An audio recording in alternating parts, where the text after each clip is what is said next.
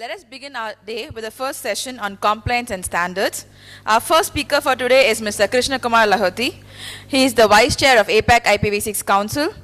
Mr. Lahoti is a cybersecurity and next generation networking expert, currently serving as Director at CN Labs. Like I said, he also serves as a Vice Chair of the APAC IPv6 Council and plays an active role in global standardization efforts, including with the ITU. He brings a combination of technical expertise, regulatory understanding, and global perspective. Mr. Krishna.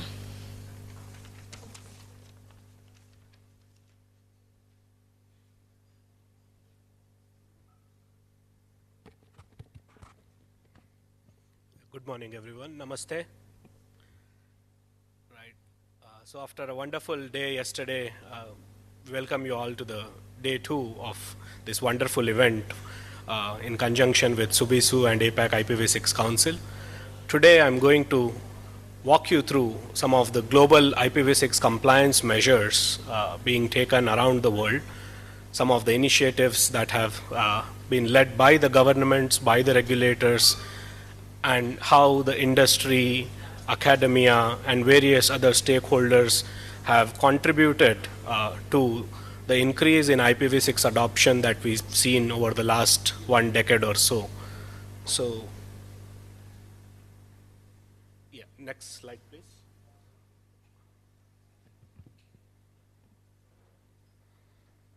Is there a...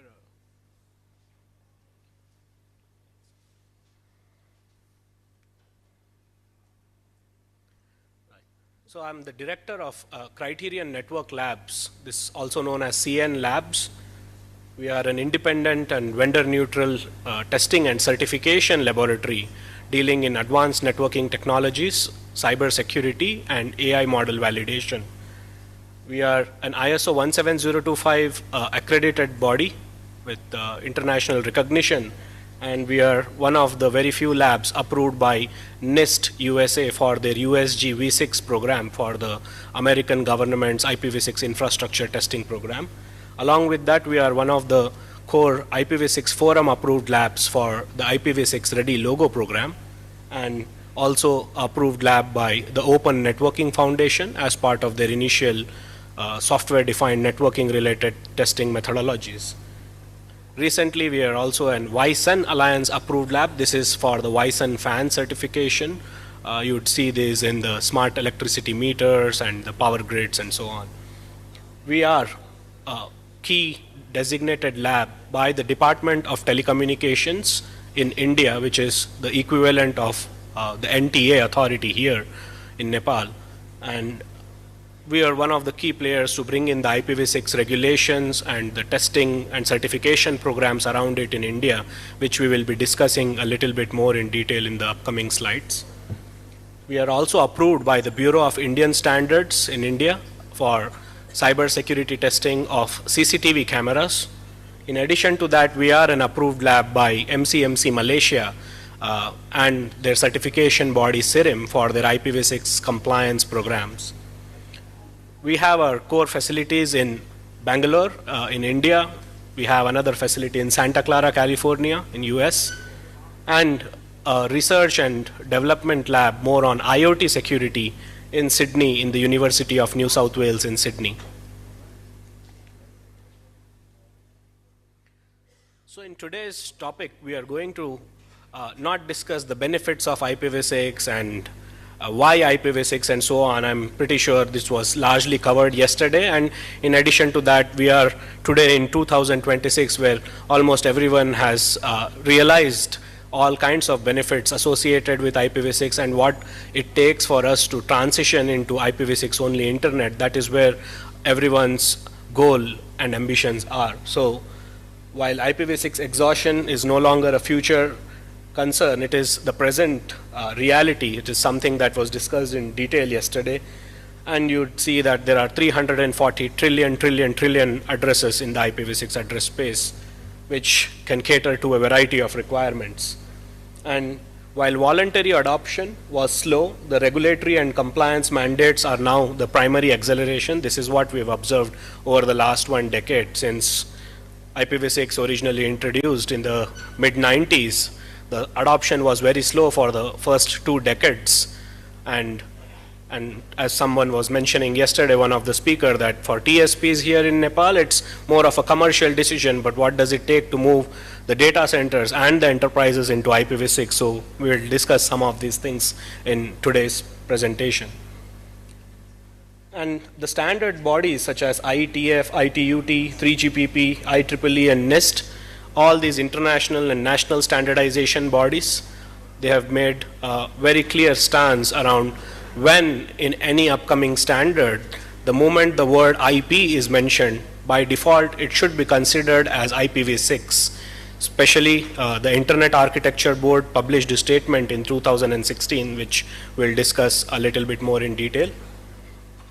So what we are observing today is there are 3 levers being pulled globally. One, in terms of the compliance measures that are required from the OEMs and product vendors, they need to mandatorily test and certify their equipment with respect to certain key IPv6 requirements. Second, the service providers need to comply with some IPv6 transition plans and report their progress periodically to the national regulators. Third is the enterprise compliance. It is not as a standalone compliance requirement, but it will be bundled with other security requirements, and even by showcasing certain commercial viabilities and benefits, and as I mentioned, in enhanced security. So if you look at ISO 27001 and other security compliance programs that are there for enterprises, you will see that actively the transition to IPv6 and auditing of IPv6 infrastructure is one of the key part that the current set of auditors are actually looking for. So it's not, being followed globally as of now, but it is again dependent on the auditors, but it is certainly something that is being coming up now more frequently than before. Right, so the global IPv6 adoption map, this is from APNIC. Yesterday, one of the speakers was mentioning it's roughly around 50% global IPv6 capability in terms of the networks and the penetration and the IPv6 traffic. Asia is a little bit higher than the world average at around 50%. America's almost 50%. Oceania, which includes Australia, New Zealand, Fiji, and other islands, they have at about 39%, and Europe seems to be at 36%, despite some of the top countries like France, Belgium, and so on, being from Europe and having almost 60 to 70% IPv6 transition.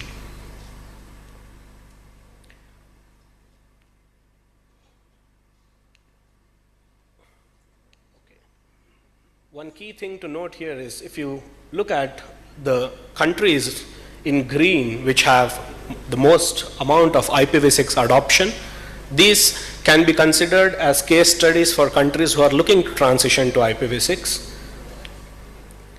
And some of the initiatives that have been taken in these countries is the age-old task force creation, where you create working groups, you create steering committees, you invite the service providers, enterprises, vendors, academia, and other stakeholders to define the national IPv6 deployment roadmaps.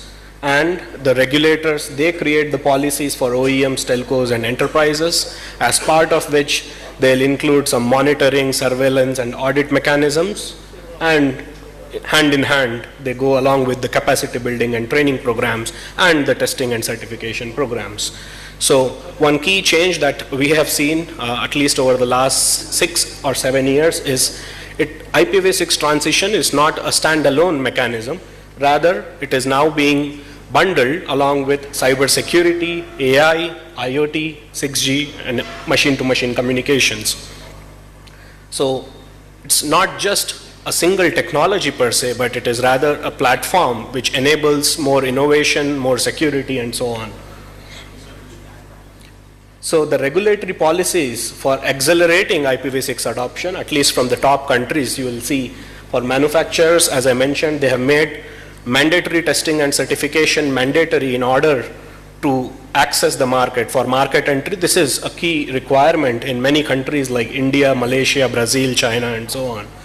all products with IP capability, especially the Wi-Fi CPEs, which were one of the core challenges for IPv6 transition, they have been made mandatory. It is one of the reasons India, China, Malaysia, these countries are excelling in terms of the IPv6 penetration. For the service providers, there are national IPv6 deployment roadmaps that they need to adhere to. In addition to that, they need to report the progress on IPv6 adoption periodically. And the spectrum and licensing being tied to IPv6 adoption, it's a rare and a very beautiful example that France had set. The regulator, RCEP, they tied the 5G licensing to IPv6 ready networks, which was one of the key motivators for France.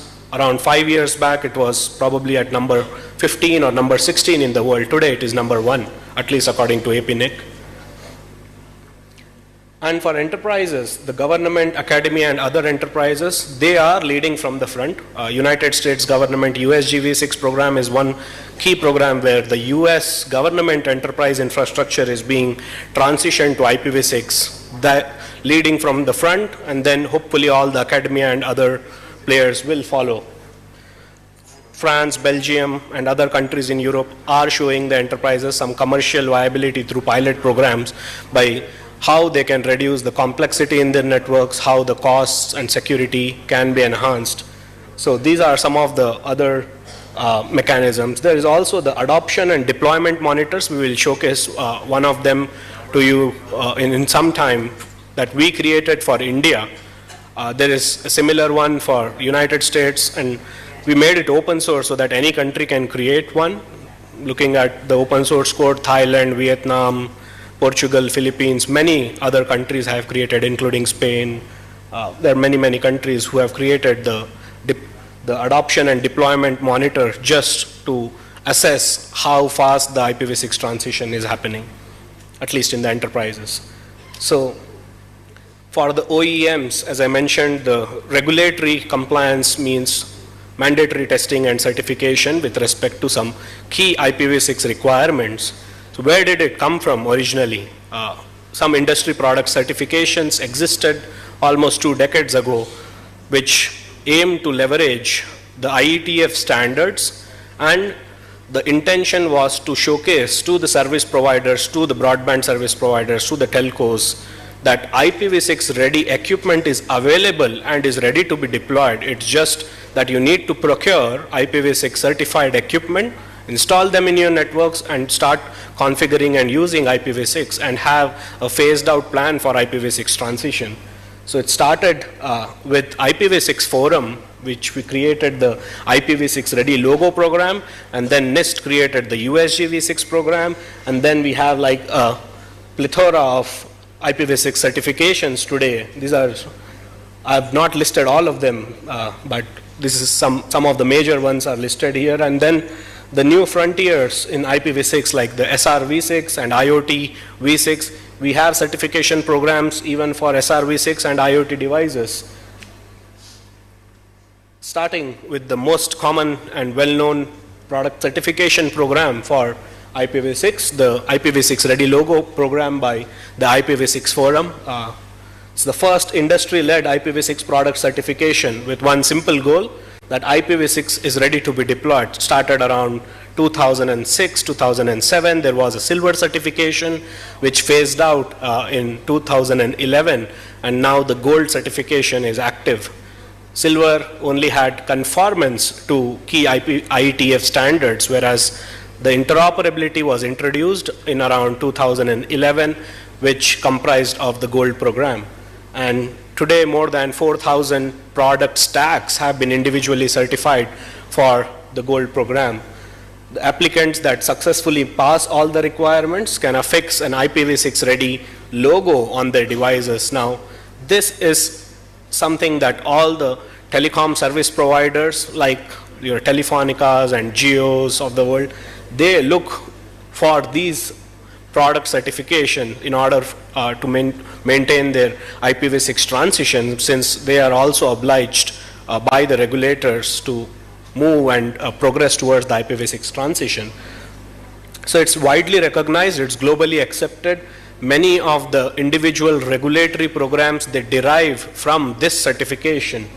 And the categories of certification include core protocols. There is a CE router specific certification, which is comprising of nearly 10 different IETF RFCs. It includes the latest DHCPv6 standard RFC 8415, which has now been officially recognized as an internet standard after almost 4 or 5 years of it being in a draft state. And recently, as I mentioned, we have launched the SRv6 and the IoTv6 certifications as well. In addition to DHCPv6 client and server certifications, there is an IPsec and 6LoWPAN, which is an experimental certification. And it's highly desired, as I mentioned, by ISPs, MNOs, and government agencies in India. This is mandatory for government procurement. Indian Railways or BSNL or BBNL or MTNL, any of these Indian public sector enterprises, if they want to procure a router, they want to procure a firewall or a layer 3 switch or a Wi-Fi access point, this certification is mandatory. So the test specifications and tools are updated every year, and to ensure the compliance with the latest IPv6 standards, we keep updating them, we keep revising them every year. There is a minor revision that is done every 6 months, there's a major revision that's done every 2 years or so. And testing must be done in approved labs. This is one of the key changes that was introduced around 2020. Long before that, the vendors could do self-testing in their own ecosystems, and then they could have submitted the applications through approved lab. But now the testing is mandatory to be performed in an approved lab. And we are also launching more new certification categories related to probably network slicing and so on. But for now, this is considered as the core IPv6 product certification. The next, one of the more important ones, I would say, is the US government V6 program by NIST. It's a mandatory certification required to sell any IT products and solutions to US government and any federal public agencies in the US. Its testing comprises of conformance, interoperability, in addition to both even functionality of certain protocols is verified. If you look at all the product certifications of IPv6 around the world, this is considered as the superset of all the IPv6 product certifications. It has an MOU with the IPv6 Ready Logo program, which minimizes the duplicate testing burden on the vendors. If somebody has already tested for IPv6 Ready Logo, they can leverage those test results and work for the additional verification, whatever is required, because this certification program is based on something called a USG V6 profile. None of the requirements are mandatory as such, but the vendors can choose which requirements do they support and which requirements they are looking to test with. Obviously, the agency which is procuring the equipment, they may publish a list of specifications in which certain requirements will be considered mandatory. So the vendors who are bidding for some of these tenders, they need to make sure that first they are meeting the specifications published by the agency to whom they are trying to sell to, and then make sure that the requirements, the test requirements around those specifications are tested at an approved lab, and that they meet all these requirements. The milestones which were published under the memorandum M2107, which was published in July 2021, was the completing the IPv6 only transition, which had certain key deadlines. 2023, 20% of IP enabled federal assets to be in IPv6 only mode. Yesterday there was some discussion around dual stack and how it would continue to exist. I differ from some of those thoughts, and I'll explain why in my upcoming slides. In 2024, they achieved 50% IPv6 only, and the goal in 2025 was to achieve 80% IPv6 only networks in the US federal infrastructure. Now, there is a Department of Government Efficiency in the US which goes and checks if all the other departments in the US government are they functioning efficiently or not, and this is one of the key targets that is being verified. So we are looking forward to an updated report from them whether the 80% IPv6 only goal has been achieved or not.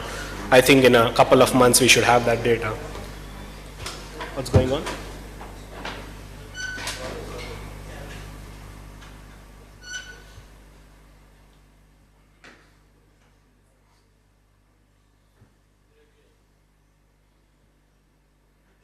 So there are currently 3 approved labs for the USGV6 program. We are one of them. US government, they have published some key dates as I was mentioning, and the idea is all the vendors, including software only vendors, they are doing some active testing and certification because the US government's federal infrastructure, they're currently in high speed, and there's a lot of traction around transitioning to IPv6. So we keep seeing a lot of these certifications happening more recently in the last one and a half year or so.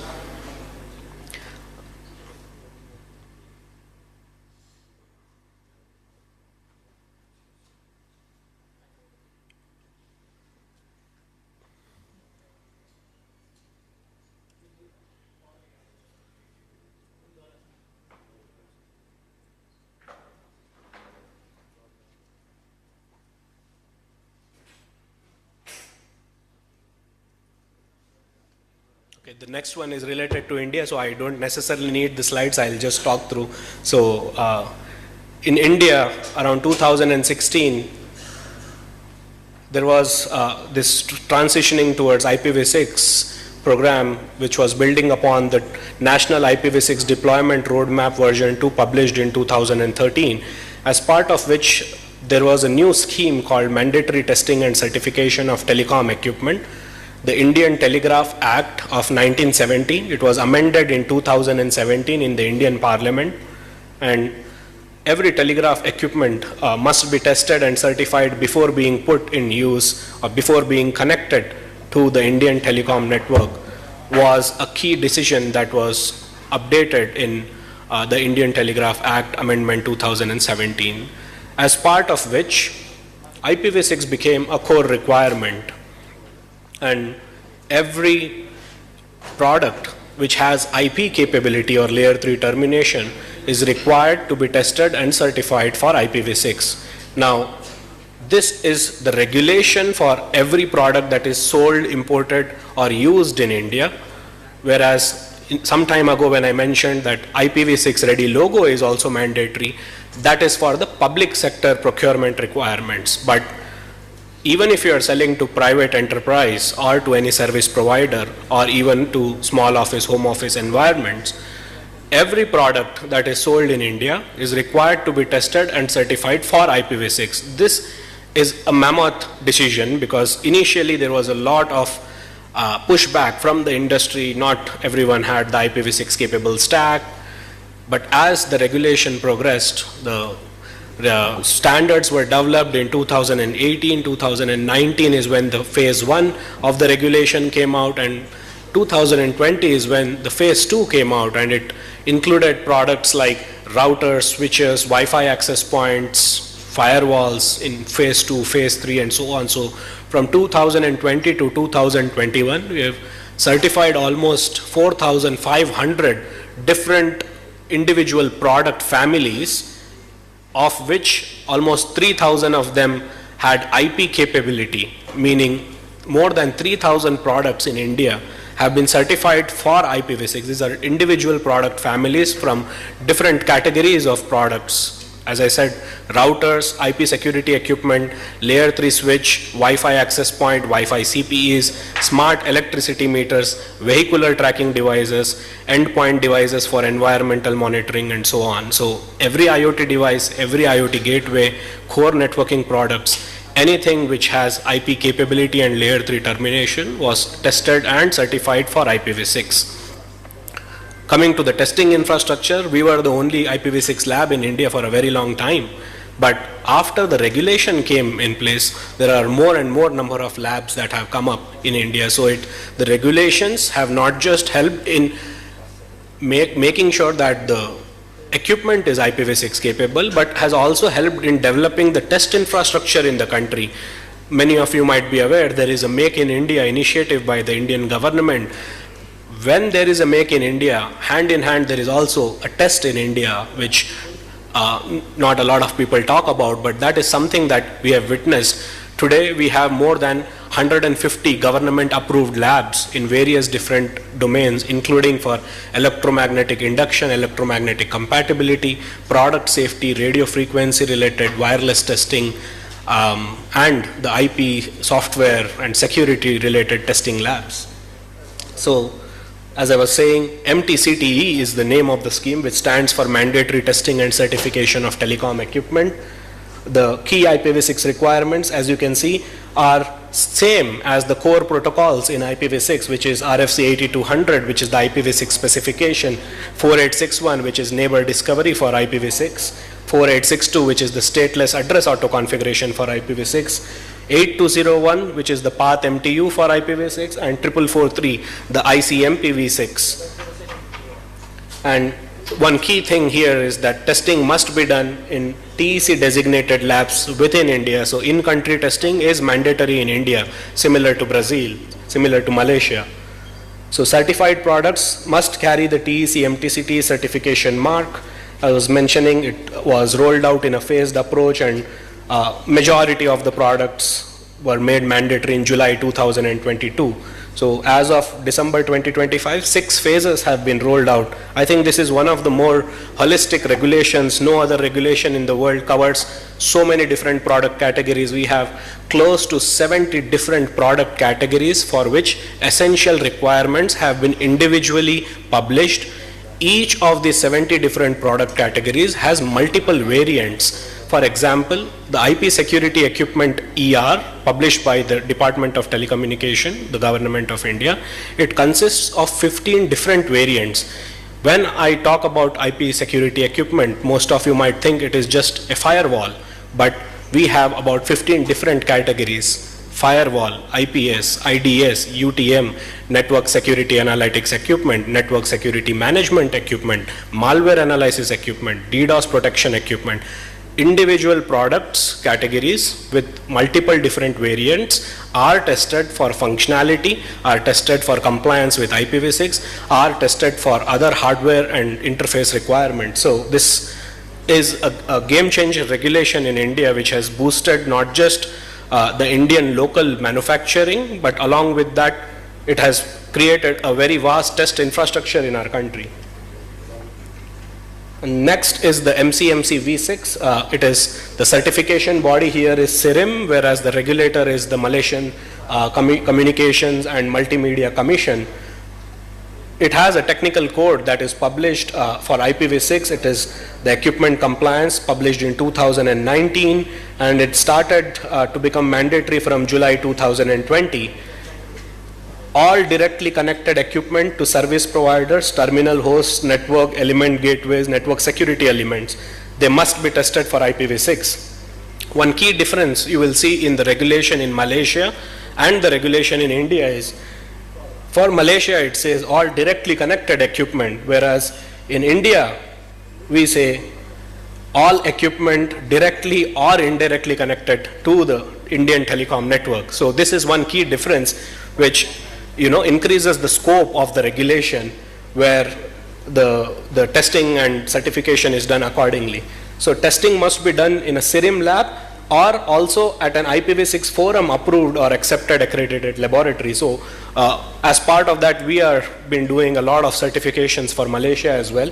Certified products must carry the CIRIM certification mark, and as of February 2025, they have announced and authorized labs for non-Wi-Fi products. One of the key challenges that we as a testing lab faced is your standard products, right? Like routers, switches, say, firewalls, Wi-Fi access points. To test them for IPv6, it was very simple and straightforward. They have an Ethernet interface. Your test tools are installed in a server or somewhere, and they also have an Ethernet interface to connect them at layer 1. And then to do IPv6 testing, which was at layer 3, it was a simple and straightforward job. But what happens when you have products like smart electricity meters or vehicular tracking devices or asset tracking devices? They do not have a standard Ethernet interface. They have only a SIM card. So how do you test IPv6 over cellular interface? This was a key testing infrastructure challenge. And to convert the layer 1 signals and have them connected to your existing test tools, because they are approved test tools by IPv6 forum, recognized by various international bodies. So you cannot really alter the test tool. So how do you do it is something that we as a lab pioneered and invented a mechanism to test non-Wi-Fi cellular only products for IPv6, and we worked with MCMC, and now they recognize our lab along with the cellular IPv6 testing, which is mandatory. And I think as of July 1st, 2025, they made it mandatory. It's almost close to 1 year, and more than 200 products, non-Wi-Fi products, which are only cellular only products, have been certified. In India, we've been doing a lot more of these anyways. So, and in October 2024, the MCMC has also launched a public consultation on full adoption and migration to IPv6 in Malaysia. We, as part of APAC IPv6 Council and IPv6 Forum Malaysia, are also working on this actively and working directly with MCMC so that the IPv6 transition in Malaysia is complete. And in Brazil, you have the national regulator Anatel. Even they have made IPv6 mandatory. In-country testing is mandatory again. They have defined the requirements in a slightly different way. If you see, instead of just taking the IETF RFCs, they have considered the cellular aspect of things. They said, if your network is 2G, then no IPv6 testing is required, obviously. If it is 3G, then you need the IPv6 RFC tests for your equipment. And if your network is 3G, 4G, LTE or 5G, then you need to do IETF RFC test, but in addition to that, you also need to do the 3GPP IPv6 tests. So the testing must be done in Anatel accredited labs within Brazil, and the certification body is OCD, registered in Anatel's SGS-CH system. Great. Can we zoom into this and make it bigger?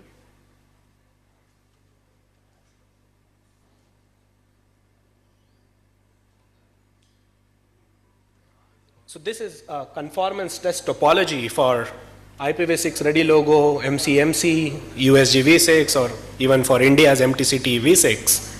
You see the DUT below is the device under test. Typically, there are two categories of device under tests from an IPv6 perspective. One is a host, which is IPv6 host, a terminal. And the second one is IPv6 router, which has the capability of sending IPv6 router advertisement messages with certain default and valid lifetimes. The host, on the other hand, it's supposed to take the IPv6 router advertisement messages from neighboring IPv6 routers, process those advertisement messages, take the relevant information like DHCP related information or DNS related information from the router advertisement message, and then configure itself in accordance with that. And then we have some other or special category of equipment, which could either be a host or could be a router, for example, an SD-WAN controller. Depending on how the vendors have implemented IPv6 on their device, we test accordingly. On the top, you see the conformance test bed servers. There are three small boxes. One is for the IPv6 core protocols, conformance testing tool. USG v6 has an additional RFC for IPv6 address architecture. I think it's RFC 4271. And the third one is for CE router, where you have 5 additional RFCs that are tested. And so as I was mentioning some time ago, if it is a standard device like a router or a layer 3 switch or even a Wi-Fi access point having a standard Ethernet interface, all you need to do is connect the DUT to the test bed using a standard Ethernet cable, which has an RJ45 connector. But if the device is a wireless DUT, say mobile phone for example, mobile phone, the thing is, because it also has a Wi-Fi, you may be able to connect it to an access point in layer 2 bridge mode and then connect the Wi-Fi access point, which has a standard Ethernet interface, to the test bed.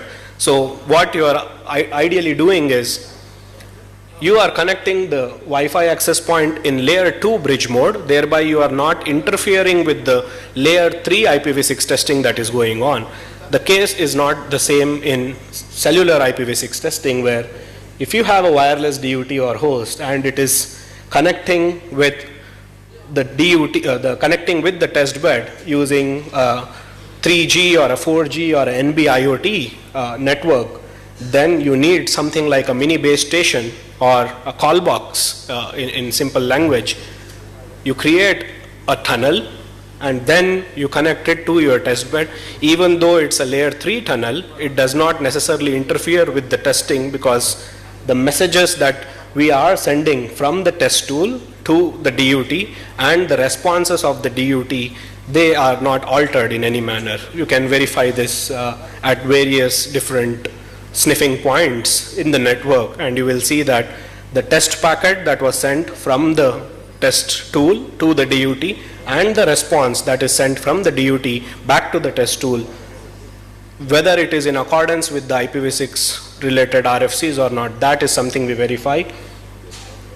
And next you have the interoperability test bed, where each device is validated against a set of already certified equipment. So all you are essentially checking is, in addition to the conformance, we are verifying whether devices, how they behave with other IPv6 nodes. These other IPv6 target nodes could be either hosts or routers or even special devices, right, for that matter. So, and then you have certain reference nodes and reference DHCP servers and DNS servers, and the test methodologies are extremely well defined in the IPv6 interoperability test specifications. It's publicly available. Any of the vendors here or even the service providers may feel free to use it as part of your ongoing efforts in Nepal. And this is a more complicated topology for the CE router. It consists of a lot more test nodes, because, as I mentioned, the scope of testing is larger than before. Yeah, you can reduce the size. Yeah. So, as we were discussing various product certification programs for the OEMs and product vendors, which have also been transformed into some regulatory policies and mandates. Now, on the service providers, what do we observe is there is India, there is China, there is France, there is APAC, other regions, and EU. Starting with India, there is a DOT mandate in IPv6 adoption at the service provider level through licensing and reporting obligations. All the service providers in India must actively deploy IPv6 and have a plan to complete IPv6 only transition while reporting the progress on a quarterly basis. The National Telecom Policy and the National IPv6 Deployment Roadmap drive and enforce this IPv6 adoption in India. As I was mentioning, India was at number 1 and then it's currently at number 2, at least according to APNIC, France being at number 1. We have a very huge user base using IPv6 traffic today. The progress has happened from 2016 primarily because of one of the core telecom operators started using IPv6, but today even the other two major service providers in India, they are, I think, about 90% Airtel and about 75% Vodafone Idea. So even the other two operators are not far behind, primarily because the initiatives from the government towards IPv6 transition have been quite active. In China, the governing bodies MIIT and CAC, they have been having the IPv6 only internet vision with key timelines. The full transition being expected to be completed by 2030, and operators are required to measure the key IPv6 metrics related to fixed line connectivity and traffic share. In France, as I mentioned, it's a very rare example where the licensing obligations were tied, the spectrum licensing was tied to IPv6 readiness, where operators were awarded 5G frequencies legally obligated to make their IPv6 networks compatible, mobile networks IPv6 compatible. And the RCEP also publishes an annual IPv6 barometer just to monitor the progress yearly. In Nepal, there is an IPv6 formulation bylaw, and we'll talk a little bit more about it after at the end of this presentation, on what NTA can get learnings from the other regulators around the world. And in Japan, Korea, Vietnam, these are again very highly advanced IPv6 capable networks, the countries with a larger number of adoption, and even the broadband networks through licensing and reporting obligations, they exist in many of these countries. UAE has the Telecommunications Regulatory Authority. They have published the IPv6 transition guidelines. And in Saudi Arabia, there is a CITC Vision 2030 with IPv6 mandates and guidelines again. In Europe, Germany has the BSI, the regulator is BSI, even looking after cybersecurity. And as part of that, they have included IPv6 as well in their guidance roadmap. There is a mandatory IPv6 roadmap published in 2019. Belgium, as I was mentioning in the beginning of our presentation, they have demonstrated early that by limiting CGNAT costs, the market-based mechanism to push IPv6 adoption is where the commercial viability is a little more prevalent. More and most importantly, the EU Cyber Resilience Act, it's the latest cybersecurity mandate across all of Europe, and the upcoming EU AI Act, which gets in force December 2026. They have started increasingly referencing the IPv6 capable infrastructure for AI. It's a very, very important technology. For Cyber Resilience Act, wherever there are essential cybersecurity requirements related to vulnerability assessment and penetration testing, along with IPv4, it is required that the labs must perform testing using IPv6 as well. So the vendors, if they have IPv6 capable infrastructure, because on one hand, all the regulators are starting to make IPv6 capability mandatory, so the security aspects of IPv6 also need to be taken care of. That is where some of these regulations have started referencing IPv6. So where does all this take us, right? There is compliance obligations for equipment manufacturers, there is compliance obligation for service providers. But there is only one goal for all these transition mechanisms. All IPv4 to IPv6 transition mechanisms have a singular goal, which is to move towards IPv6 only networks. All transition mechanisms, right? So it includes for all major content providers, including the OTT and social media, they are migrating to IPv6 only. Over 2 decades of transitioning, but we see that dual stack is still talked about. And IPv6 enhanced innovations related to SRv6 or 5G, 6G, AI, everything, this will all be on an IPv6 only internet. And the Internet Architecture Board's statement, as I mentioned, that all the standard development organizations around the world, they are to treat IPv6 as the primary internet protocol, not IPv4. So if any standard which is published after 2016, say any standards from 2017, the moment they say IP, it is by default IPv6. And we all know the problems with dual stack, the cost, time, efforts, and most importantly, as a lab, what we observe while testing is the security aspect of things. This is a key statement from the Office of Management and Budget, the Executive Office of the President of the United States in 2010, that over time, numerous technical and economic stopgap measures, this is the key phrase here, the stopgap measures like dual stack, they have been developed in an attempt to extend the usable lifetime of IPv4, including NAT. But all of these measures add cost, complexity to network infrastructure and raise significant technical and economic barriers. In 2010, probably nobody realized that it is more than technical and economic barrier. It creates security vulnerabilities and exposures that not many people thought of back then. It is widely recognized that full transition to IPv6 is the only viable option to ensure future growth and innovation in internet technology and services. It's a small case study on the different policies between India, US, and China, the top three nations in terms of IPv6 adoption, policies, and regulatory compliance measures.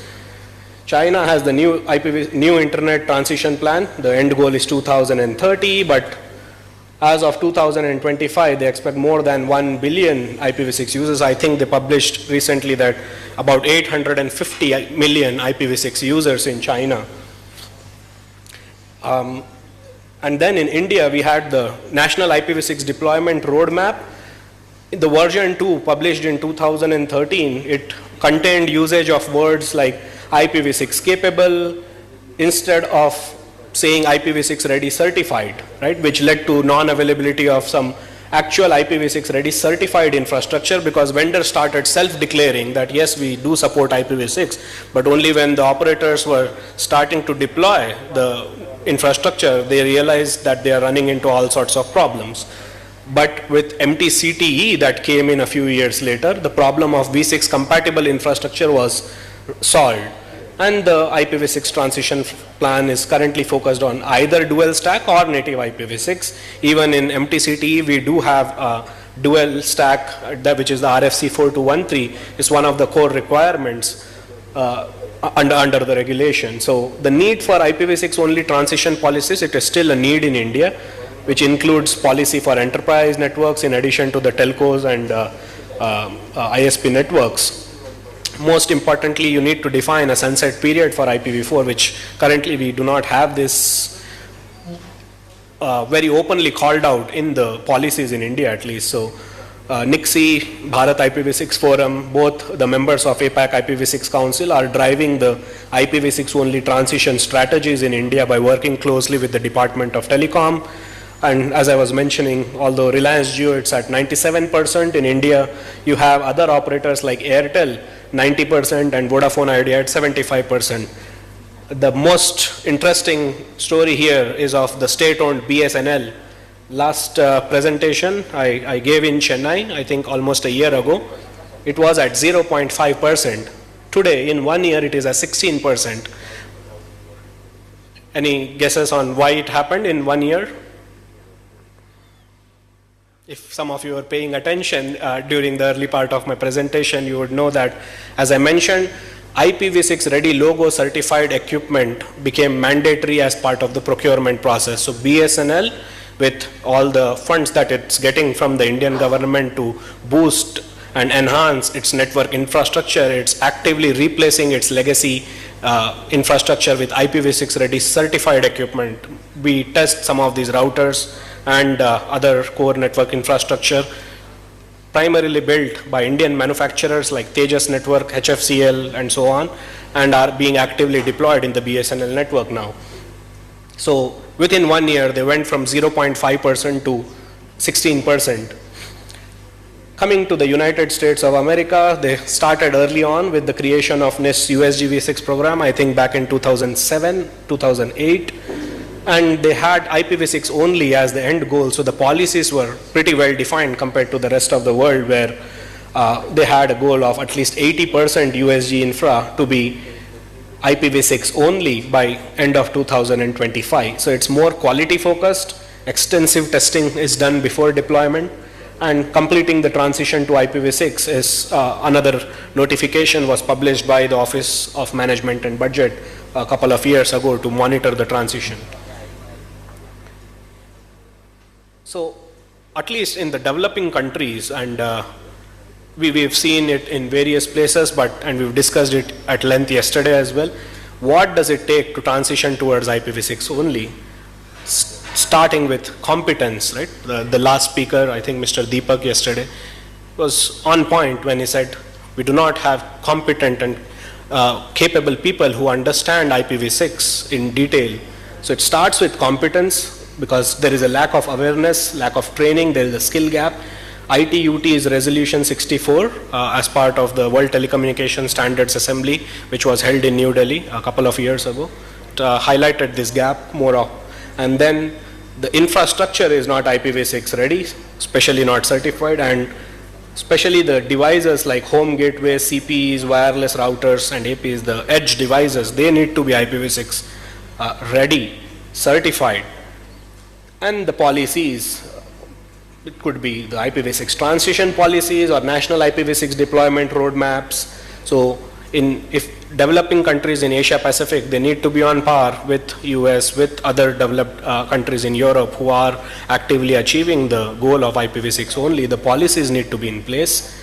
Enterprise network migration, as we've been discussing, is very slow since there is very little or no push from the authorities. And dual stack deployments as a stopgap measure. We keep discussing this again and again. These are the key challenges. Now, how do you address some of these challenges? We've gone through them many iterations, and I keep updating this, but the playbook remains the same, right? You start with your infrastructure, you start having IPv6 ready certified devices, you start with capacity building. The regulators, policymakers, academia, various associations, industry associations, all need to come together, leverage the existing expertise available in the world, and start capacity building programs at various levels within the government, within the industry, and even at a university level, so that the future engineers, they start speaking the IPv6 terminology more eloquently. And there is a need for the national IPv6 transition and deployment roadmaps similar to countries like India, US, China, and they need to be prescriptive and specific and not just recommendatory or encouraging in nature. Only then the policy is enforced, and that requires and provides the required motivation to everyone, all the stakeholders, to work towards one common goal. And the broadband and internet service providers, they need to upgrade their infrastructure with V6 ready certified equipment. In India, you might see that it's number one, telcos, all the telcos are doing very well. But if you look at the broadband story, I think Airtel Broadband and Tata Broadband, two major players at around 75, 76%, still not at above 90% compared to their telco counterparts. But the other broadband providers in India, they are at a very small number, right, in terms of IPv6 adoption, maybe 15%, 20%. So they need to start upgrading their infrastructure. And the enterprise network migration to IPv6 only, I think we can establish some cooperative government and industry pilot projects to demonstrate commercial viability, similar to how Belgium did or how France did it. And the regulatory frameworks for new technologies must have IPv6 as a core requirement, as we discussed in the European Cyber Resilience Act and the European AI Act. You need to start referencing to IPv6 because it is a key platform for all this enablement. And to do that, you can leverage expertise from industry, academia, and APAC IPv6 Council, obviously, for training, awareness, education, and deployment across India and Asia Pacific. We've been talking yesterday, there was a very beautiful panel discussion on resilience and internet security. One of the key in these times where there are so much geopolitical uncertainty, IPv6 root DNS servers for Asia Pacific is one of the core regional security and resilience mechanism that I think should be on the policies of all the major governing bodies across Asia Pacific. And we have the APT tribunal for ITU. I think this is a topic that needs to be brought up by various regulators to have the root DNS server for the regional security. And stricter monitoring of the IPv6 transition roadmaps and targets, quarterly, half-yearly, and annually, and independent audit of V6 adoption in ISP MNO networks by IPv6 task force or similar expert committees. I think one of the representatives from NTA yesterday in the panel discussion did talk about some of these. Skill development and capacity building for creating, managing the trusted critical digital infrastructure, research and development in IPv6 technologies in academia, and setting up of IPv6 test beds. ITUT has a conformance and interoperability program where developing countries, especially in the Asia Pacific region, can leverage the funds allocated by ITUT to set up IPv6 test beds for research and development purposes. In conclusion, in this digital era, the nations, all of them, they are in a race to boost their digital economies with appropriate policies. Empowering digital economies, it has the power to transform the people. And IPv6 is the present, right? It's not a future anymore, it is the present and obviously the future as well. It is built to last, secure, innovate and connect billions of people and trillions of devices. It provides the required end-to-end connectivity platform for upcoming technologies like IoT, AI, ML, 6G and so on. And for empowering the digital economics in developing APAC nations, IPv6 adoption must be made as a prerequisite and must be considered an important matter for national interest. The awareness, training, testing, deployments and audits must be in nation's IT and telecom policies if it wants to boost and empower its digital economy. And a combination of these compliance measures for manufacturers, service providers and enterprises has proven to accelerate IPv6 adoption. So it's already, there is a playbook and you can see it from countries like India, China, Malaysia, Vietnam and so on. So I think a combination of all these measures will certainly help in not just boosting IPv6 adoption, making sure your networks are more secure along with the other policies, and capacity building and training programs in conjunction with other councils and other forums. I think that is a key to unlocking some of these transition mechanisms. So, and this is the deployment status in India. There was a notification by Department of Telecommunication. Can you click on the government?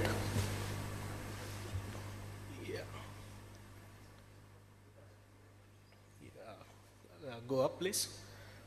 That all government websites must transition to IPv6 by June 2022. So we created this, we call it V6 Pulse Point India. This is a deployment monitoring tool which showcases what is the current progress of IPv6 adoption. Can you please go up? Yeah, I mean up, down, okay. You monitor DNS, mail service and web services. This is an open source tool. Please feel free to use it. You can create one for Nepal as well. Yeah, more down please. Yeah. And you will see, yeah, down, that all the Indian government websites, we have 3 pages, one for the government owned websites, second for the industry websites, and third for academia.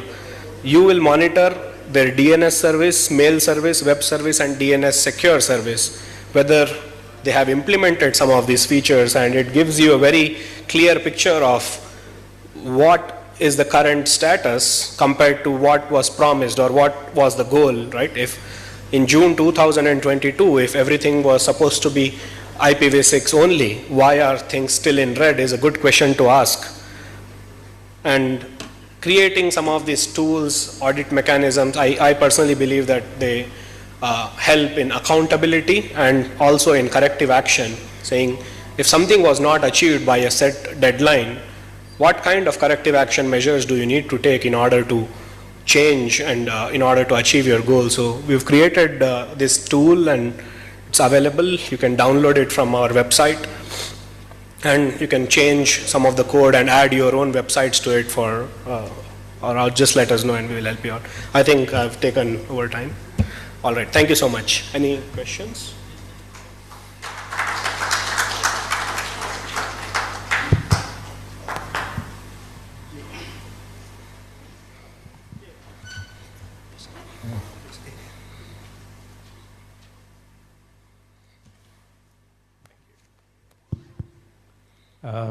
Good. I mean, your presentation is good, but I think you need to review on the countries that are moving to IPv6 only. You portray only the big ones. Really, the ones that are in the forefront are both Malaysia and Vietnam. While India and the US have been talking for ages now about even deploying IPv6, the percentage is extremely low. But in reality, the countries that are moving forward with rules and regulations are both Malaysia and Vietnam. and both were missing from your presentation. Also, the data that you're getting on your presentation, some of the slides, I think will be better if you get it from the APAC IPv6 Council website now, rather than the APNIC website, because your own team has produced better stuff and information than the APNIC website. Just some comments. Thank you, Prof. We did mention Malaysia, we had an independent slide, and there was other APAC countries in which I did call out Vietnam and Malaysia as well, but which are obviously working on IPv6 only better than many of the more bigger countries as you mentioned. So yes, we'll certainly include that. Yeah, thank you, Krishna. First, let me compliment you for such a exhaustive and all-inclusive presentation on the status of IPv6 transition all over the world, especially also focusing on the problem of Nepal, which they are struggling with, though they are not much far behind, of course, now. If you can leave these 5-6 leaders, actually, from the developing countryside, they are also quite okay, but a lot of their problems we have been discussing since yesterday.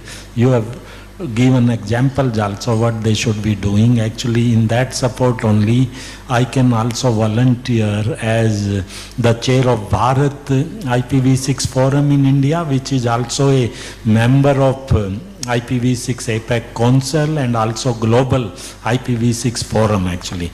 What is required to be done is from 3 fronts the action is required in this great country of Nepal. First, they also should have their own IPv6 forum actually, a sort of Nepal IPv6 forum. It can be aligned to our global IPv6 forum.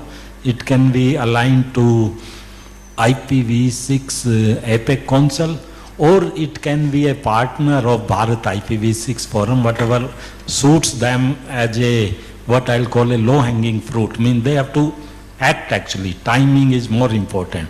And luckily, the Nepal IPv6 forum can be created by the industry itself, by the enterprises itself and the people or academia or even the who are the well-wishers of the nation.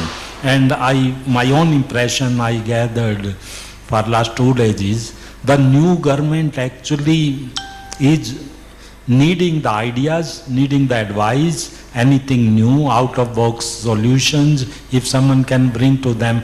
In fact, they are in lookout for the ideas, that what they can do, what is required to be done by them. Because yesterday there was a confusion, 2-3 presentation made that, or that is the impression I got actually, the government is not supportive. Though I fully did not believe it, but somehow there is a gap of communication. But this new government, I think it is better they catch them young.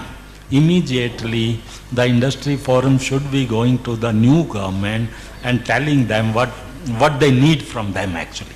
They have to ask directly what they need from them so that IPv6 transition can happen faster in the country. The one thing which became very clear is the skill gap, actually capacity building. And that is a very, very low-hanging fruit for the APAC IPv6 Council actually. So they have everything with them in their membership, in their governing body. So immediately the IPv6 APAC Council should make a proposal to the government, new government of Nepal, that we volunteer. We can do the missing these capacity building and skilling gap. It is not that expensive these days. Actually, skilling is not expensive because your labs are there, your platforms are there, curriculum is there, trainers are there. And as I will reiterate that for making anybody a IPv6 expert, or for that matter a AI expert or a blockchain expert, they don't have to be computer science engineers actually. Any graduate, or for that matter any 10+2 school kid can also be trained. Of course, they will have to make use of AI in any case. Using AI and then some kind of skilling and holding through the IPv6 experts, I think that gap can be met. So with that gap meeting, the awareness also comes through that only. And the government support, according to me, it should be upcoming if they reach them and tell them what is required. They can give them India example. They can give them China example. Now Malaysia, Vietnam, as Professor have mentioned. So these are the examples have to be given to the new government, and why Nepal cannot adopt the best practices from these countries where they have delivered. So that is what I will be offering from my side and requesting the local experts, our colleagues here in this hall, that they should take the clues from this great presentation which Mr. Krishna have made. Thank you. Thank you, Dr. Satyan. In fact, you have raised a very valid point. Even during the morning breakfast, I was just reading through the IPv6 bylaw by NTA. We have certainly suggested some of these. We have it as part of our suggestions that we will be providing from APAC IPv6 Council. One of them is a key task, which is the creation of a IPv6 task force for Nepal, because what we have observed is that Nepal is at a very strategic inflection point, right? It's the networks and the infrastructure here. It is in a place where it is early enough to avoid, the long-term IPv4 technical debt that, many other countries would have faced. But it is also mature enough to design a future-proof IPv6 only trajectory. So we have noted some of these points, and also some of the enhancements that can be made to the existing IPv6 bylaw, so that one, along with the capacity building, testing, training, awareness, there are clear guidelines and transition plans which are more accountable in nature, at least to make sure that there is a clear defined timeline for IPv6 transition and a sunset period for IPv4. So thank you for your comments.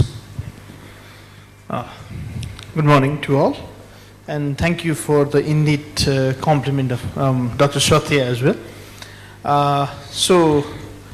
We might have a separate discussion on the point where APAC proposal to Nepal, but with that we also had a discussion yesterday's evening within our institution, where we stand as an ISP Association of Nepal that do represent ISPs along with the telcos.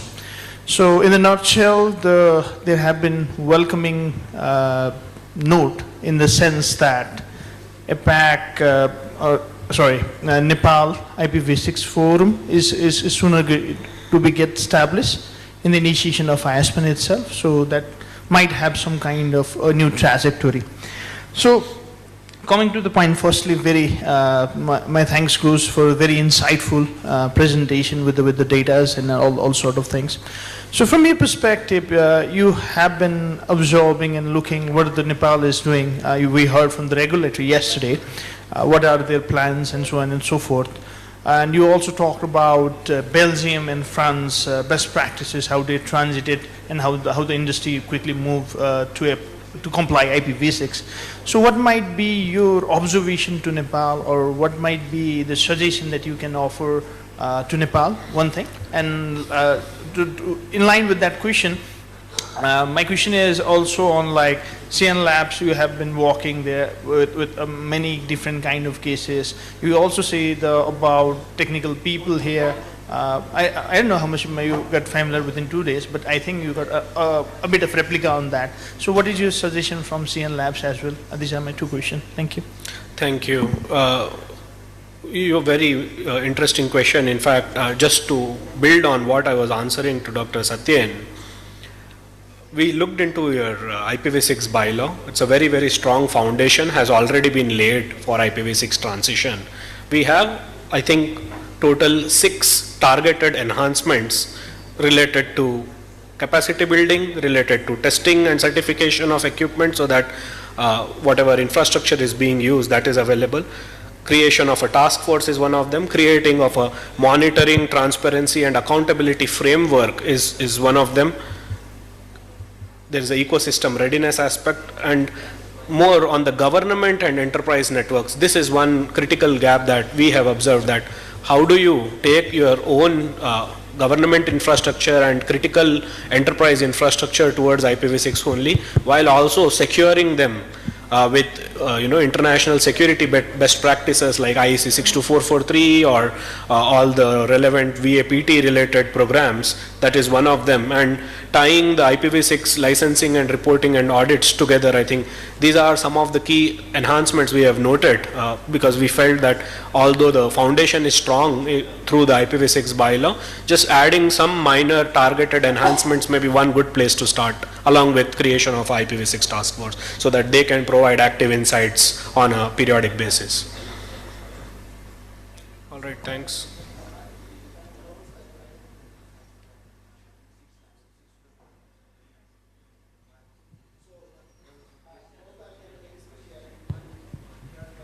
Can you please give him a mic?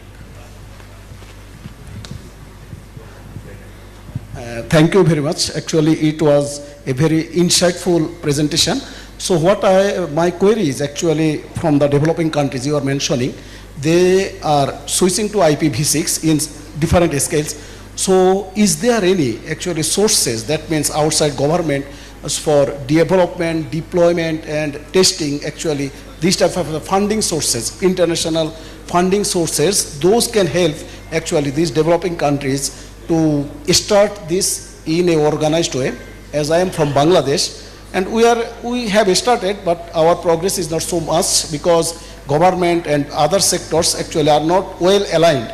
So is there any platform, those are funding sources for test bed creation, even for some level of deployment, so that this can be extended actually in well organized way?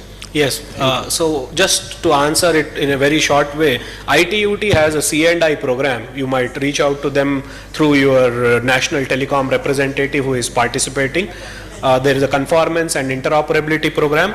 They are, very recently we shared some more comments from India on how they can provide some of this funding to set up IPv6 test beds for research and development to developing countries in the Asia Pacific region.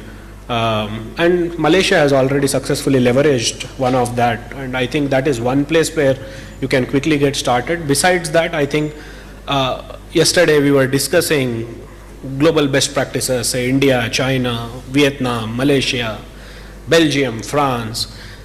Personally, in my experience, there is no one size fits all kind of a map or a transition plan you can take and say, let's adopt this in every country. Every country is having different requirements, different state at which they are, how fast they want to transition to something. That's totally dependent on the consultation process of that particular country. Yes, it is always good to learn best practices from other countries who have successfully achieved something good, but not everything can be just taken and implemented. At least that is what we have seen in many European countries. You say you can take Eastern European countries for examples. They are under no pressure to do anything which every other country, say Germany is doing this, France is doing this, but Estonia, it's a digital democracy. It does not follow all kinds of rules from other European countries. Same goes with Romania. Extremely healthy the startup ecosystem, right? Which more recently, I think in the last 10 years, they are doing it. Their regulators are supporting them where they are required to. So yes, transitioning to IPv6, this is one of the key goals. It can be put in place. Anybody, as somebody was mentioning yesterday, in Nepal for the newer SPs, it is just a commercial decision to adopt IPv6. But what about the existing legacy infrastructure? Just to replace that, it's a more complex decision to take, right? So that way, I think you can work with ITU, you can work with other industry associations, but certainly there is no one golden rule to transition towards IPv6. Anyone else? Are we good? Can I have one? Okay. Yes, please.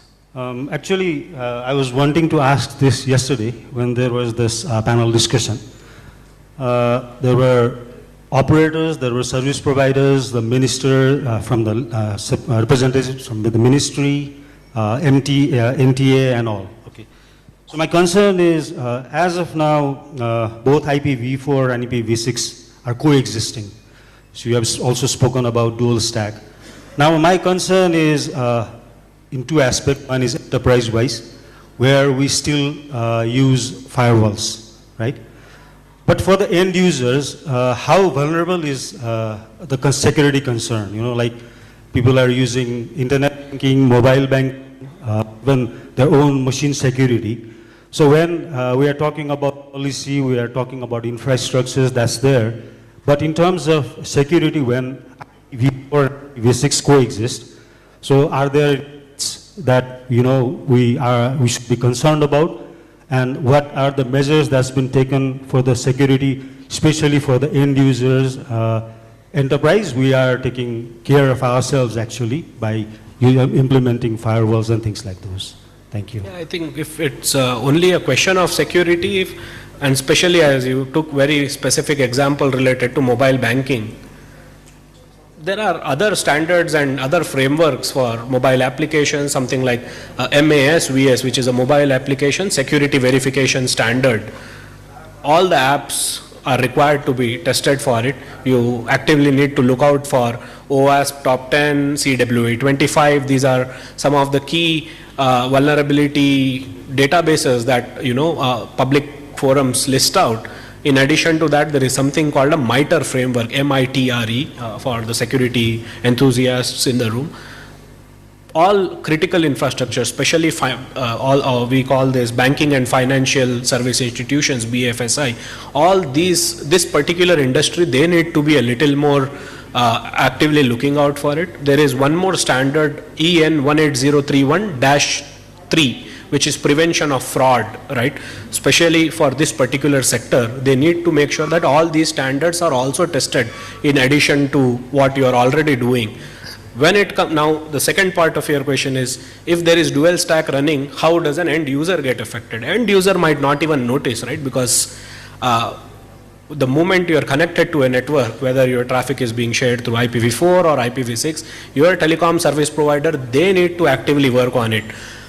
And they can put in place some measures, right? And obviously dual stack, it adds a lot more security complexity, as I mentioned. Not all VAPT related testing is either IPv4 focused or only IPv6 focused or dual stack focused. Majority of them when you are running a vulnerability scan, people 99% of the times only take the IPv4 address and port numbers and then do the scan, which by itself, is not solving all the security problems since there is a dual stack in place. So short answer is yes, there is some amount of risk when there is dual stack to the end user, but the risk need to be assessed by the telecom service provider or your ISP, and then they need to work on it actively. And the regulators must note some of these things so that the end users are not compromised eventually.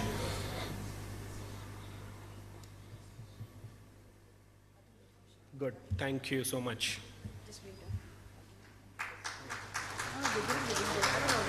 They have it already.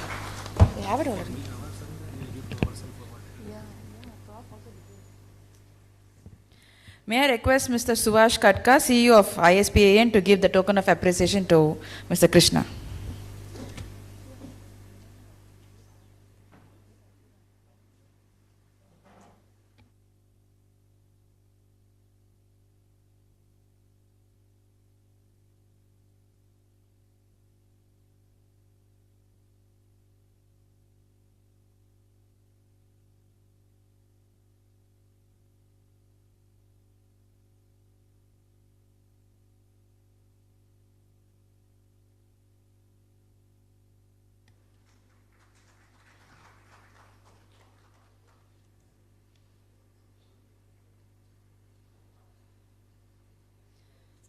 Our next speaker is Mr. Champika Vijaytunga from ICANN.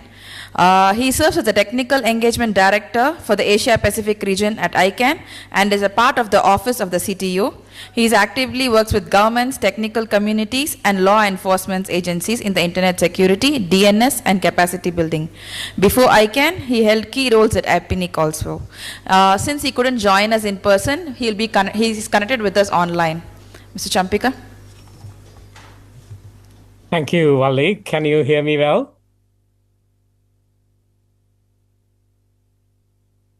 Can you hear me well?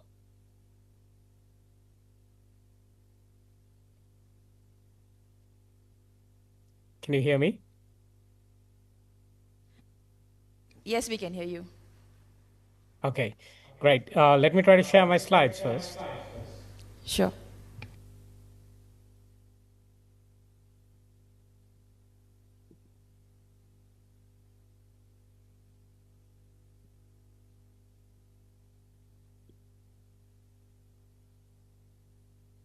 Do you see my slides now?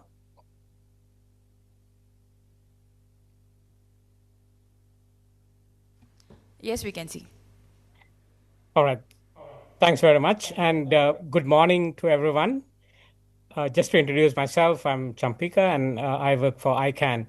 First of all, I want to thank the APAC IPv6 Council for giving us this opportunity to do this presentation in your meeting.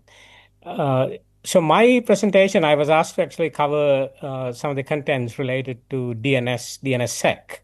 So I'll be more focusing on to the DNSSEC aspects, basically the DNS security aspects, and how you can incorporate DNSSEC into your organizational cybersecurity strategy, basically.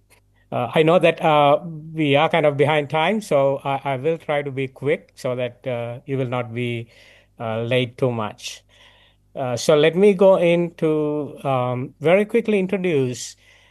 As we all know, when you think of DNS, the domain name system, it is a very hierarchical and distributed namespace, right? So we have top of the DNS hierarchy, the root, and then we have the top level domains.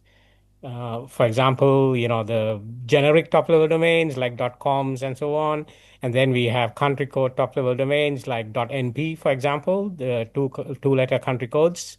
And then we also recently have been delegating, recently in a sense, about 10 years ago or so, started distributing the new generic top-level domains. And also we have internationalized domain names as well, where you can have domain names in local language scripts. For example, you can have domain names in Devanagari script, right? Not only the Latin-based script. So then we have the second levels, third levels, and so on. So this is how the domain names are sort of structured and distributed as well. Now, what is important actually for us to think about is DNS contain quite a lot of wealth or data about your systems, right? When you get a domain name, when your organization get a domain name, that consists of lots of information about your organizations, the host names that you have, the IP addresses that you have in your systems, the mail servers, MX records, database servers, and things like that. So these are all published in the DNS. So that is why it is very important for you to protect your DNS infrastructure. Basically, DNS is a publicly facing infrastructure, and this is why it is very important to protect your DNS infrastructure. Now, when it comes to the query resolution, or as the DNS as a service, as we know, I mean, there are lots of these operators who are probably in the room. You run recursive name servers for your clients, for your users. Also, there are other entities, maybe the corporates, there are registries and so on. You may be also running authoritative DNS servers. So when it comes to DNS servers, there are different types of DNS servers. There are authoritative DNS servers. Then there are recursive DNS servers, or what we call resolvers, basically. And then the client, if you are a client, you may be having your client device, and then your queries go into recursive resolver, and then the recursive resolver would go and talk to various of those authoritative name servers. Now, as we all know, DNS is hierarchical. Top of the DNS is root. So there are root servers that keep the root zone. And then there are delegations from root servers to top level domains, and from top level domains to the second level domains, and so on. So the query resolution happens all the way from top. And then these answers that these resolvers they get after querying those authoritative name servers, they are kept in the caches, the resolver caches. And then the clients are given these answers, and then once the client gets an answer, the client should be able to connect to the required server. So this is how a basic DNS resolution works. Now the question is whether this is all secure, right? So that's where the query might be getting resolved, but the thing is whether it is secure or not, right? So that's where the problem is. So because when you think of these DNS queries, there are various risk factors that are involved, right? For example, these queries can be intercepted, and then someone could manipulate these responses and then send wrong responses to different servers and things like that. And also the cache poisoning things could happen. For example, as I said earlier, when the caches are kept in recursive resolvers, these caches could be poisoned, right? And then the DNS servers could be hijacked, and so on. So there are various risk factors that are involved in these DNS query resolution. So this is why it is important for us to understand this issue and then to protect our DNS infrastructure. So as I said, the weakness, could be if you are going to send, say, a recursive resolver, say an ISP recursive resolver is going to send a query to an authoritative server and asking for a certain question, that can be intercepted in the middle, and then the bad guy could actually change this information and then send a wrong IP address of a server that the bad guy could be managing rather than the correct server. So in this case, the query would go into a wrong server, and then the client would get a wrong IP address in return, whereas the client could be then visiting a wrong website, right? So this is how most of these phishing attacks and things like that work. As I said earlier, there are various DNS hijacks do happen, and this is why it is very important for us to protect our DNS infrastructure.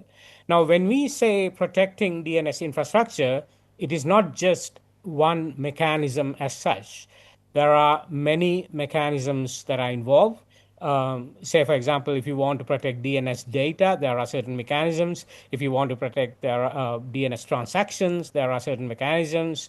If you want to control access and things like that, there are different mechanisms. So you have to actually basically implement all these different aspects of security mechanisms and then try to get best out of that, right? So here, our presentation is mostly focusing on to the DNSSEC, right? So DNSSEC protects your DNS data. One thing to note is that DNSSEC, of course, would not protect your whole DNS infrastructure as such, because as I said earlier, there are different components of your DNS has to be protected by different mechanisms. But one of those very important mechanism is DNSSEC. This is to protect your DNS data. When you think of your DNS data, we are talking about the data that lives in your DNS zones and caches, right? So if you are running authoritative name servers, that means you are having DNS data, the authoritative zone files, right? You have those data in your authoritative name service. Then if you are an ISP, if you are a resolver operator, you could be even a corporate who is running a resolver operator. In that case, you could be still keeping caches in your resolvers. So we have to make sure, in case if some cache poisoning happens, there should be a way to detect that and to basically not to send that response to the customer, right? So this is where the DNSSEC comes in. So DNSSEC will achieve two important things. One is the authenticity. So authenticity is that, are you talking to the right server? So if I am a root server, or if I am a top level domain server, if I am a second level domain server, whether, if you are a resolver, if you're going to talk to me, you have to make sure you are really talking to me, not for someone else who is impersonating me, right? So this is basically achieving authenticity. And the next thing is the integrity factor. So which means, if I'm going to send you some response, if I'm going to send you an answer, whether this answer is modified in the middle. If someone modifies this answer in the middle and send a wrong fake response to the resolver, then the resolver should be able to identify that this is not a proper response. So we need to have some integrity there, or basically, we need to validate whether that response is correct or not.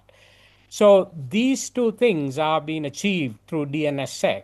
DNSSEC is basically DNS security extensions, and we can achieve that through that. Now, sometimes people get confused that we can achieve things like confidentiality factor, the things like encryption and so on through DNSSEC, but that is not correct. We don't try to achieve confidentiality or privacy through DNSSEC, but the important focus of DNSSEC is to achieve the authenticity and the integrity. So if you compare this different without DNSSEC, what we achieved earlier was we were just getting plain responses. We don't know whether those responses were correct or not.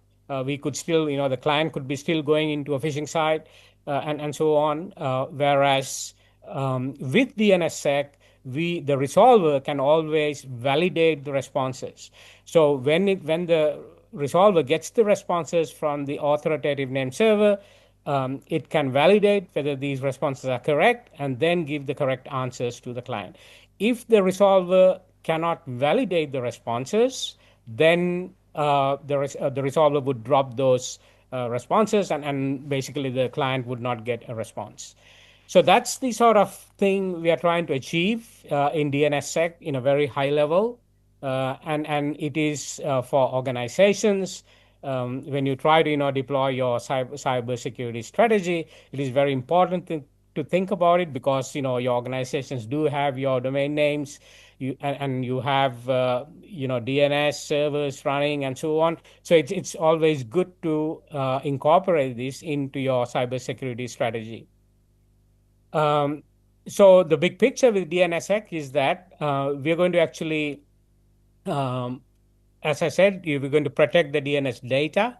So how we are going to do that? All those authoritative name servers who keep the authorized data, they're going to digitally sign this data, the zone files. So once you say, you could be a root server, you could be a top level domain server, second level domain server, and so on, and you could be doing the signing aspect, right? So you could be digitally signing your zones, and to do that, you will have to have public key infrastructure. So which means, here we're going to use asymmetric keys, the private keys and public keys. And then you will sign your data.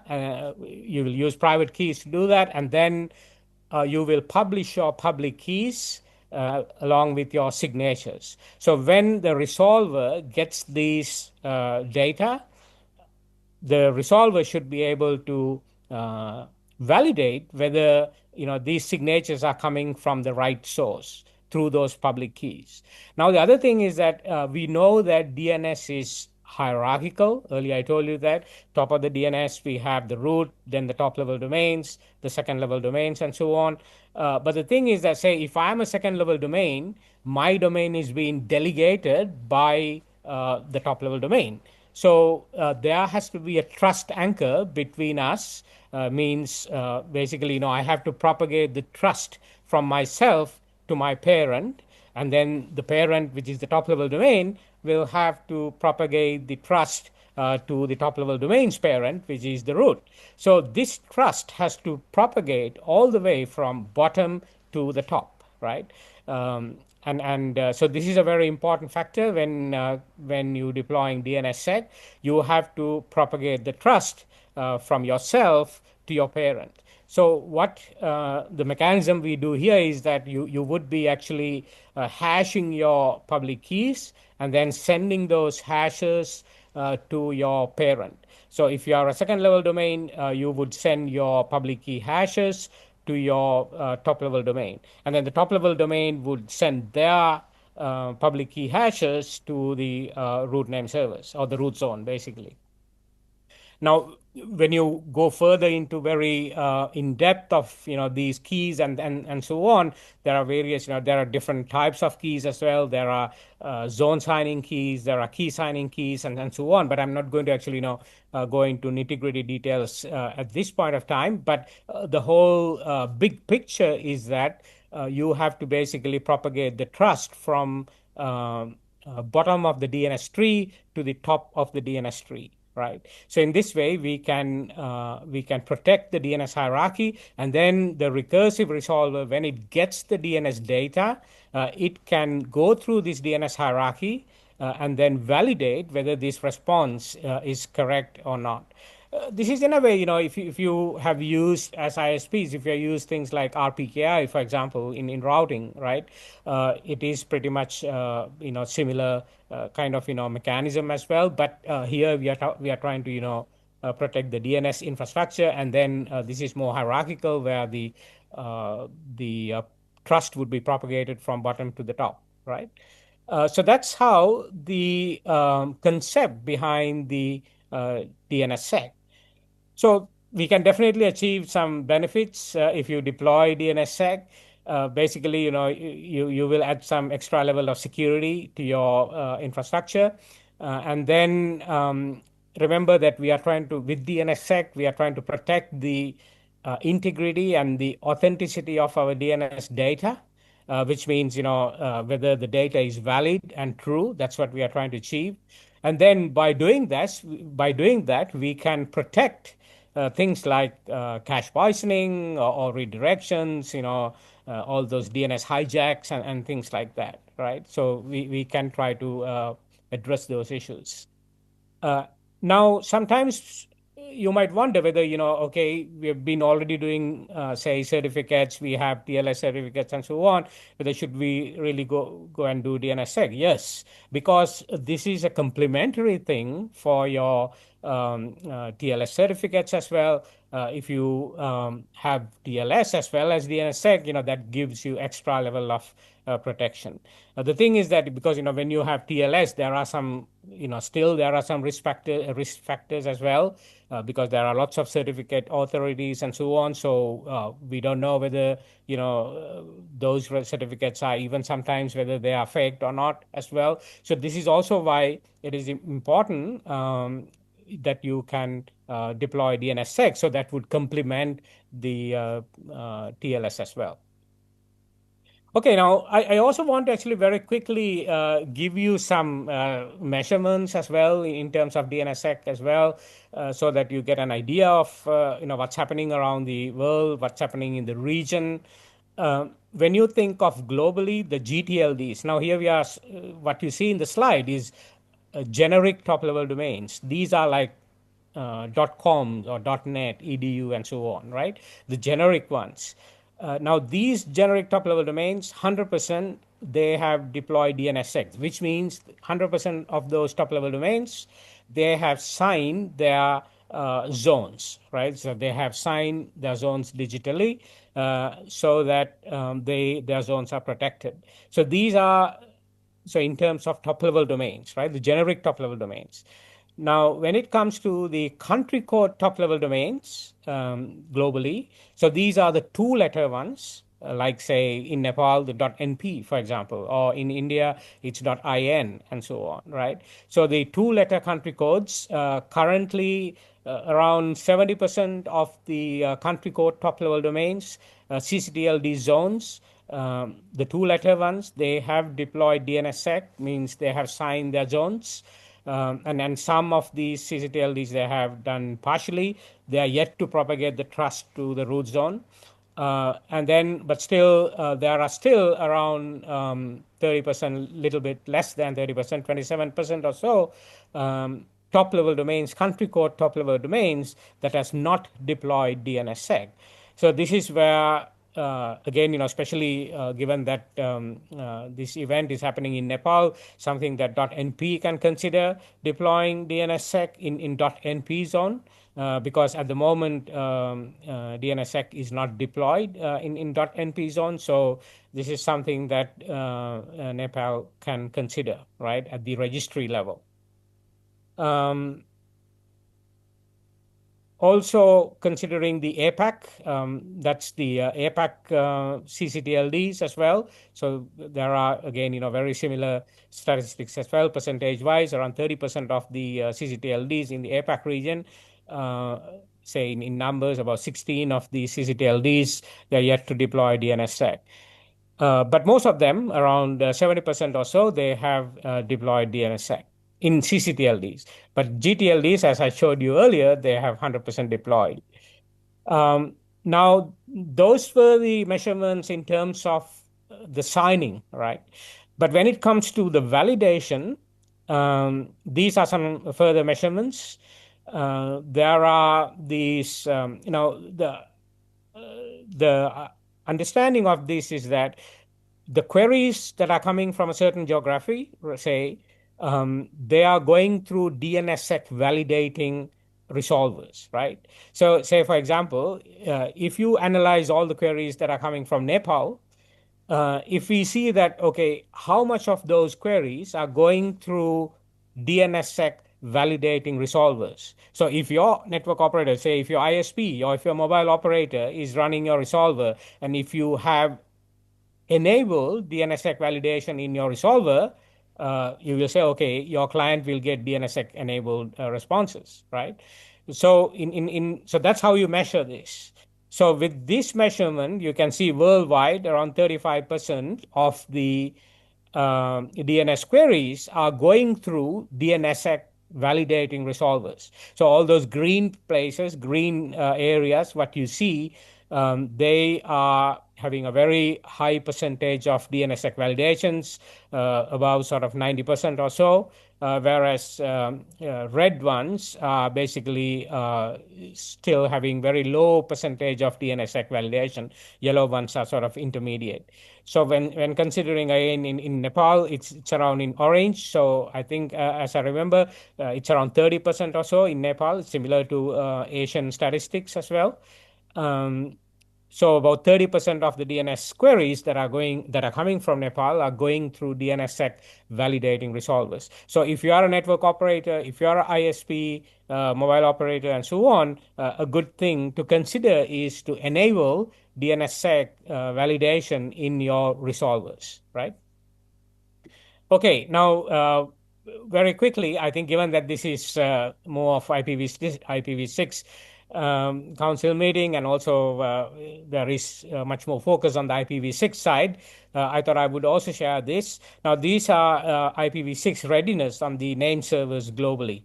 So you can also see all those name servers, the authoritative name servers that I was talking about before. They are IPv6 readiness. So there are around still globally about 23% or so name servers still run on IPv4, right? So they're not dual stack. So there are no V6 name servers running over there. So this is again something to consider as well. The statistics for APAC very similar as well. Again, around 21% of the name servers in this region. basically, running IPv4 name servers. So with this, I think what you can do, this is something that for us to consider. If you are a registry, there might be some registries over there listening to this, registrars, DNS operators. If you are one of these, try to offer DNSSEC services to your registrants, right? So if someone is getting a domain from you, try to actually provide that DNSSEC services. And then if you are a corporate, if you are a financial institution, if you are a bank and so on, again, try to sign your corporate domain names, and then try to actually enable DNSSEC validation if you're running some corporate DNS resolvers, because many of these corporates, banks and universities and so on, you may be running your own resolvers. So you can always enable DNSSEC in your resolvers. If you are an ISP, if you are a mobile operator, hosting provider, it's always a good practice to enable DNSSEC validation in your resolvers. Ultimately, this will boil down to competition as well, because if you think of any clients, they would prefer to go with a service provider who provides DNSSEC validation rather than a service provider who does not provide DNSSEC validation, right? And then if you are the government, policymakers, and so on, try to basically have these DNSSEC compliance guidelines and things like that, incorporate that into your roadmaps, planning, and so on, right? If you are a user, you can always request your ISP, your service provider, to turn on DNSSEC validation in your resolvers. For everyone, right? Understanding about DNSSEC, getting some information, training, education, capacity building, and things like that. This is something that you can do, because before you really deploy DNSSEC, it's good for you to have that capacity. Try to actually gain that first, and then train your technical staff and so on.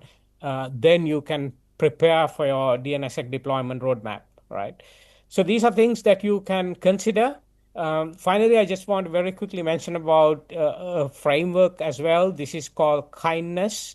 This is one of the frameworks that is initiated by ICANN as well. There's an acronym behind it as well, but simply we can say it is Kindness, KINDNS.org. If you go here, if you are an organization, you can do a self-assessment just to see how your organization is doing in terms of DNS security, right? You can, if you want to be anonymous, you can still be anonymous as well. And then you can do a self-evaluation. There are various interactions that would happen during this process. And then you will get a kind of, rating, a score, and where you can improve DNS security in your infrastructure as well. Right. And then after that, if you want to have some more compliance, if you want to actually get a Kindness compliance, then you can join Kindness as a participant. Your organization can join, and then this would actually provide some recognition to your organization as an operator who is practicing Kindness guidelines. So this is something that you can do, and also this would be quite good, especially if you have to even convince your management, because sometimes if you have to convince your management that you have to do these infrastructure enhancements, then Kindness would provide useful reports and things like that. So these things can be presented to your management as well, so that it's quite easy to understand and so on. Okay, I think given the time, I think probably I will stop at this stage. I had to go very quick, but hope the session was useful. And if you have any questions, I can take quickly, or you can be in touch with me, and happy to see you somewhere soon again.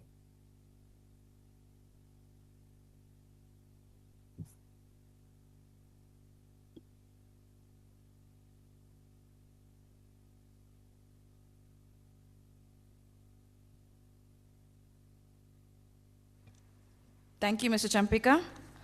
Do we have any questions here for him? Yeah. Mr. Champika, we have some questions here. Sure.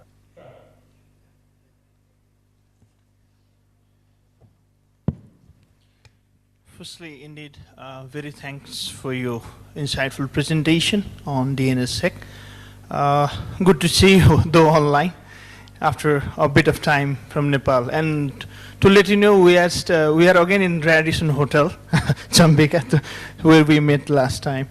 Rather than a question, it's a comment and it's a message to ICANN, where we, the people, technical people here in Nepal, like ISPAN, NPNOG, consulted with the Nepal government ministry, which is Ministry of Communication and IT. And to let you know, we are also in the verge of practicing DNF, which stands for Digital Nepal Project. And there have been some kind of elements in the DNS security, DNSSEC. There is a willful side from the Nepal government side, especially from the Nepal Telecommunication Authority and MOCIT, Ministry of Communication and IT, where a DNSSEC, a mandatory shift or voluntary shift is a matter of discussion at the moment. However, what I want to convey from my side is willingness to jump to DNSSEC is being a forceful plus a voluntary measure from industry and the government side. So our request is like how in the days to come we need to collaborate with ICANN, and there are definitely rooms for doing that. So that's simply a message that I want to transmit from this hall, utilizing this presentation time. Thank you. Yeah, thanks very much for that feedback. And as you said, it is very important that if you can incorporate the DNSSEC. I don't know, I'm hearing some echo. I don't know you can hear me properly, but I was going to say that when you said DNSSEC, whether it's compulsory, whether it is mandated, and so on. Now, ICANN has got contracted parties. Say, for example, the GTLDs, the generic top-level domains, they have contracts with ICANN. So for them, DNSSEC deployment is part of the contract. So that is why earlier you showed, when I showed the stats, you saw that generic top-level domains, 100% they have deployed DNSSEC because it is part of the contract, right? And because they are contractual parties. But when it comes to the CCLDs, country code top-level domains, they are not really ICANN's contracted parties. So it is very much a voluntary process for them. But we do still provide lots of resources, lots of guidelines and so on for CCTLDs to deploy DNSSEC, and then happy to support them as well. But then it is still a voluntary process for them. But even if you are a corporate, if you want to actually incorporate the strategies into your guidelines and countries' strategies, digital strategies, and so on, we are quite happy to actually provide that support to you in terms of DNSSEC. If you need some capacity building, training, and things like that, we can always support you with that. Thank you.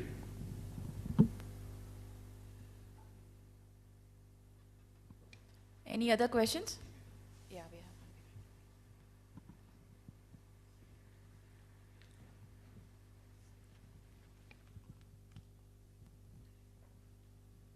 So we saw that many countries are moving to IPv6 only networks, and there is no clear timeline on when the IPv4 will be sunset, right? So DNS64, it's here to stay. And DNS64 breaks the DNSSEC. So how are the countries or organizations navigating this issue? It's basically,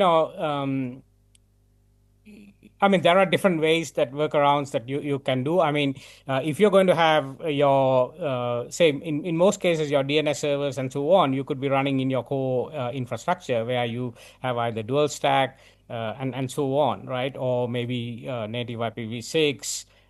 So you can still actually deploy DNSSEC. So you can start from there and then and then actually move forward. But then, of course, there are some limitations you may find when it comes to some of the transition mechanisms and things like that. But then, you still have to, of course, look into either having dual stack or probably running it in your native native v6.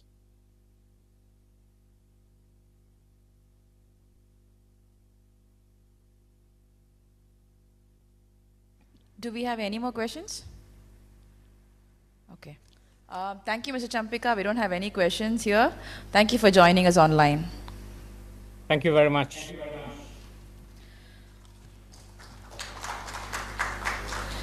We will now break for tea.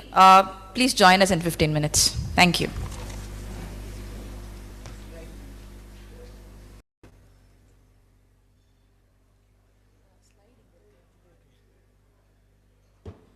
Okay.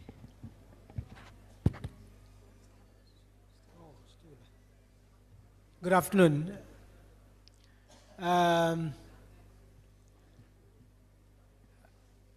Welcome back. Thank you, Wali, for the brief introduction. I think yesterday we had, during the panel session, as we discussed quite a number of this.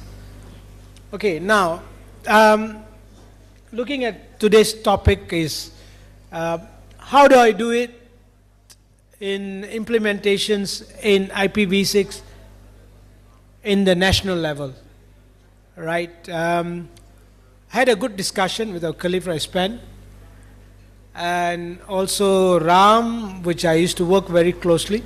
So just to go on before this, just let me briefly tell, I think Wali has shared my experience. So I was exposed to IPv6 since 2000, I would say 2009. So I've been working, and I was actually part of involved with the IPv6, National IPv6 Center, which is the Malaysian National IPv6 Center, that was established by our government to push IPv6 way from 2005. So IPv6, as you know, we've been talking about it, is nothing new. It's been in the RFCs was first established in 1999, okay, first RFCs, and it was spearheaded by the father of Internet. I think many of you might know, might not know, the father of Internet. There's two people have actually created Internet. One of them is Dr. Winsurf, the other one Dr. Papan. And as you can see, IPv6 Forum, it's kind of an NGO, but it is the one who's done the initiative, and is headed by Dr. Winsurf, who's the honorary chair, in the capacity of the honorary chair, try to push IPv6 globally. So when he started IPv4, he never thought the internet can grow as big as today. So, and the IPv4 was a startup idea. Then later it's moved on to several levels until we are today in IPv6. So the other IPv4, I don't know how many of you familiar, are you familiar with IPv3? Any of you familiar with IPv3? Anyone heard?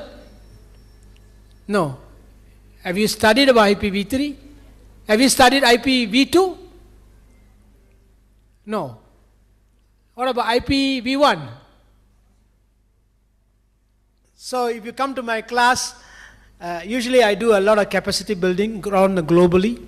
So I'm the global coordinator for IPv6 Forum Education Logo Program. Now we are known as IPv6 Academy.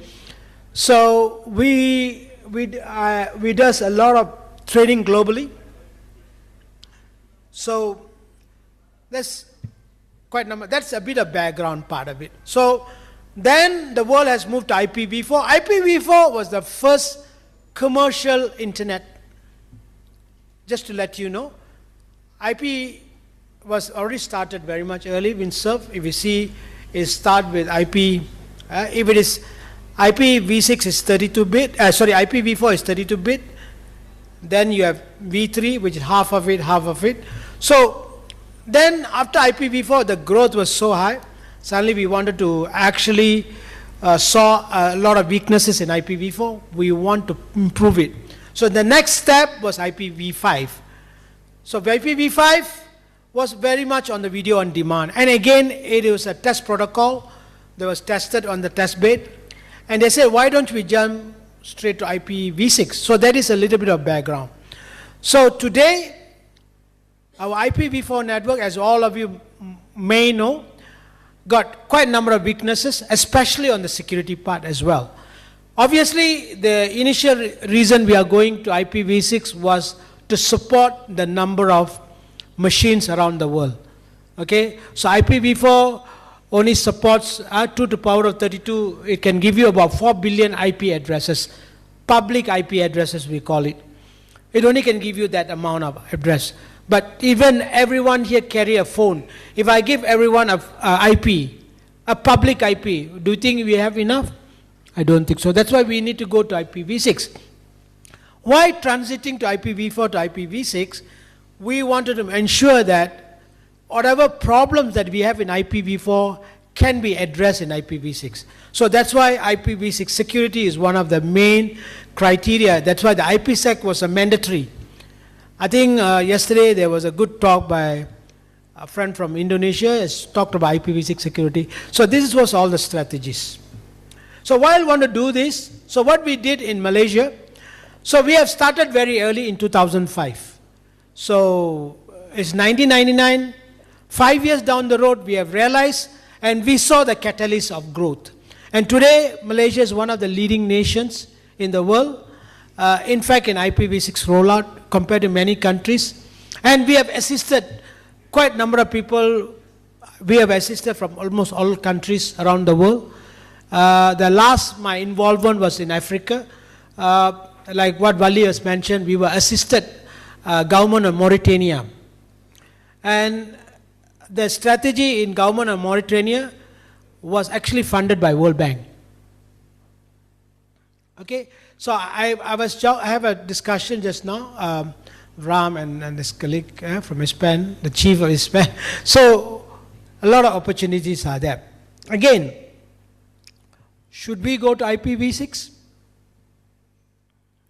So that was a big question when I started talking to industry, even the government, because in Malaysia, this initiative was driven by government. That's a different beauty. Since 2005, Center of Excellence, that our center, which headed by Prof. Suresh, basically Prof. Suresh is kind of like father of internet IPv6 in Malaysia. So he's been driving this thing, and our center was established as a National Advanced IPv6 Center at University of Science Malaysia. That's one of the second biggest government university in Malaysia, which is on the Penang side. So we've been spearheading this, and one of the key things that we did is capacity building. Before you want to do anything technical, you need to have a knowledge which works which way. So that's very important. That's why sessions like this, I think during the break, Ram and his colleagues was sharing that they have done a good job from SDNOC and all this. There's a lot of activities going on in capacity building. Again, capacity building is a key component. Not technology, most important capacity building, knowledge. What you need is knowledge, what I should do. So when I start teaching IPv6 transition, I always ask this question, Y2K. I think all of you know Y2K, many of you. Maybe many of you here in the room are very young people. Of course, the older generation will know about Y2K. So when the transition happened 1999 to year 2000, so we were worried that the system will crash because of the numbers and so on. So now, coming back to is IPv6 the same? So when we started talking about IPv6, the importance of IPv6, this was the question, why we should go to IPv6. Like, they had a guideline in 2015 We also have a similar. A lot of countries started, but they slowed down. All right? There's quite a number of countries around the world, they had a protest strategy. So excited, is driven by technical, but some along the line, they sidetracked and they forgot about the IPv6. Right? It's not priority. It's not forget, they're not priority. But now we are in the situation where we have to move to IPv6. There's no question about. Last time when I go and see the government agency in Malaysia, they'll ask me, what is the killer application of IPv6? I think we have some government agency as well here. Today, that story no more relevant. We are in the urgency to move to IPv6 because it's just shared. Today, new ISPs want to come in, they want IP address. APNIC would not allocate IPv4. Agree? And they are in the cache of 60, in a situation where today you are wanted. I was made to understand you got 100 over ISPs in Nepal, which is very interesting to know that. Right? So, today you need provide service, you need IPv6. And the success story in India happens the same way. We've been advising Indian government, we've been going to India. In fact, in the roadmap of Indian government roadmap, you can look at NAV6. And I was on a consultant working with the Indian government to move India to IPv6. So very much early, and we worked, I myself, even developed countries like Japan. Myself and Prof. Suraj, we are a consultant to the IPv6 plan in Japan. Today in Japan, the smart meters, we call it, grids, they are working on IPv6 only. Right? So we were involved in pushing this for Japan, and Japan today, smart meters in Japan only works on IPv6, not IPv4. So, energy is a very important critical infrastructure. So if energy use IPv6, so it means what is the message goes to the people? It means IPv6 is much, much stable in terms of security. So today, everything pointing to security. So you want today, of course we have 5G, high speed, but finally, all the high-speed connectivities as well always refer back to latency. So, let me move on. So what is the strategy? Okay, this strategy, as I was talking, the team there, has to be government or general strategy because I've done some, strategy for countries like Somalia, Sudan, national level strategy, which is funded by ITU. So I've written a document, how to migrate to IPv6. But now, we need to think about not just dual stack. Now we need to think about, currently, whatever we are thinking now is all IPv6. But to move on with, this slide, I think, many of you know why IPv6, introduction. Okay, today, so IPv6, definitely large amount of IP address. We call it 340 undecillion address. We're a huge address. What it really provides you, IPv6, is for opportunity for you to grow. Today, now we are talking about internet, IoT is there, internet everything. So definitely the future is IPv6 and IPv4 run out. So for the continuity of internet, we has to have IPv6. Otherwise the internet will not go. So that is important. So countries around the world are moving, like Malaysia. Now we are no longer talking about dual stack. By 2030, if you come to Malaysia, you won't have IPv4 on your network. So this is we just concluded the paper. I mean, we had the National IPv6 Task Force, IPv6 native, or we don't call it native. Now we're calling IPv6 only. It means not native. If you are mentioning native mean, you still have IPv4 and IPv6. Now in Malaysia, we talk about IPv6 only. So everything that we are thinking, how do I do? So in fact, in my university now, in the Multimedia University, which our university is owned by, fully owned by Telecom Malaysia, which is used to be a government, now is corporatized. We are now setting up IPv6 only networks. Moving from IPv4 to IPv6, you have dual stack, but when the scenario comes to IPv6 only, the challenges are different. I mean, we just concluded a paper of the national, I'm part of the National IPv6 Task Force team, including Prof. Suresh was the SMB. Now, when we start thinking, in my mind, even in the university level, I'll tell my student, please forget IPv4. You know why? Many of our engineers here are trained by IPv4. Even I joined this university, I just learned last three years. In my university, our network was not IPv6 fully, but after I joined, I've really pushed the university to make it. So in Malaysia, if you come to Malaysia, we are the only university fully IPv6. Why do that? Because today the future is IPv6. So any of you have mindset of IPv4, please delete it now itself. Why I'm saying this? Maybe you might agree, might not agree. If you start carrying your baggage, IPv4 is a baggage. If you start carrying the baggage to move IPv6, you'll keep thinking like IPv4. Okay, very simple reason. All of you learn maybe in Nepalese language. When you go to English, right? All of you suffer, correct or not? Why we suffer? Because all the while we've been trained in our mother tongue. Our thinking is all on mother tongue. What we do are doing translation when you go to English. So if you want to become a natural speaker of English, you have to think like people who are talking in English. You understand what I'm saying or not?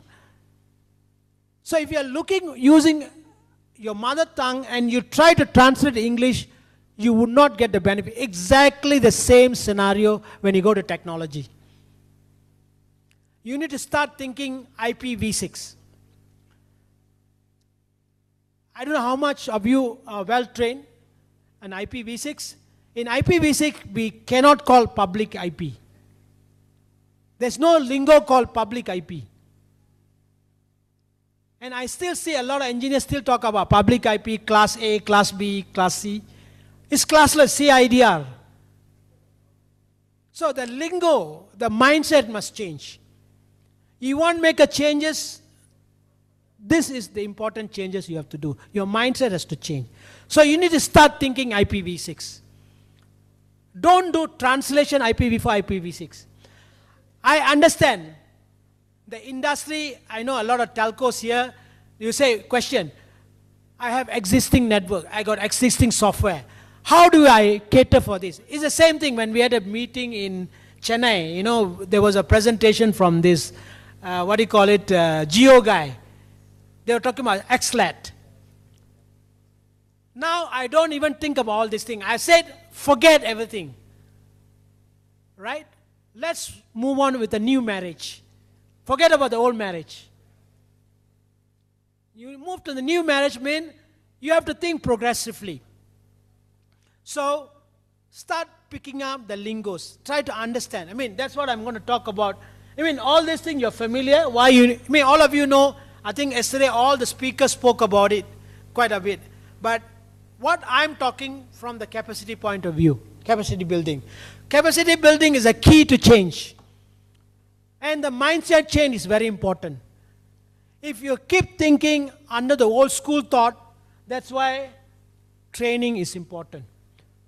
Provide training plan to train all local ICT talents with latest IPv6 knowledge. Now, IPv6 already transit from the daily, earlier RFCs.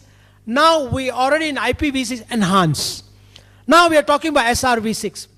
Okay, can I know how many of you are familiar with SRv6? Can I have show of hands? Okay. Very good. Only very few. if you are still in MPLS, MPLS is a patching technology.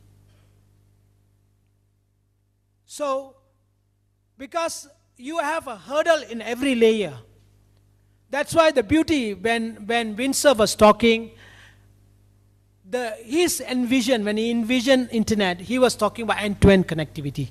It means seamlessly I connected over internet, not disturbed by anything mediated. There's no mediator, like how you see internet today. Internet today, we don't have people who are mediating in between, correct or not? In fact, we are talking about digital currency. So this is the whole vision. So coming to this, so training is very important. Why IPv6? And many people still not fully understood IPv6. Maybe you learn. First thing, subnetting. IPv6, subnetting is totally different. You're looking. So these all things. And again, security. Yesterday, I think he was actually sharing security part. Let me tell you, the concept of security is different in IPv6.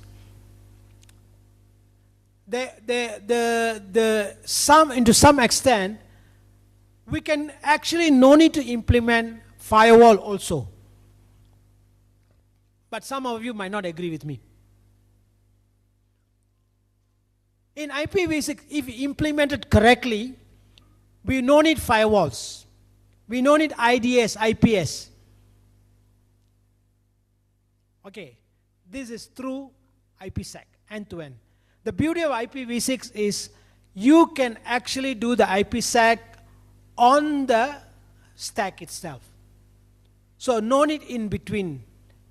So when you're doing end-to-end, of course there is another danger, because the same SAC tunnel can be misused by people. But the problem here, the responsibility lies to you. You as an end user, if you decided to communicate safely, going to full end-to-end using transport mode is the way forward. Of course, a lot of people might not agree with me, because probably the vendors, hey, what happened to my firewall? Then I don't need firewall. I don't need IDS, IP. Because again, I had a gentleman was talking and he is quite well versed in security. Then I told him, look, when I start teaching IPv6, many of you are talking in layer 5. The security on the layer 5. Now we are talking about security in layer 1, even up to all the way to 5. I can actually disturb your network even at layer 3. That's where the IP stack comes in. And many of the discussion is going on now. We are looking at all IP layer 5. So that is very important. So knowledge is very important. And let me tell you, picking up IPv6 knowledge is good, but this implementing security. So the biggest challenge is, yeah, firewall is allowed, IDS, IPS, you still need to pick up, is supported, monitoring is supported. Now, talking about SDN. All right? Now we are in a different world. We are in the world of SDN. So when you're doing a national strategy now, okay, no longer talking about proprietary devices. Now you need to talk about black box. Virtualization. So today's network no longer on a physical port and all these things. Like, you need to be familiar with SDN. You must know how to implement IPv6 on SDN network. Because it's virtualization, segmentization, it's all happening that way. So even 5G. So IPv6, 5G and the cloud, this is a new formula. So you need to learn how to implement IPv6 in this platform. No longer traditional again. So this is one step ahead. Now 5G coming in, 6G is there, 7G.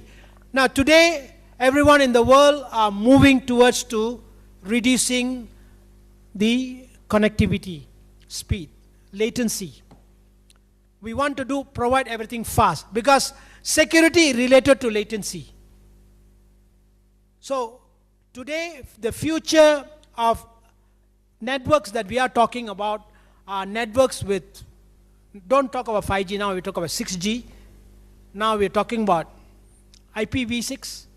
Now, the one more added component today, AI. Artificial intelligence is coming in play. So, when you put a national level strategy, some of the points that I cover, I was talking about general countries that don't even go into IPv6. But if you want to go to advanced level, you need a strategy that covers these components. You have 5G network. Okay, all of you using 5G, correct or not? Is 5G provided here? It's all 5G, correct or not? Is your network, you're using 5G in Nepal? No 5G. Oh, sorry, no 5G. Still 4G. Okay, then you need to do a strategy for all this thing together. Okay, there is two-pronged approach when it comes to strategy. One, we try to solve the problems of currently. That's the beauty when it comes to new telcos. When you are new telco, you don't have this issue. Do you know when I was doing strategy, I was doing strategy for African countries. And I was looking at what are the countries that actually, what is the comparison and so on. I couldn't recall the country. That country, zero infrastructure in Africa. You know what they did? When they go and provide the network there, they straight away start with 5G. And immediately, they became number one in Africa. Do you understand what I'm saying or not? Currently, countries like developing countries, including US. Let me tell you, US,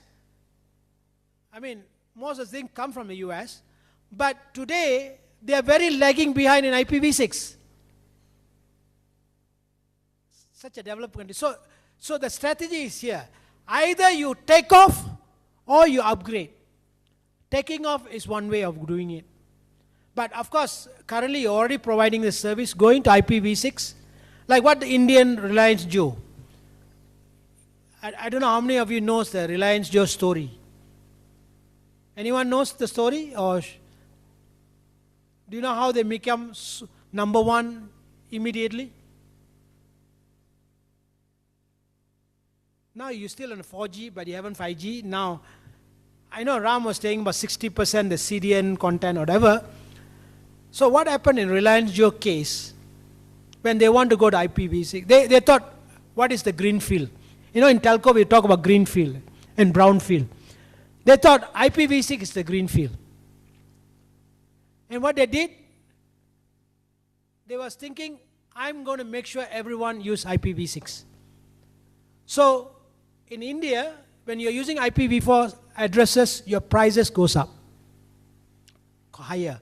So, go IPv6, free. So, indirectly, this is industrial driven, not in India, industrial driven, not government driven, unlike in Malaysia. India, Reliance, what they did, they offer, again, costs. Obviously, everybody wants to reduce cost. Today, whatever you want to provide, you want to reduce cost. So you focus on the cost, and they've actually moved, straight away say, I'm offering these services. You want it, it's cheaper than what you are getting, and today they become number one telco in India. Last year, we had the meeting in Chennai, and they came in and gave a talk about it. And they are one of the largest test labs on IPv6. I tell you, they've tested all the equipment. In fact, much bigger than what you have in the US or Europe, for sure. So in fact, what we told everyone, today you want to learn something about IPv6, go to India. Seriously. Don't waste time going to Europe or US. Or neither China. Go to India. You will understand exactly how to migrate. Again, that's one of the... You need a knowledge. You need a lot of knowledge how to do things. So learn from the people who are experienced. Again, when you put in, I think we have people from NTA here yesterday we had a good discussion from NTA and the ministry. You need to come out with the policies. First you have to do is capacity building. And you need to have certification programs. What is the difference just having knowledge and certification? What is the difference? Why we need to certify? Okay, you can learn the technology, but why you certify? So that you are recognized globally. When people are coming and talking to you, let me tell you honestly, this is experience that I've got it when we were rolling out IPv6. See, most of the government agencies, don't get it wrong, we all depend on the vendor, correct or not? And this is one of the transition technology when you are putting a vendor, tenders, those days we do it in Malaysia, when you advertise, when the vendor put in, they'll tick everything, yes, supported. And they got the project. And they want to deliver the project, there was the problem comes in. Knowing is not good enough. Implementing is important. All of you might know, yes, I have learned IPv6, IPv6 subnetting, I know this and that. But have you implemented? Because implementation and knowing is two different things. So that was the challenge. Even for us in Malaysia, that's a problem.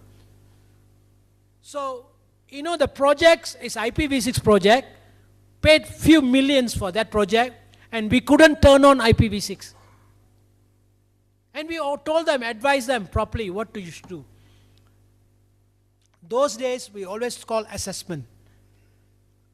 We always do, one of the strategy that we always do is, we do assessment.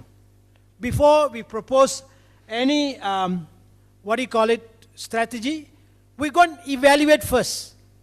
But now, it's not a problem, because majority devices already supporting IPv6. Okay, so you don't have that issue. But you still need to do assessment, because some are got end of life products. Some totally cannot be migrated. So when you do a strategy, all this thing in place. So I have quite detailed document, because I've done for quite a number of countries to understand different systems. So quite detailed document you need to work out. So before I was made to understand, great, the ISPs in Nepal already IPv6. Congratulations, people around and the ISP team. Okay, but you need the enterprises and government sectors, all these sectors. Now, the question is, we had this problem in Malaysia also. When we started IPv6 transition, they asked industries, the industries are enterprises, what is the benefit to me? Same question your bosses will be asking you. I got IPv6, of course I had these problems convincing people, you don't have the problem, don't worry. But yet they still will ask. So you need to get your C-level people to be trained on what is IPv6 really, the impact of IPv6. Recently, one of the major telco, they deal in satellite. We are now migrating their network in Malaysia. And they have all the facilities. Only lately they realize how important for them to go to IPv6. And now we are consulting them on that. And not only doing assessment, they are asking us now, can I quickly do? You know why? Our government has said mandatory, you need to move IPv6. If you don't move, we will fine you. I mean, that's how I do in Malaysia. It's government driven, because they are the licensees. Of course, there's a lot of pressure into telco. I mean, there's a lot of chicken and egg story. We all have all this argument when we came out with this IPv6 only transition roadmap for Malaysia. Of course, telcos, they have their reservation, because they said, I got existing customer I need to support. If you say totally cut off IPv4, what happened to them? Again, it's chicken and egg story. Either it's like a cancer. What do you do in cancer? You got a medical doctor here? When you have a cancer, what do? Do you treat the cancer? Either you cut it off, throw it outside. Why are you still keeping the baggage? So forget relearn. That's why one of the major learning lesson that I always, when I start my IPv6 class, I said, please forget IPv4 first. Open mind. Because IPv6 is a different technology altogether. Even though there is a similarity, the first lesson I teach in my class, IPv4 is a different language, IPv6 is a different language. So again, to master IPv6, you need to think in IPv6. So I'm not bragging, I'm one of the leading researchers in IPv6 security. Currently, I've been appointed quite a number of international organizations as an advisor in IPv6 security. And I talk security, I breathe security, IPv6, every day IPv6. Whenever people talk to me, only IPv6. So I even carry the logo IPv6 here. I breathe IPv6, I think IPv6, I dream IPv6. Why? Why you want to talk about IPv4 as a dawn technology? So it makes me progressive and try to look. So, I mean, I can keep talking about it. Again, today, that's why my training is very important. Provide information, awareness, outreach is very important. I bet many of you here still don't realize why we need to go to IPv6. Do you agree? Anyone against my opinion? Today I called you. Sir, I call you. Yourself, yes. Do you realize what is the reason, which company you are from? Huh? What do you do? Can you give a mic to him? Let's do some interactive things. Huh? Now I just want to engage. Yeah.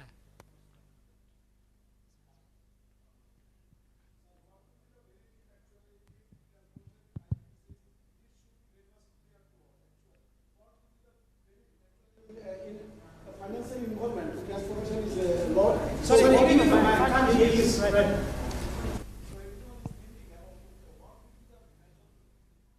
Give the mic, I can't hear you. I asked him question, now you're asking question. Sorry, sir. Thank you very much. So my observation, okay, everyone is thinking, actually, yesterday we were also discussing, there is huge financial cost involvement for the ISPs or even institution level to transform IPv6 for fully adaptation of IPv6. So what will be the exact benefits actually for the university, even for the institution ISPs? It should be actually some of the colleagues were also discussing even a few minutes earlier, this discussion was going. What is the benefit? Actually, it is not clear to the organization and others. It's an issue. So, sir, this should be clear, I think. Thank you, Professor. He's our colleague from Bangladesh University. Okay, before I answer this, I asked you a question. My name is Ashish Sharma. I'm from eSeva Limited. It's a fintech company. Fintech company? Yes, sir. Okay. So, are you implemented IPv6 in your environment? No. Not at all? No. And do you have any idea why you should do IPv6? Because of the limitations of IPv4. For the future, we should implement IPv6. But for now, for our company, the IPv4 is enough right now. Okay. Typical example. Yes. He is talking from the point of the management. Because management means I do not want to take an extra dollar. That's normal. I mean, we are technologists. I mean, like I'm enthusiastic of IPv6. I can say I'm great and so on. And I want to move things. But from the point of business C level, this is the answer. Let me tell you, sir. Okay, to answer this question. Cost. The key benefit of IPv6 is the cost. Let me tell you today, if you are maintaining IPv4, you got to pay more to the providers because you're still supporting legacy applications. I don't know if any of you remember, those days we have a hub and switch. You all learned, I don't know whether you know this hub, right? The difference of switch. At one time, the cost of hub was very high compared to switch. Why? Because couldn't find. So it's the same scenario. Today, all of us are talking costs. Money, money, money. Of course, I learned this something from the rich people. You want to become rich? Please focus on the cost. Because rich people never spend money, Only people don't want to be rich, they spend. So you want to be successful? Even any business is bigger. I've been in a business now, I'm in industry. I understand the pain having money, important cash flow. So IPv6 promising the cost. As I just now mentioned, when you ask APNIC provide you IPv4 with IPv6. Generally IPv4, they charge you for IPv4, not for IPv6. That's a general understanding. And when APNIC, they're pushing, say let's go IPv6. So again, like just now, I think Ram or the other colleague mentioned, there's one organization in Nepal, they want to go to IP, internet service. They don't have IP address. IPNIC don't want to give them. You know what they say? They panic. Boss asked me to roll out the service. How do I do? Do virtualization, do all the things. So today, people in this, you can actually cut down the, answer the professor's question. The main benefit of IPv6 is the cost. Let me tell you, if you attend my training, I'll teach you how cheap to go to IPv6. If you don't attend the training, that's why the vendors start charging you. Because you don't know, they know, they have the knowledge, they try to, I don't say cheat, they misguide you. It's not expensive to go to IPv6. You know, the most expensive component when we do IPv6 transition is the cost of the manpower. They have the knowledge, you train people to become IPv6 expert. That is the most biggest cost. Not equipment. You know why? Today, every equipment is IPv6 ready. So, don't have this mindset, like what Professor is saying, oh, I need to go to IPv6, I need to spend a lot of money going IPv6. Wrong. That is misconception of moving to IPv6. IPv6, if you know the knowledge, you can, the cost is very, very reasonable. If you do not know, if somebody charging you a bomb for IPv6 migration, it means they are actually cheating you. Seriously. Because you do not know, they know, and they thought, this is the time, let me charge, like what happening now. Oil price going up, gone up recently. Why some other sector that no involvement in oil increase the price? Opportunities. So, as a technology people, I mean, we all talk technology. I know all the technology people are very sincere people. Because they just talk A, B. So, one of the concerns now, cost. That's why we do budgeting.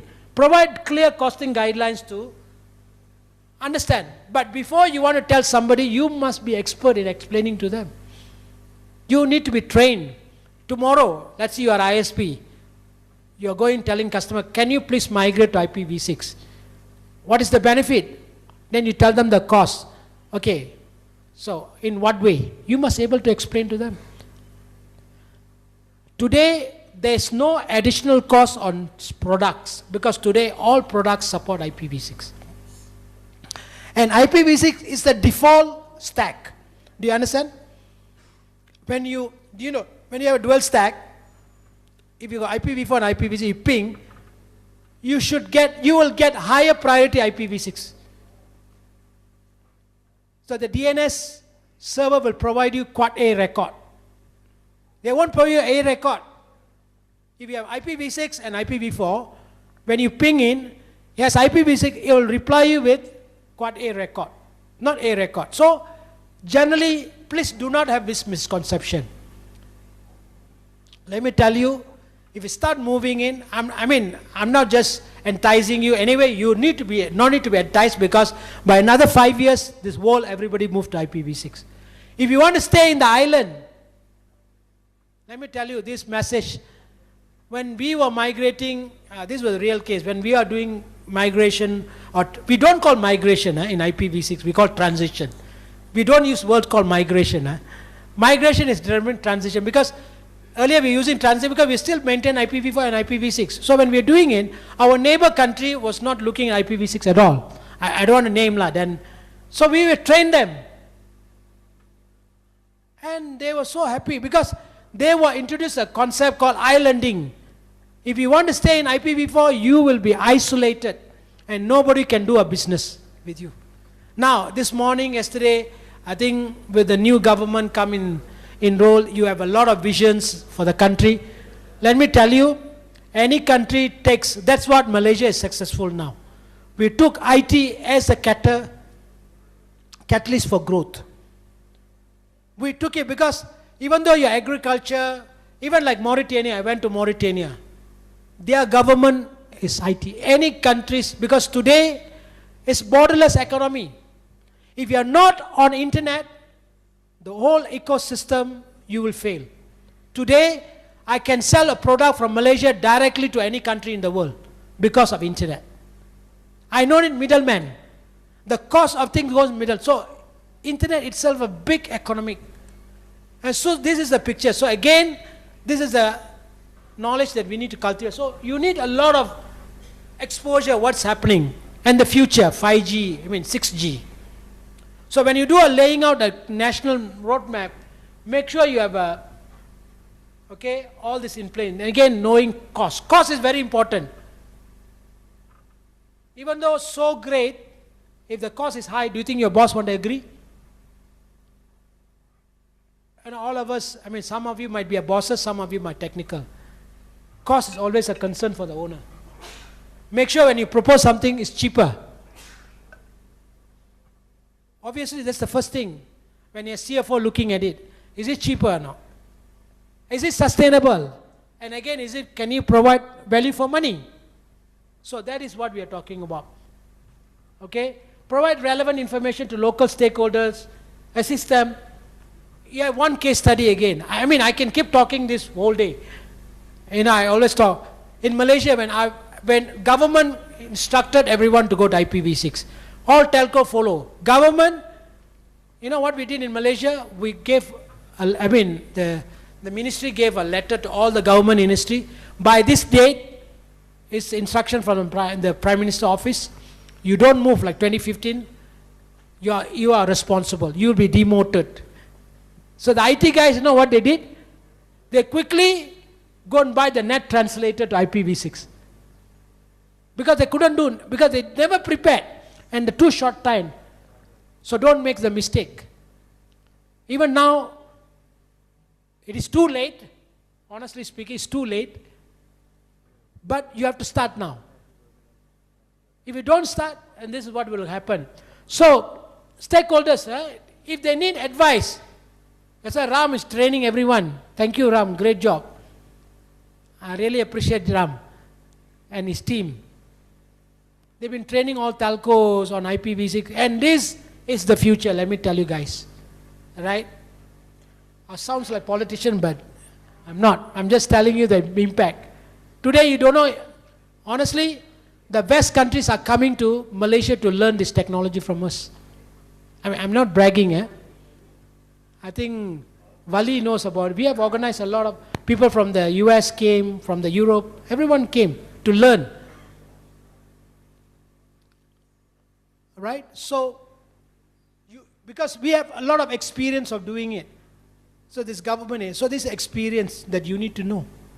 So, move it. Now give them guidance and transfer local talent and funding. Let me tell you, the ministry, I think we have people from NTA. The cost is immaterial.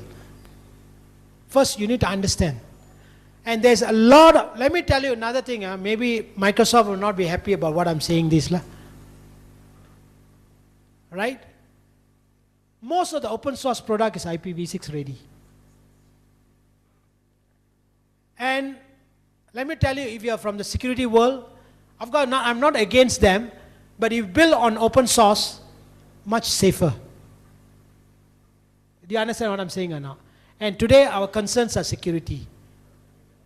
Because today, I just crack one small fix, all the components in the world of that particular OS is down. Because we are too much dependent on one particular product. That's why in Malaysia, we also encourage open source. We develop things on open source. We do support the proprietary, but we encourage it. That's one thing. And today, if you look at 5G, if you are, I don't know how much any of you have gone 5G, a lot of new players came in. It's a total different ball game. It's actually, if any of you interested, go to China and look at what they do.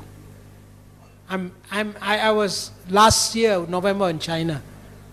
I tell you, I'm impressed what China is doing. Total change. Right? They are far ahead. You know, whatever they do, the technology there, far ahead. And they incorporate all these new things. You have seen NIDA. There's now the NIDA thing. There's a lot of things happening there. I mean, I can keep talking about it, like, you know. Okay, provide high-level national guidelines is very important. Okay.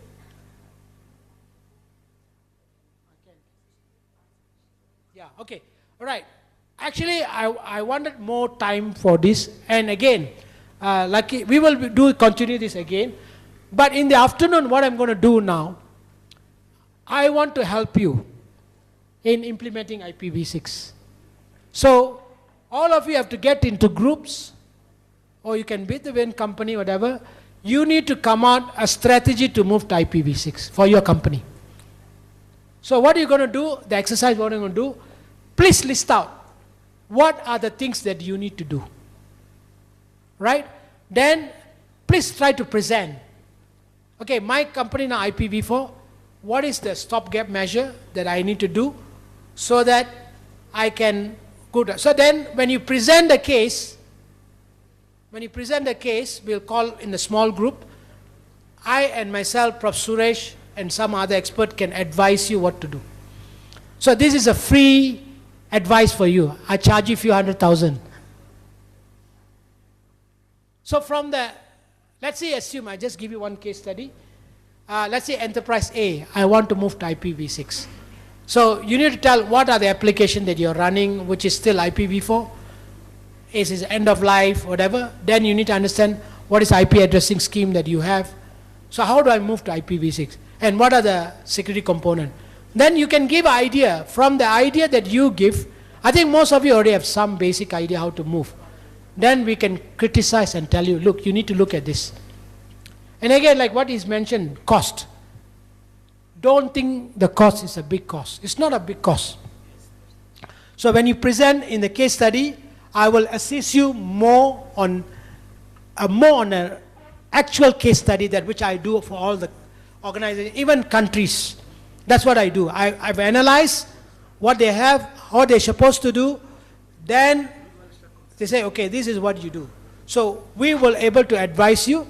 If you need more help, then you always can contact our Ram and this team together. We can actually further assist you. Okay? So this is something that we wanted to, since we are already here, we want to share this thing with you and give you more detail, because the case can be varied one to different scenario, different problems. You understand now? So quickly get into a group. I don't know how you want to do it, by the table, whatever. Then you present the case. You can do a PowerPoint presentation or you can just talk, no problem. And tell, then we can give you feedback. Okay? So with that, I'll stop here, but we will join back again in the afternoon. Okay? Thank you very much.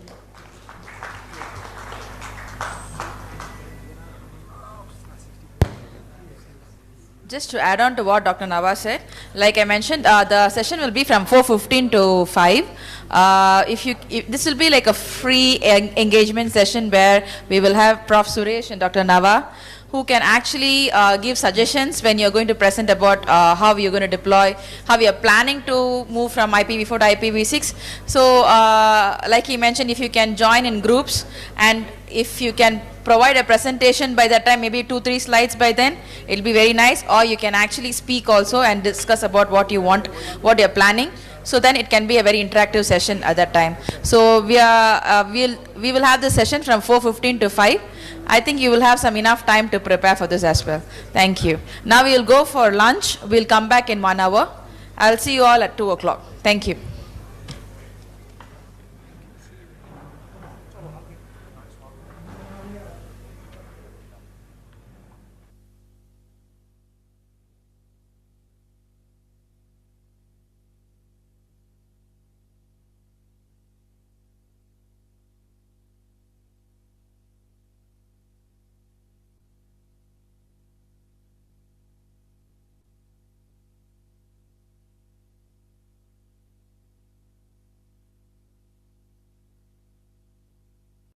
Dr. Latif Ladid, he is the chairman of the IPv6 forum. He has connected with us online since he couldn't make it for the meeting. And he has been the advisor for the APAC IPv6 Council. He has been he's a globally recognized leader in IPv6. He has been instrumental in driving IPv6 adoption worldwide, and he has worked closely with governments, industry leaders. Dr. Latif, are you online?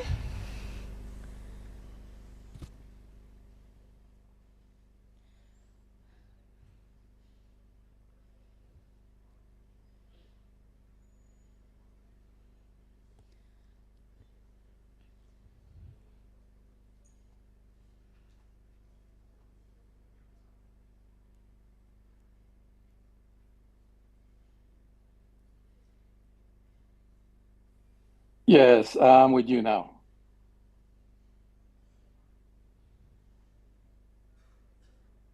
Hi, Vali. Can you hear me? Yes, Dr. Latif, we can hear you. Okay. How are you, Dr. Latif? I'm fine, thank you. Okay, so shall we share the screen now? Yes, please. Okay, so if you want to change the slide, please let us know. All right. Yes, I'll do it. Okay, thank you.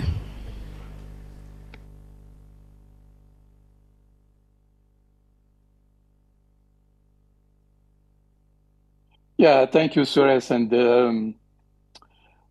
Vali for this kind invitation to a place called one of the most sophisticated philosophers and dedicated to, a very special meditation skill and philosophy. And I would have wished to be with you today, especially to celebrate the success story of Nepal to be even far better deploying IPv6 than even some big countries like the US. So congratulations to this achievement. And I would have wished to participate with you by giving you a golden award for this achievement because it's really phenomenal compared to the other countries. Next slide, please, Vali. So if we look at the many steps we have done in the past, to achieve the current status, we are now getting into the new internet, probably to be IPv6 only in the next couple of years, primarily for the AI concepts that require almost 1,000 billion agents to be on the internet doing mostly our work, but maybe in a more efficient way.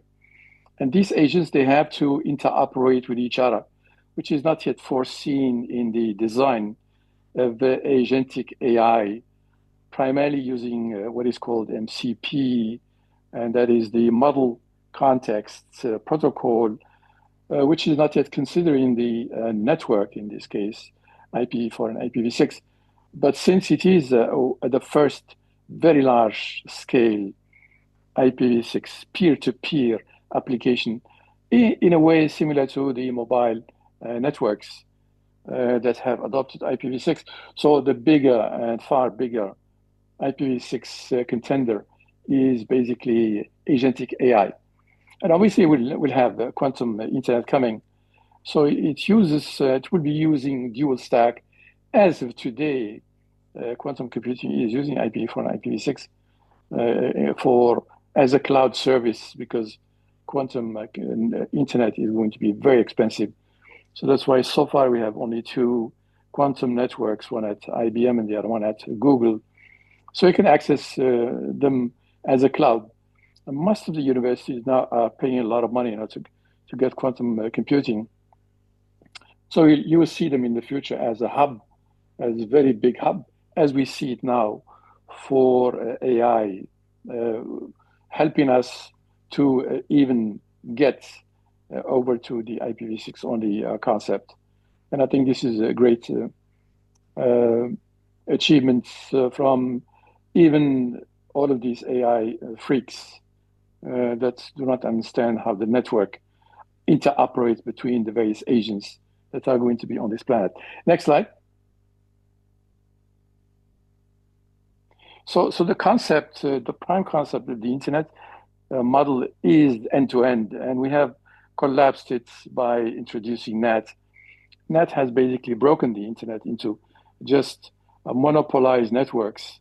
That's why we have big monopolies on the internet, but we don't have the end-to-end use of the services, so we always have to go back to somebody, and he might give it to you for free for a couple of years and charge you afterwards, or become monopoly as we see it from very large US companies. Normally, it should be possible to do it in each country, but since they monopolize the internet with their large-scale IPv4 address space, they have been basically blocking the room for newcomers. And you know, one of the issues of the internet is called the distortion of the economy. Distortion means that new entrants are not allowed because they cannot get IPv4 address space. So most of the registries have been doing the distortion of the internet without knowing it. So if we look at the next slide,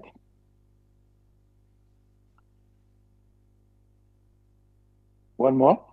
So if we see who are the superstars, can you go back to the previous one? So if we see the IPv6 adoption on a worldwide basis, so we have 3.3 billion IPv6 users from the 5.5 billion that we have on this planet. But 63% of the IPv6 users are in Asia, primarily because Asia didn't have address space.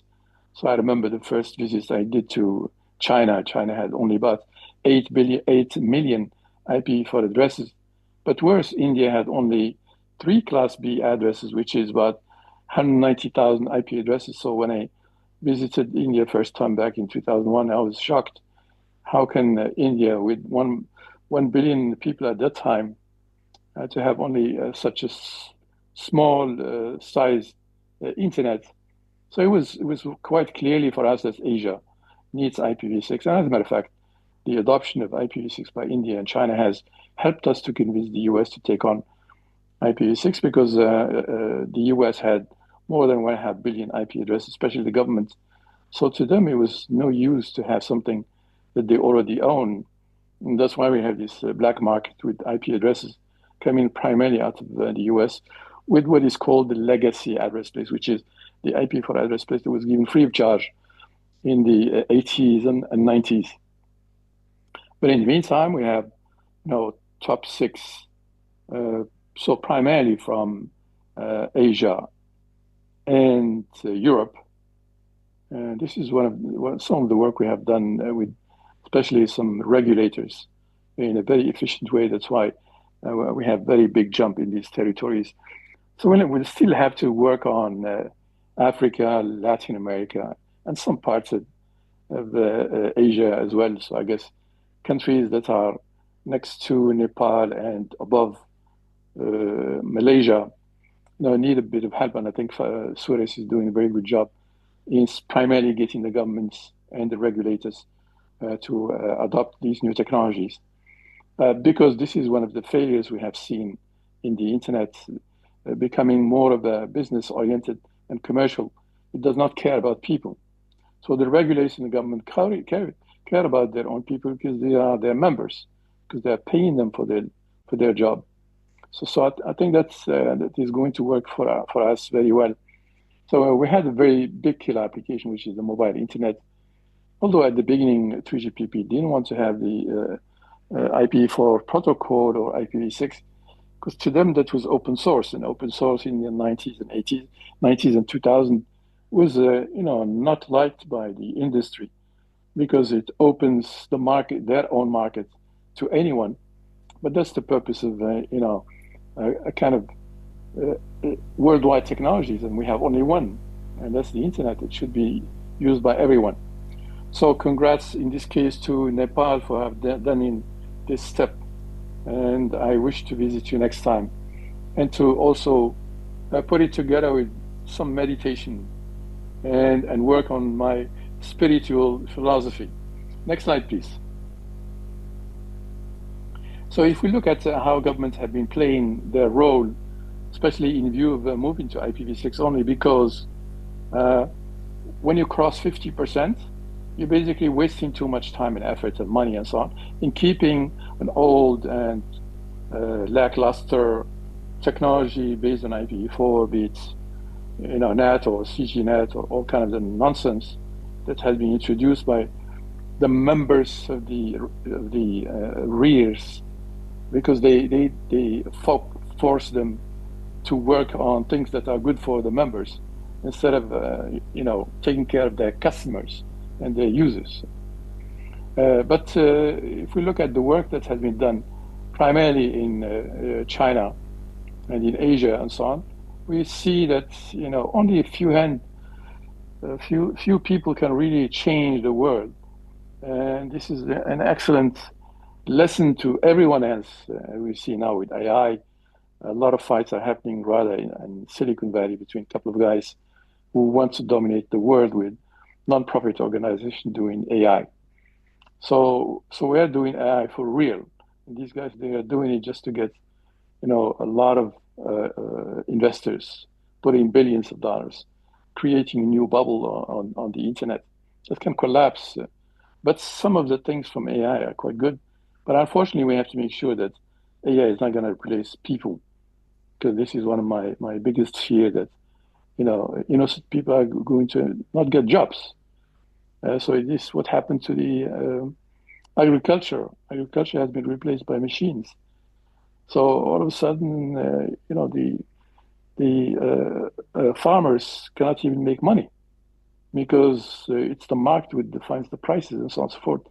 So I hope we'll not have that same problem also for all kind of admin jobs and similar. Next slide.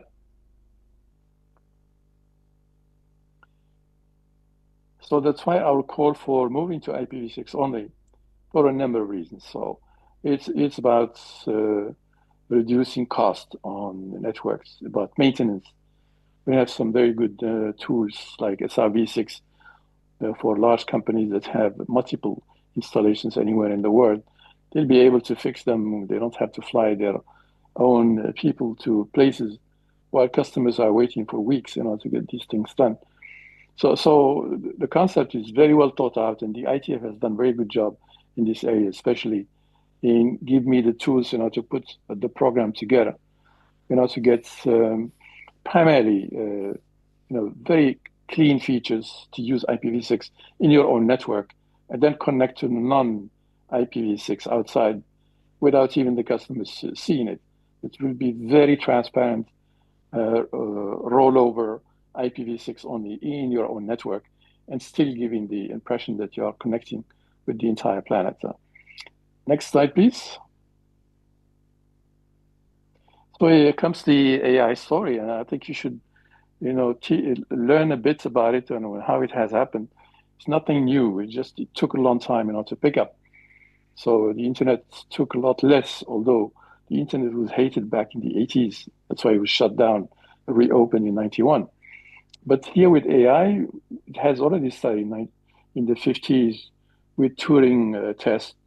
And then the guy who coined artificial intelligence is McCartan. And the interesting thing is what happened with the IBM win against the champion of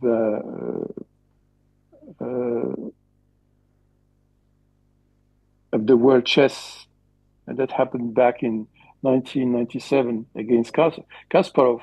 That was the first time that you could demonstrate that computers can also win against a human being. And that was a very big opener, which through time led us to 2021 with the announcement of GPT-3 through OpenAI. And on the next slide, I will let you know what's going to happen. So basically, the first intelligence is ours, the human intelligence, and that's basically a thinking brain. And in the meantime, we had AI, what I call 1.0. It's pretty weak, so it's pattern-based. So this is what we see in terms of logic and rules for machine learning. So for computers, translations, and that kind of stuff. So AI exists already among us, but not in a very specific way. So this is what we see, what I call AI 2.0, with zillions of applications. But they are primarily applications. You see them, everyone is trying to sell you these things for $50 a month or something like that. That's really not AI. So the next thing is really to go to agentic AI. And this is where you will have a kind of, all kind of, what is called dual stack people. And so a person and his digital twin going to work for him. It could be very good for healthcare and so on. So you have your digital yourself, and on the digital, they can check all the time, how your health is improving or needs fixing. So this is going to take us about 10 years of time to work on this, and then we'll get to the next level, AI 3.0, which is basically thinking machine. So we'll be creating, I think China is already working on this concept. They plan to produce about 100,000 of them in the next 2 years. So they will be doing almost a similar task than a normal human being. So this is combining human and AI hybrids. Next slide. So since AI is not yet aware of the resources that we have with IPv6, especially with SIV6, and you can better manage by collecting, analyzing, deciding, and acting on these things. You can do also, slicing and that kind of stuff. So the AI agents are going to be very efficient using IPv6. Next slide. I know I have only 15 minutes. So behind the scenes, so if you look at all of the proposals for protocols for AI, they don't see the bottom, which is IPv6 and SIV6. They only look at what I mentioned earlier on, MCP, and they think with MCP, so this model tech context protocol, it primarily does it at an application layer. And this is not the right way of doing it. So they have to connect each agent to the network, primarily to IPv6. Then we will have most probably the very, very big killer application using IPv6 on the internet. Next slide. Yeah, so you see also a lot of initiatives happening. They're quite big in the US and in China. So I would expect China to be number one on agentic AI. I happen to be in Hong Kong exactly for this topic. They asked me to do a keynote speech on this one. And many of the AI experts in the US are Chinese, which is quite interesting. And many of them are doing AI for the human beings. So you have a lot of non-profit organizations doing that. But at the same time, you have also, obviously, the mega billion-dollar driven startups in the US, be it OpenAI, Anthropic, and the like. So they are about 6 or 7. And they have started as non-profit organizations and then converting into startups. And they are getting billions of dollars for. So you have to be in the US in order to do these things. Next slide, please. Yeah, so this gentleman, Andrew Nguyen, is for me, according to what I know in this area, is the best AI pioneer. So I would highly recommend that you start reading from him. So he's doing a lot of lectures. So he has lectured about 10,000 people around the world. So he explains AI in a very pragmatic way of doing this. So last slide. Yeah, so join me and Vince. I'll be talking to him over email lately, and he said, yeah, we should maybe grab AI properly and implement it for AI with IPv6 only. So let me wish you an excellent conference or the rest of it. And I hope to visit you next time in this famous country that is giving us a lot of meditation and philosophy in this area. Thank you. Thank you, Dr. Latif. Thank you for joining us online. We will now move on to our panel discussion. Today's panel discussion will focus on digital infrastructure and internet ecosystem. This will be chaired by Mr. Suvash Katka, Senior Lecturer and CEO, ISPAN. The panelists include Dr. Navanithan, APAN IPv6 and 5G Working Group Chair, Dr. Bojraj Kimire, Open University, and also from the IT Science Committee, Ms. Lena Keshari Kansakar, NCEL, Mr. Binaya Bohara, ISPAN Advisor. I request all of you to come on stage.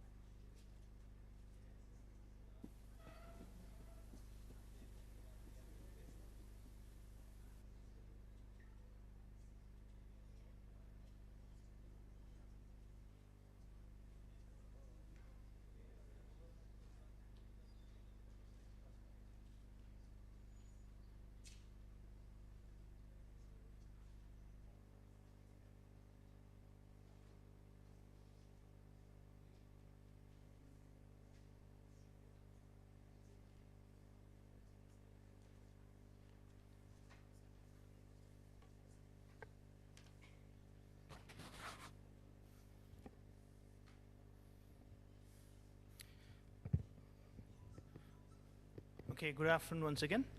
So we are about to start our panel, and in this panel we have diverse national and international delegates and panelists who will be sharing their expertise from their level best. I mean to say from their experiences, from their organizational practices, and so on and so forth. So first let me welcome Dr. Navathan to have a seat. I would also request Ms. Lena Kansakar from NCEL to have a seat. She is head of network, responsible for network planning, implementation, and operation, and she has got diverse experience in for the digital foundation. Also, I would like to request Mr. Binay Bohra, who is a advisor for ISP Association of Nepal and also MD for Vianet. Can I also request Dr. Bhojraj Gimire to have a seat as a panelist who represent Nepal Open University and also NAST as an IT scientist. I think he's on the, yeah, is there? Okay. So without any delay, we should be starting the panel. I think Dr. Bhojraj will soon join us. So from yesterday's to today's session that we learned about IPv6 digital transformation, digital journey in Nepal, there were diverse presentations from Ministry, from Nepal Telecommunication Authority. We talk about resilience, we talk about internet backbone, we talk about fibers and so on and so forth thing. And just before the lunch, we had Dr. Navathan, who actually energized to migrate on IPv6 from his diverse experiences. We'll be talking about many different aspects of digital Nepal, and we have the panel main theme as a digital infrastructure and internet ecosystem. So before going to the internet ecosystem and digital infrastructure itself, we should know the journey of digitalization, how it was possible in this Himalayan country, Nepal, where there are topographic challenges, where there are many challenges, being a landlocked as well. We do have to be dependent on the marine cables, and there are so many glitches. But from all those experiences, from all those problems, we have been able to overcome and set up a digital foundation. That is today's fact. Now, let's move on. Before we actually will be taking this problem from two lenses. So first, let's depict what the international communities has seen our digital infrastructure and our digital foundation. Let me go to Dr. Navathan to share your views or your viewpoint, like how you have seen the digital foundation and digital infrastructure in Nepal.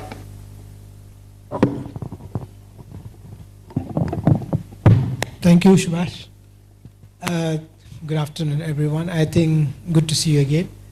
So, as today, as he mentioned, globalization, this is the key word.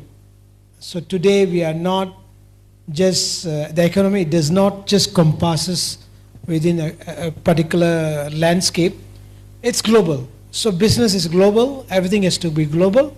So internet is the foundation for the global. So today, end to end, we know each other, we can call each other, talk to each other because of this digital transformation. If you remember days of telecoms, when we want to call somebody from one end to another end, you know, we have to have dial-ups. I mean, all this there. Today, so the internet, with the introduction of internet, digitalization, everything is possible. All the traditional business elements has been translated into digital. So digital has been seen a key connectors of all the economic activities around the world and from all type of job landscape. So I think like every country, today every country has to have the digital infrastructure. One thing good I've noticed going around, I mean I've been traveling a lot into Africa and so on. Today Africa, as I was mentioning just now, they also see the potential of digitalization. Okay? Even Burkina Faso, if you're talking about a small country, I mean, you see a lot of countries in Africa now. One beautiful about Africa, they have zero infrastructure in telecommunication. And they are really shot up to become top 5G players. And very easy. You know why? Nothing there. Then you lay with the latest. So they immediately became with the latest technology. The only challenge they have is capital in terms of the capacity building, knowledge. So that is thing. So as far as Nepal, before I come, this is my first time to Nepal. So prior to that, I always thought prior meet Ram, we always thought Nepal infrastructure-wise or very challenging because of the terrain. And whenever we do cellular network development, we always terrain is the biggest challenge. So I was assume you have a lot of challenges. Probably the quality of service not much there. But to my surprise, in terms of IPv6, you are well advanced. So as what we have first, the first day when they came in, Nepal has a lot of potential in digitalization. And of course, primarily you are dependent on agriculture and related. The future is digitalization. And today, as I always mention, the big business is data center. And you have all the opportunity to become a player, a regional or international player, to have data center business. So that is the key power. So digitalization is taking place. Definitely everyone is connected, and you are 100 over ISPs. So I see in Nepal, before I come to Nepal, I had a different understanding, but then I've come here, I have a different understanding. I think you got a huge potential. And you got, you have in terms of capacity building, what you need now, you need to just pick up what is happening latestly to meet the directions where you can take Nepal to the next level. Like how we Malaysia used to be an agriculture-based country. And today, the internet has made a catalyst so that now our government especially, we are fully, e-government. You can do everything using digital. Paper's not there. So you can renew your passport, your ID, our licenses. Now our road tax, no need, all digital. All using app. I'm not sure about here. We don't have any printing. So we can save the tree. So a lot of things are happening. Obviously, some of you have been to Malaysia. We have transformed from agriculture to today. That's why we got MSc status, multimedia. I think you should do that kind of initiative as well in here. Thank you. Yeah, thank you indeed. So we have seen from the lens, the visualization from APAC region. From APAC, you represented how Nepal is and what are the foundation. So let me just go now to drill down like how the digital journey started in Nepal, what are the pain points and so on and so forth of thing. Let me go to Ms. Lena, where she is representing a major telecommunication industry. And if you talk about the internet penetration, it's a very good, remarkable number in Nepal. I would say it is the highest in the South Asia itself. So to make that possible, what was the journey, how the telecommunication operator, say Ncell, operated, and what are the pain points at the moment? We'll talk about the pain points a bit later, but at the moment, can you just share your story, like how today's date came into a real existence? So as Ncell, we all know that we are one of the two players in Nepal, very strong hold. We have 50-50 market share. But this journey has been very exciting at the beginning because we started our services from 2005 with voice, with 2G. Technology is something which I really believe that with the connectivity and all, there is no possibility of blocking. It will trickle down in one way or other into our lives. And we as a technology provider have been in front footing in providing these services to our customers. So slowly from 2G to 3G to 4G now, the journey, technological journey have been so far very good.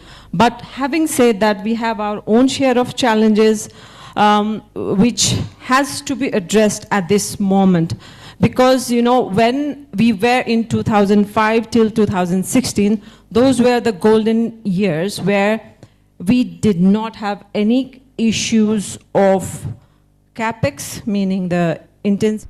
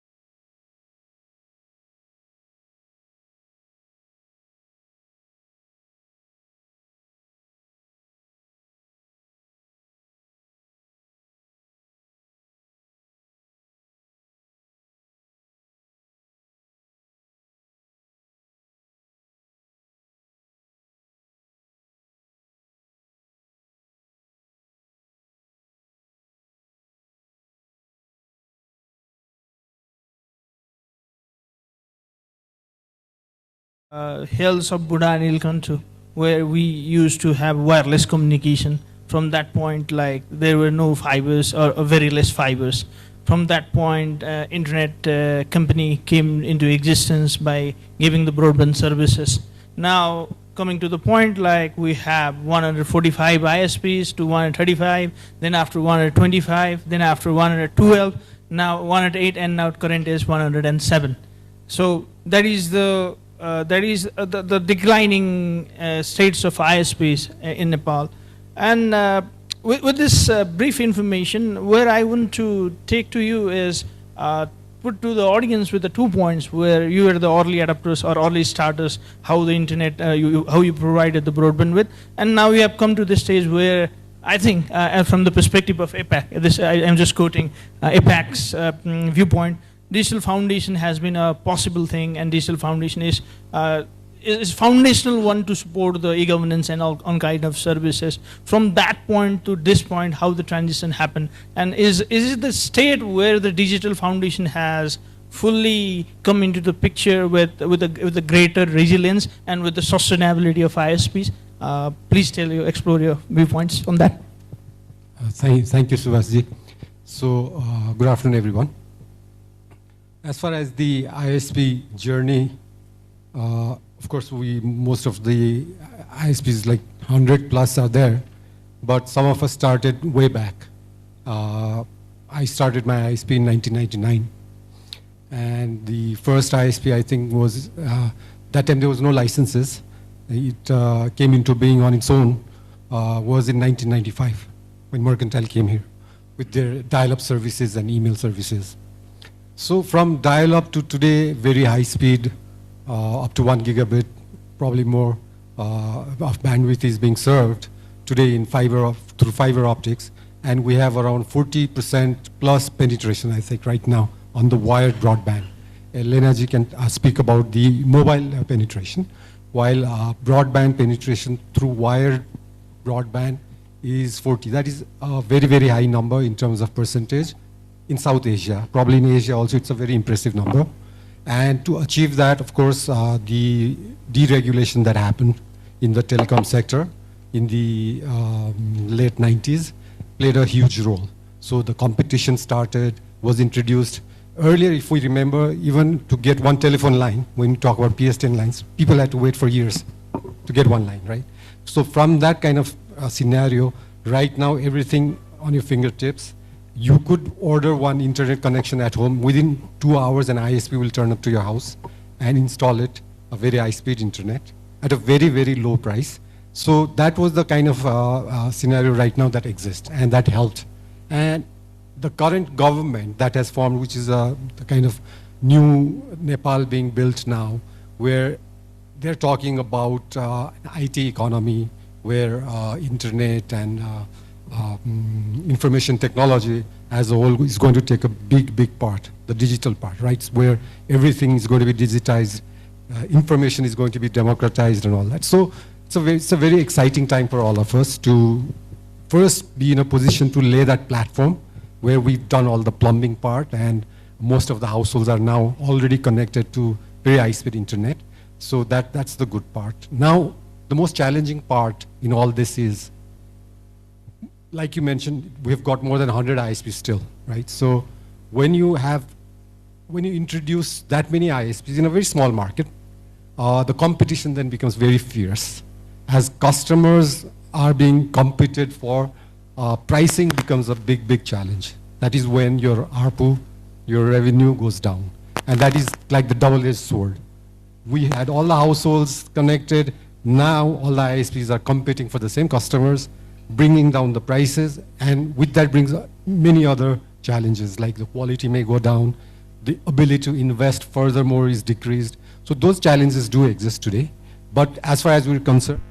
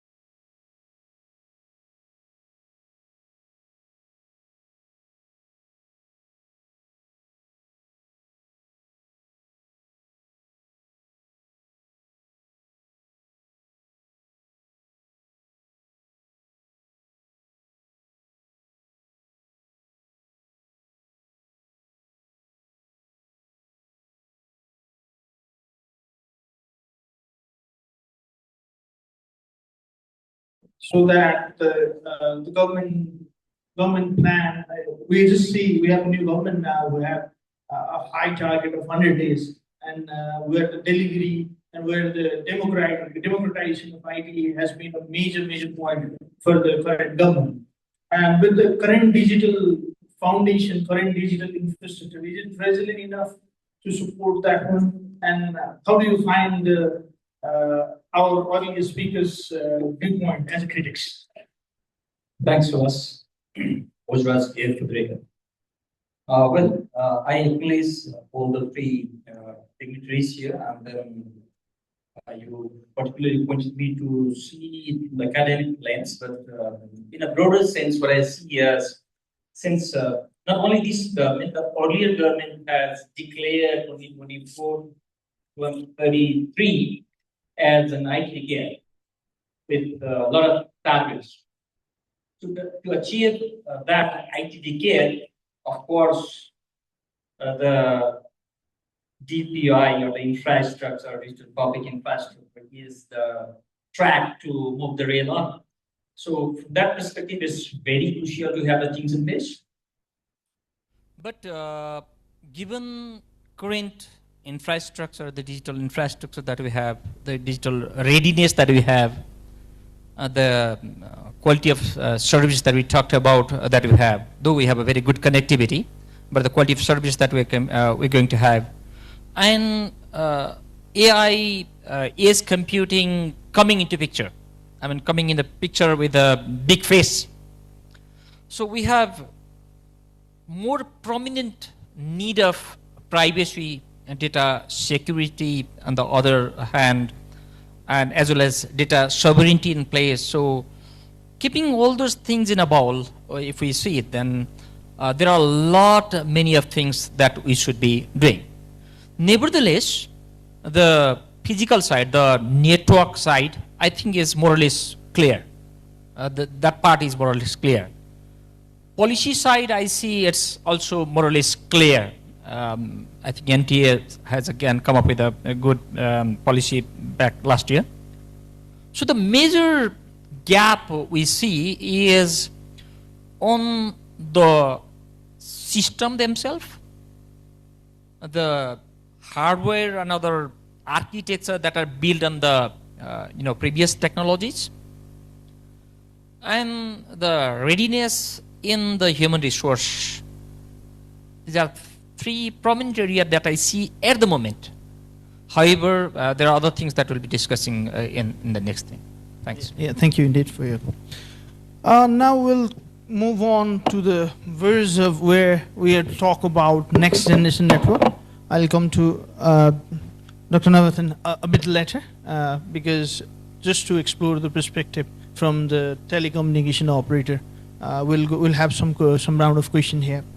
So as we come from the journey of digitization to digital Nepal, by saying I mean to say about telecommunication and internet, where after building a resilient network, they are also now in the race of AI and data centers as well. That is pertinent now in today's market. What is the vision for next generation network to be built? One thing, and second thing is what is the demand for IPv6 adoption, or what is the preparation for IPv6 adoption? That is my first question. That goes to Ms. Lana. Okay.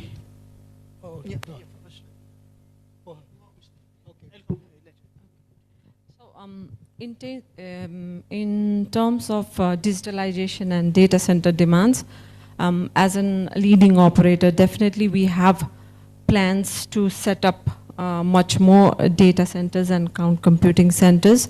We are currently working on establishing the new data center in our region. Apart from that, in terms of IPv6 and all, so when we started our journey in 2022, when we started voltage services, we had a bit of a tough time in adaptation. But with time and with push, Right now, we have a traffic of 30% of traffic is still in IPv4, but we think that with the adaptation of end users, this should be sailing smoothly while our internal networks are all compatible. Thank you. I'll move to Mr. Binay, who also wear a hat of ISP Association of Nepal. So I've been going through the papers these days that reports especially that ISPs are in the competition of data centers. They are building data centers for miscellaneous purposes. And there's one thing that might be a good aspiration in a sense that we are building the next generation network that is quite resilient. So my question is, how ISPs come into this aspiration of building next generation network?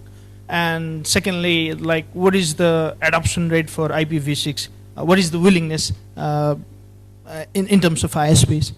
My question is here.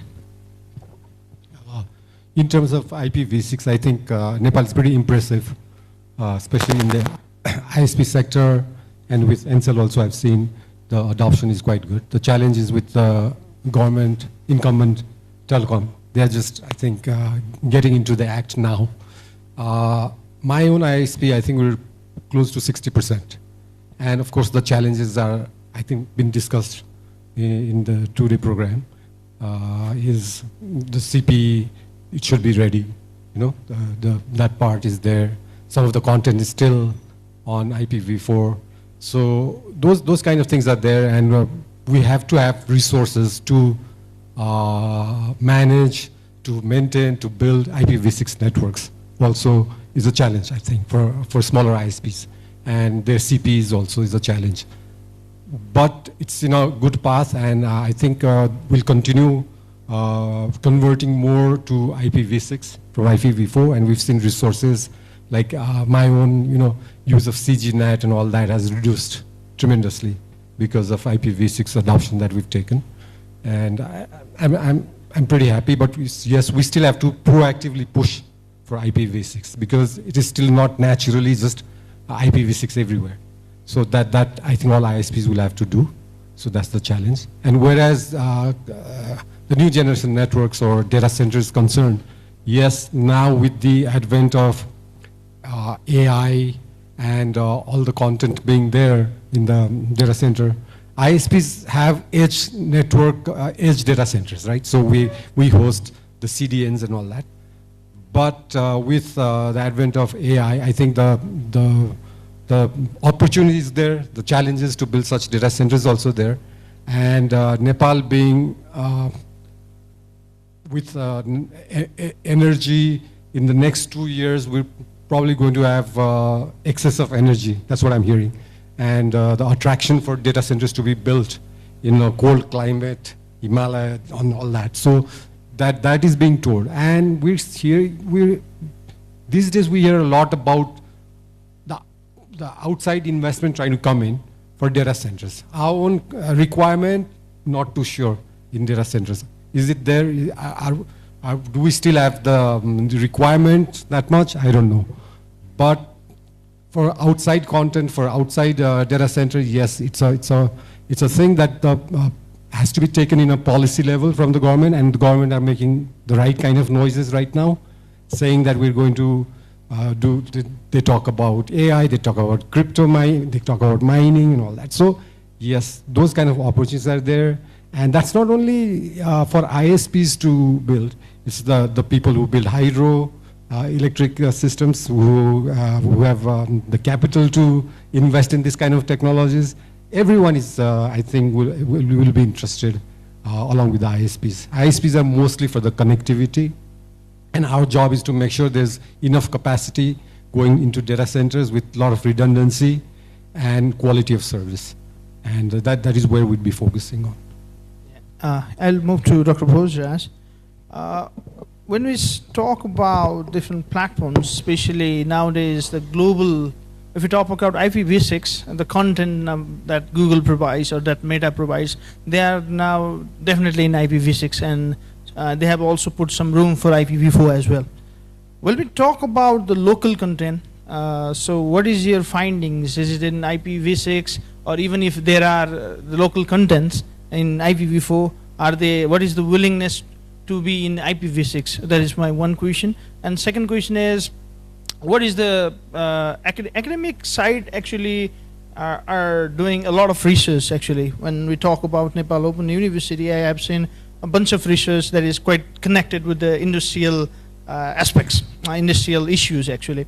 We've heard from the industry that next generation network is being built, data centers are being built. There is a willingness to migrate into the IPv6 and it is also adopted. So what is your comment on that point? And secondly, what is the research trend that is happening, and my primary question is basically on the content, especially the local content. Are they IPv6 adaptable? Thanks, Wes. If we see the change in the content, the academic content that you told, there is a massive change in the type of the content these days. In the previous in the previous brick and mortar industry, where the very few textual contents used to be there, now the teaching learning process has changed a lot, not only in Nepal, worldwide.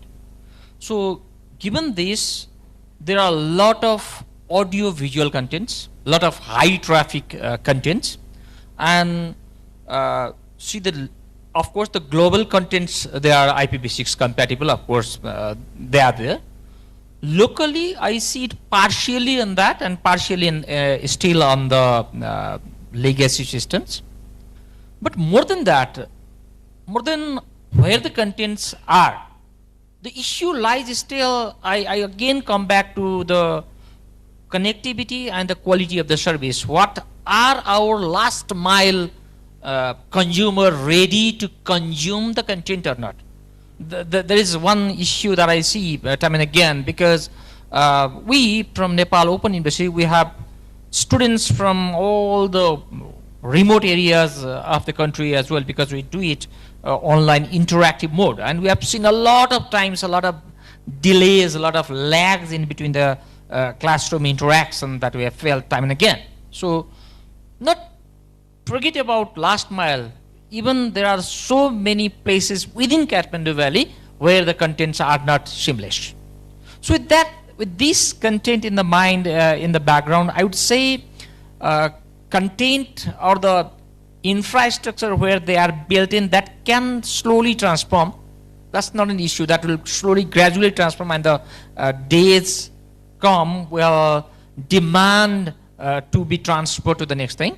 But few things we have to change. One, maybe we can see the infrastructure, the educational infrastructure from the government side. Maybe different data center for the educational materials. Let that be any school, university, or any college, or any other one. Or separate network. NREN is trying in that direction. I appreciate them. So a separate network. Or maybe the LEOs are there now, low Earth orbit satellites, like Starlink is coming to picture. So those type of initiatives, it has found in the global scenario use cases, that this type of initiative have really helped propagate those information to the last mile. That is an additional thing that we can see before we really have that one-to-one IPv6 connectivity in each and every of the devices, not only one IP per person, but multiple IP per person when I have multiple devices, so IoT connected. So until we reach to that ideal world, the rightmost thing we could see is on this direction. And of course the content, the volume of the content and the parallel mechanism, the content that you told, it has already asked for the right implementation of IPv6 even in Nepali context, even local context. Yeah, that's helpful. Let me go back to Dr. Navithan, where we talk about building a next generation network and IPv6 adoption. You just heard about the academic perspective. So while we were talking from yesterday, from energy sector to AI to next generation network to policy, now to the academic world, what's your viewpoint on that? Like, how can Nepal be a resilient IPv6 adopter from your perspective? Okay, thank you. It's a good question. Looking at Nepal as a growing economy, in the digital world. And today, everyone in the world, as I mentioned just now, they see internet as the mainstream of businesses. So we have to adopt technology that's latest. As I was mentioning this morning also, let's just do a giant step. So looking into giant step, now the things that you need to work on it and within Nepal is first thing IPv6, which is you've been doing already. We need to make sure that this core technology like IPv6, and now we're talking about IPv6 enhanced, or we're talking about IPv6 only. So the key point, telcos need to start looking at offering IPv6 only kind of a setup and planning and what to do. Then, of course, obviously cloud is definitely the whole answer to many of this solution. And 5G. I mean, I know you're on 4G. Today, in your mobile phone, I always tell, what is the highest application that you use in mobile phone? I mean, we have 5G in everywhere in the world. So I do a lot of training for 5G globally. So as far as phone is concerned, we're just watching YouTube or any OTT platforms, which you can still run with 4G, not a problem. But now, why we are talking about 5G and beyond, the future is we are talking about software-defined networks. So that is where things are coming in. So that's for you to realize that, because today, like as I mentioned, in November I was in China, and China now talking about driverless car, we're talking about e-hailing, we're talking about quite a number of things are happening. So this is a drive is going around, and a lot of processing power required. Because now networks no longer is segregated to a particular country, it has to go across the board. One thing I shared my view from yesterday also, like Malaysia now, my company, I mean the university which owns Telekom Malaysia, 100% owns our university. Our business model no longer selling pipe. We are no longer selling pipe because in terms of revenue, we can't make any difference in the revenue. It's stagnant. So if you're a publicly listed company, investors looking at what is the margin I can make money. So normal calls, forget about it. It's free. Even I don't used to call. You know, it's natural. I don't even call the normal calling. Only WhatsApp. And just coming to traveling, especially roaming, as I can see. Now, when I come in initially, I called out Ram, asked how much is the services and all this. But when I came in, I mean, our package is so comprehensive. We can unlimited data. I mean, it's very low cost. It's very low cost. So we just turn on roaming with data. So these are happening. And these are the things are changing now. Cloud and SDN is coming in. Now, very important, Internet of Things.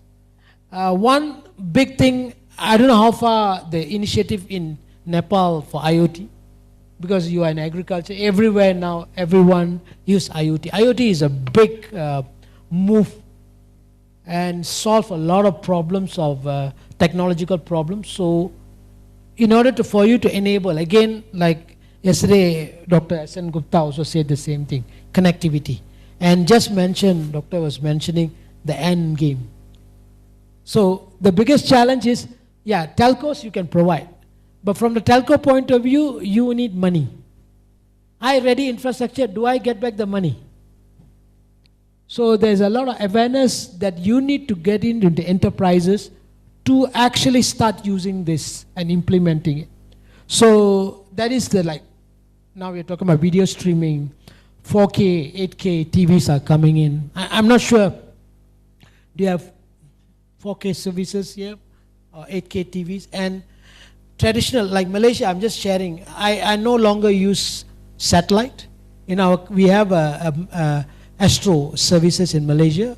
We no longer watch movies on satellite, so I cut off the line. So I'm using internet. So everything is gaming. It's all happening all on this. So to maintain this, you need bandwidth and you need connectivity. And again, the biggest choice is consumer. But on top of that, enterprises. So enterprises are now looking at connectivity, and with this IP. I mean, APNIC no longer offer IPv4. And you want dedicated end-to-end. So the only option is IPv6. So, but one gap that we have saw in Malaysia is the same, data centers. The government pushed all the, we've been pushing from the IPv6 forum, pushed all the telcos to provide the service. They put in, because the licenses you don't provide, we fine you, all this thing. We force everyone to move. But on the data center side, because this is not guided by the license, some extent, so long we're doing in IPv6, they don't provide IPv6 interfaces. So that's something you need to do. But today, I was just mentioning about telecom, now a business model change. What we are driving now, we are trying to drive traffic from Google, Facebook. So we're now investing in GPUs. And this is the revenue increment. No more traditional voice of service, all this mobile service, maximum package. Like those days, my ARPU, average revenue, I used to work for a Maxi, a telco also. My ARPU was 1 to 2,000 ringgit. Now, what is the maximum package? We only got 200 ringgit.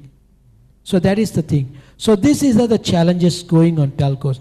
So it's happening around the world. So as far as Nepal is concerned, again, you need to have this in place as a part of your strategy, and to make sure that you can bring up digital and you connect digital. I mean, you're doing a great job. I mean, what I've seen from before, what my understanding, and in coming here, you're doing a great job. It's just that put in all this, and capacity building is the main thing. So try to bring in a lot of training courses, train your engineers, so you are ready for the changes. Thanks. Yeah, one continuous and follow-up question. In the earlier session, you were also astonished when you heard like there is no 5G. Yes. And in this buzz, like we are moving to the IPv6 adoption, where there is no 5G. Even if IoT is there, it's being used in very less amount. What is your compliment on that? Okay. Okay. We always follow the trend. Okay. And let me tell you, 5G is no longer a sexy selling point anymore. You know why? 6G is coming in, 7G is coming in. Why?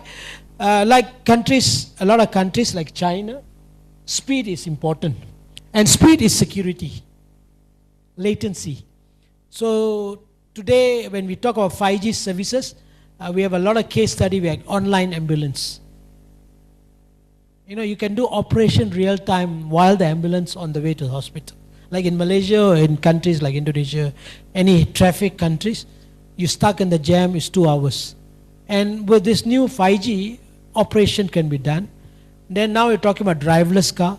So the digital gig industries. In Malaysia, we changed tremendously. Everything is changed. We no longer wait for taxis, you know, we are e-hailing. And a lot of more than driverless cars are going to come in. So all these things, if you want to be in place, so you need, again, if you don't start early, you'll be a late adopters. Everywhere, even in Africa, people are already 5G. And so that's why I'm surprised. Why Nepal, as over the discussion I had asked him, I asked some question. Interestingly, I don't know what is the reason, but one experience I'll tell you about 5G in Malaysia. What we did in Malaysia, now everybody have their own towers, you know, they provide services. Mokan model. We went into Mokan model. Mokan model means we share the infrastructure. So government put in money. So what we did, we form a company called DNB, Digital National Berhad, and all companies, stakeholders, they put in money, government put money. So don't build, because it's waste of time building on your own. Because you want to put your tower, it's all difficult. So what did we did a Mokan model. But even the Mokan model, there's a lot of argument going, and now our penetration rate is about almost 90%, almost hitting. So we had first player and we got new player. The new player came in within 1 or 2 years, they become 70%. So initially that is monopolized, then we go into another player. So that is very interesting. And today, that's why the black box, we are talking about SDN. No more routers.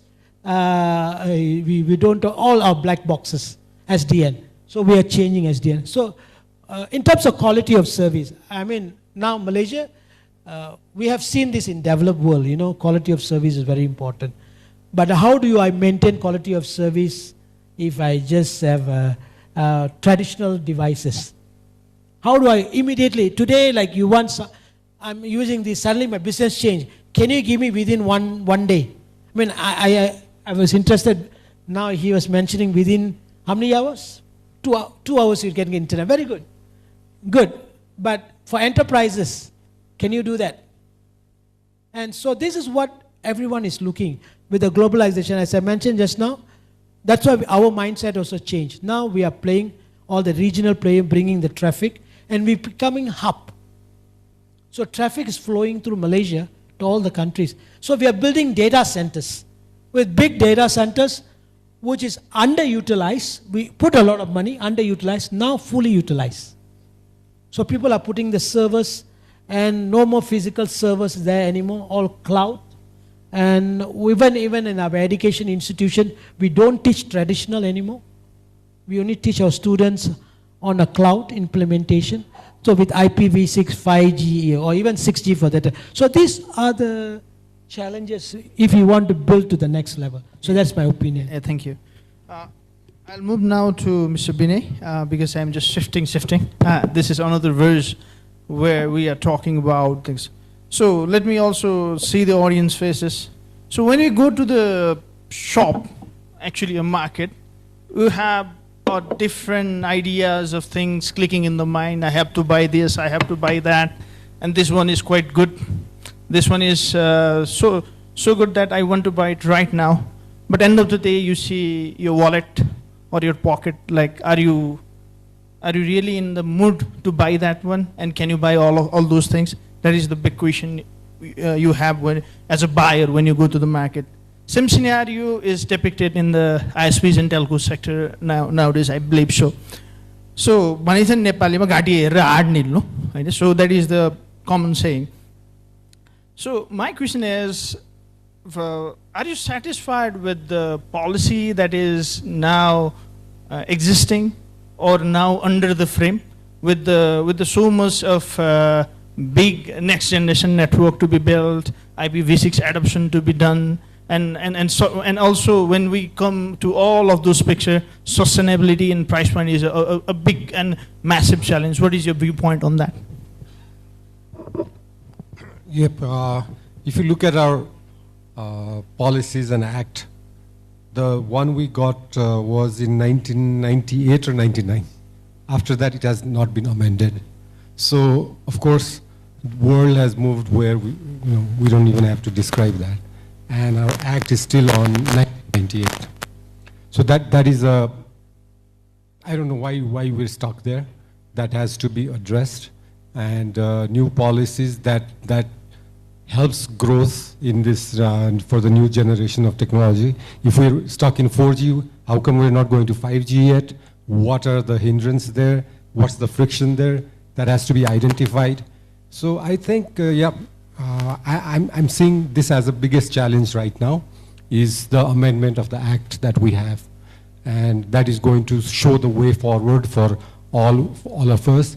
How do we invest our money? Where do we invest our money? So on and so forth.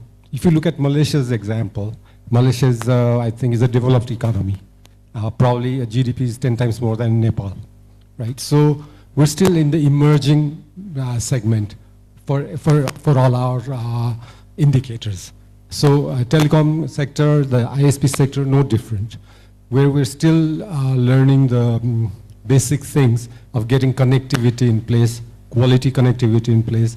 Those things, I think, are now being met.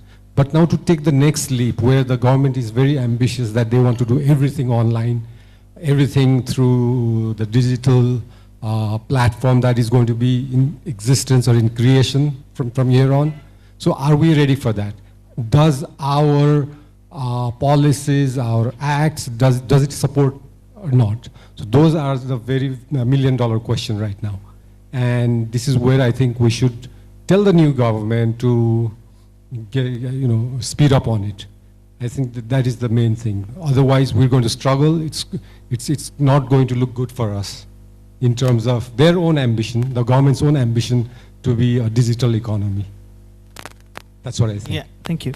I'll move to Ms. Lena, and same question goes to her. And in addition to that, because Dr. Novathan talked about infrastructure company, and we are talking about infrastructure company from a decade, I would say. So what is your viewpoint on that? And there has been oftenly, I won't say it's as a buzzword, but a demand where the merger and acquisition is one of the top and prior thing.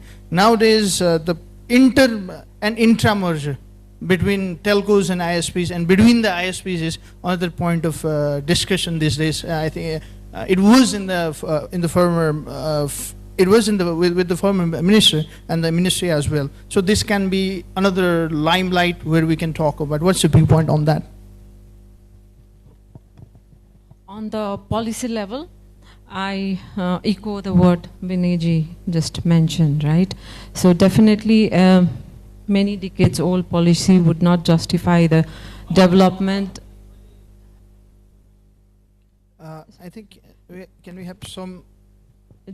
The development that, the pace of development in this sector is happening, that definitely it does not justify the acts and the policies that we are practicing, does not justify, and it needs a reform, and that reform needs to be done with a view, because, you know, as soon as possible, and being a late mover, like we are too late to move.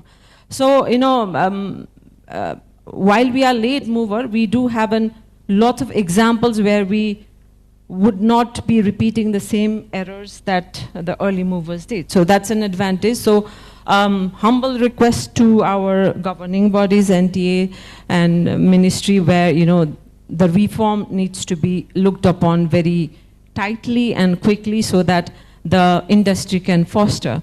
So he was very much surprised why we do not have in 5G, because as an operator, I mentioned revenue and profitability is depleting. And whenever we are talking about a new technology revamp, the intensity that goes into the network is humongous. And at this stage, I do not think any of the operator has that deep pocket to invest. So the policy reform where, you know, how the digitalization helps in digital divide needs to put into the top of the mind and help this industry grow, either by subsidizing or, which he beautifully explained, the infrastructure, you know, shared infrastructure. So those are the things where, you know, policy level endorsement, or let's say push, needs to happen so that the adaptation is quicker. Because if it's possible in Malaysia, it's well possible in Nepal as well, right? Thank you. So I think we missed the question of infrastructure and merger. Yeah.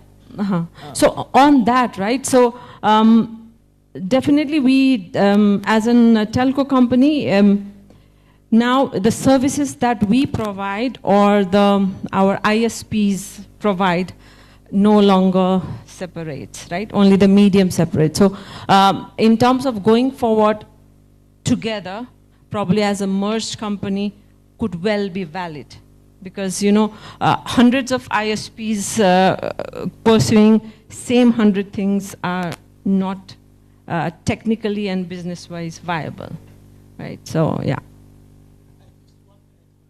Please, yeah. There's another surprise. We have 100 overt ISP players.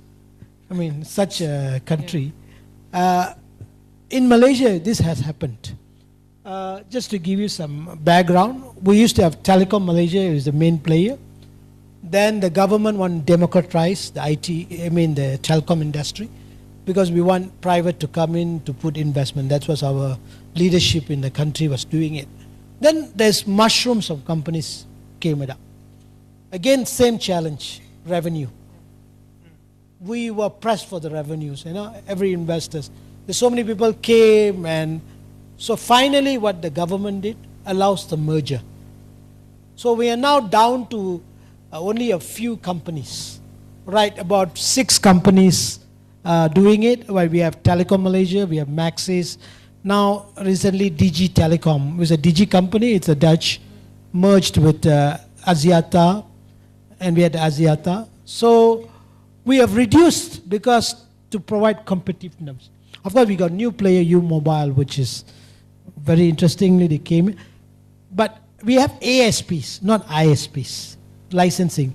So very important, mergers always good. Why I'm saying this, because you are serving the same industry. So what you want to give them the benefit. I mean, no harm having multiple companies, but even globally, mergers are happening everywhere to cut costs, competition, and today globalization. In Nepal, it's interesting, at least in telecom, right? When we democratized, we had at 1.6 operators, and we did not go for a merger, they died, right? So lots of billions went into it, Waste. dead. So that should not be repeated, right? Yeah. And with that death, there are lots of maybe steels, lots of fibers, lots of towers, lots of radio equipment that went into vain.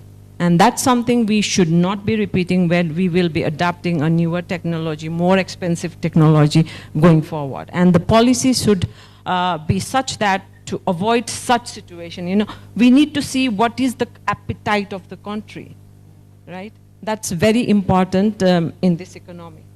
Exactly. Yeah. So sometimes too many competitions does kill the market, and this kill the companies and gone wastage. I mean, that's something we have also learned in Malaysia. Thank I'll you. move to Dr. Bozas. So we talk about a lot of things, and I can't put pressure of a lot of them, but I will definitely put pressure of some.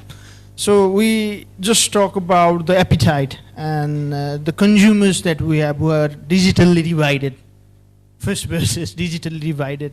And we are now also talking about to move to the next generation network. There is crunch in the ISP sector, and while I was going through the newspaper, so I found that RTDF fund set up by NTA is underutilized or not utilized. That was the report that the newspaper reported.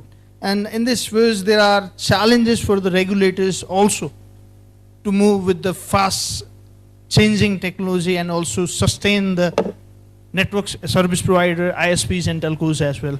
So what's your viewpoint on that? And also, in addition with that, what is your viewpoint that the IPv6 adoption from the regulator perspective is quite valid? Well, of course, when we come towards the last of the session, a lot of things come together. Of course, on the more ISPs coming, revenue pressure, and the shared infrastructure that we talked about. The last one, shared infrastructure, there is no option for it, no alternative for it, until and unless we have a very good policy in place for utilization of the shared infrastructure. We can't accelerate given our demand, given the consumption of the future packet that we will be using, because only the network alone cannot, or the supply alone cannot sustain the market. There has to be ample demand side. So, and the current demand and the crave for paying for the current demand, that may not be sufficient for the telcos and ISPs to cover the expenses. So on that side, we need a very good infrastructure sharing policies on the place. But on the same side, we'll have to keep in mind when we do so, we have to be very watching towards the price, because it might bring the monopoly in the market as well. We have to see that prospect as well very interestingly, because we didn't want to just provide the internet, we want to provide equitable and accessible and affordable internet, IPv6 or v4, whatever technology we live in. That is again a prime focus. that we have to keep it in mind. And RTDF, I don't want to talk that right now. It has been a long history, and it has been already talked 5 years, 10 years back on the line. That has to be utilized, yes. Everybody agrees in that. That has to be well utilized. What is the last one that you talked? Yeah, last one was on what is your viewpoint for the regulators' readiness for the IPv6 adoption from the academic lens? Okay, I mean, I think that is something that we have to see the global trend, the successful stories in the other countries that we have, and today also I see that many of the telcos are having very good percentage of the IPv6 adoption. That's not a very big issue. The adoption of IPv6 technically, I don't see a big challenge. Almost more than 70-80% mobile phones are already in IPv6. I guess so. Many good infrastructures are already in the IPv6. So that thing wouldn't be a big hindrance. But just now we talked about 5G. I don't know, Nepal should wait for the 6G and skip 5G, or should we still spend on 5G is a question now. Maybe what might be the implications we can think around that. But yes, I would obviously say, tell one thing, on various government DPIs, there are systems and there are databases which have been tuned for the IPv4 from the security perspective and other things. Whereas IPv6 already has IPsec in its built-in mechanism. So on those few areas, the government has to work.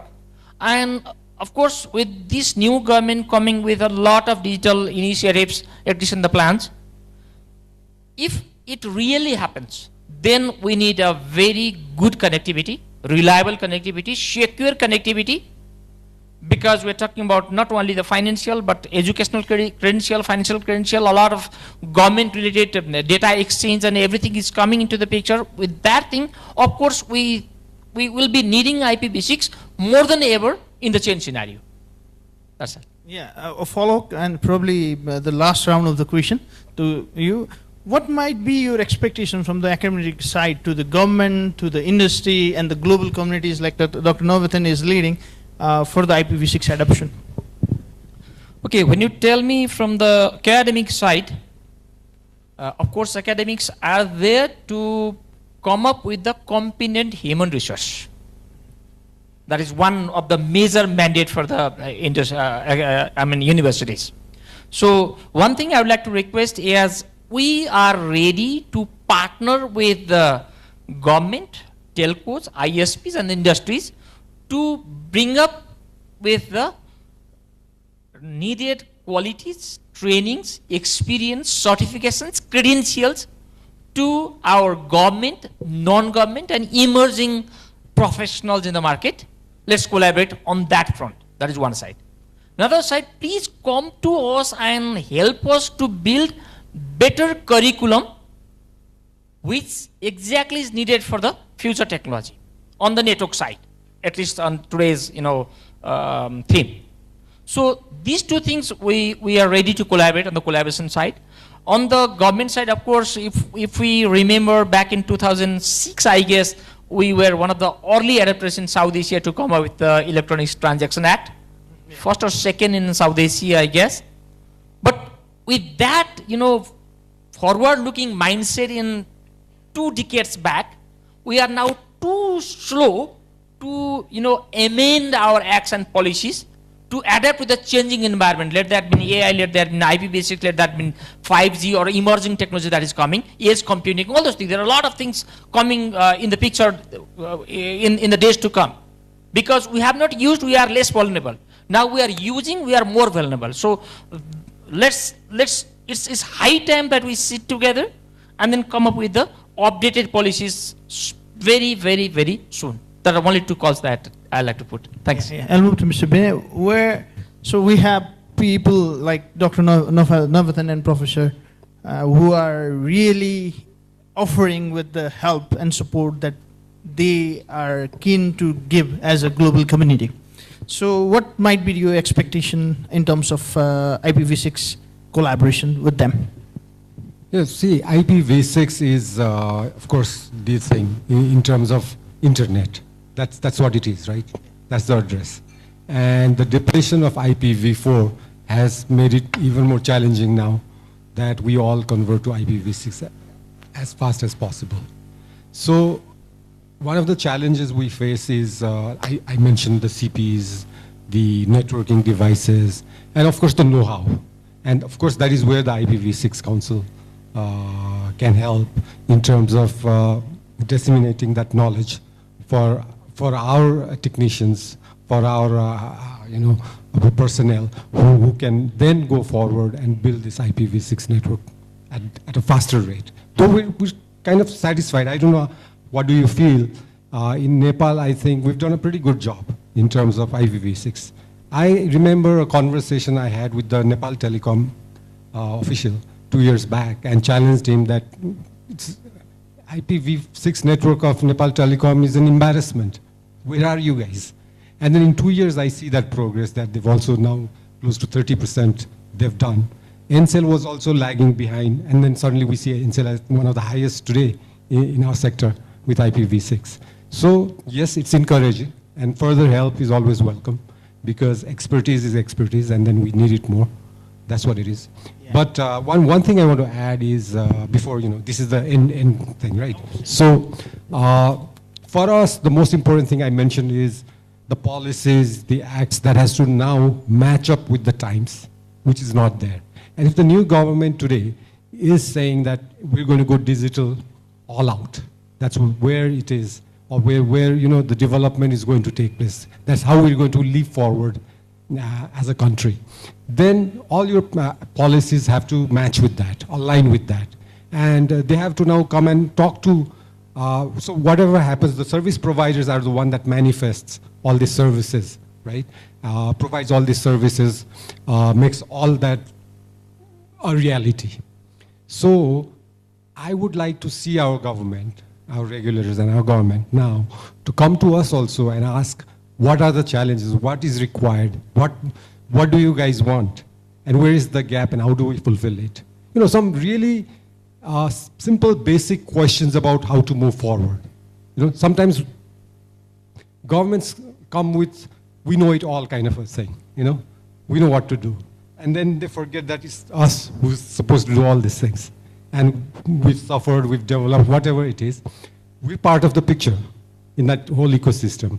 So I would like to see that conversation taking place earnestly now, where, you talk about, when you talk about, let's say, mergers and acquisition, you talk about reducing the number of ISPs, you talk about why a network operator cannot build 5G when the rest of the world is already building 5G.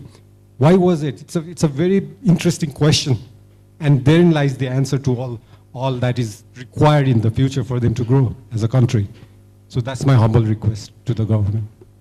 Thank you. I'll move to Ms. Lena. And my question is same, what is the expectation with the global forum like Dr. Novathan and Professor Suresh are holding these days? They are, I think, quite supportive to support Nepal. That was their proposal this morning. So what is the expectation on that hand? And do you also see with government bringing some kind of initiatives like subsidies and tax leverage, tax holiday on that part? What is your view on that?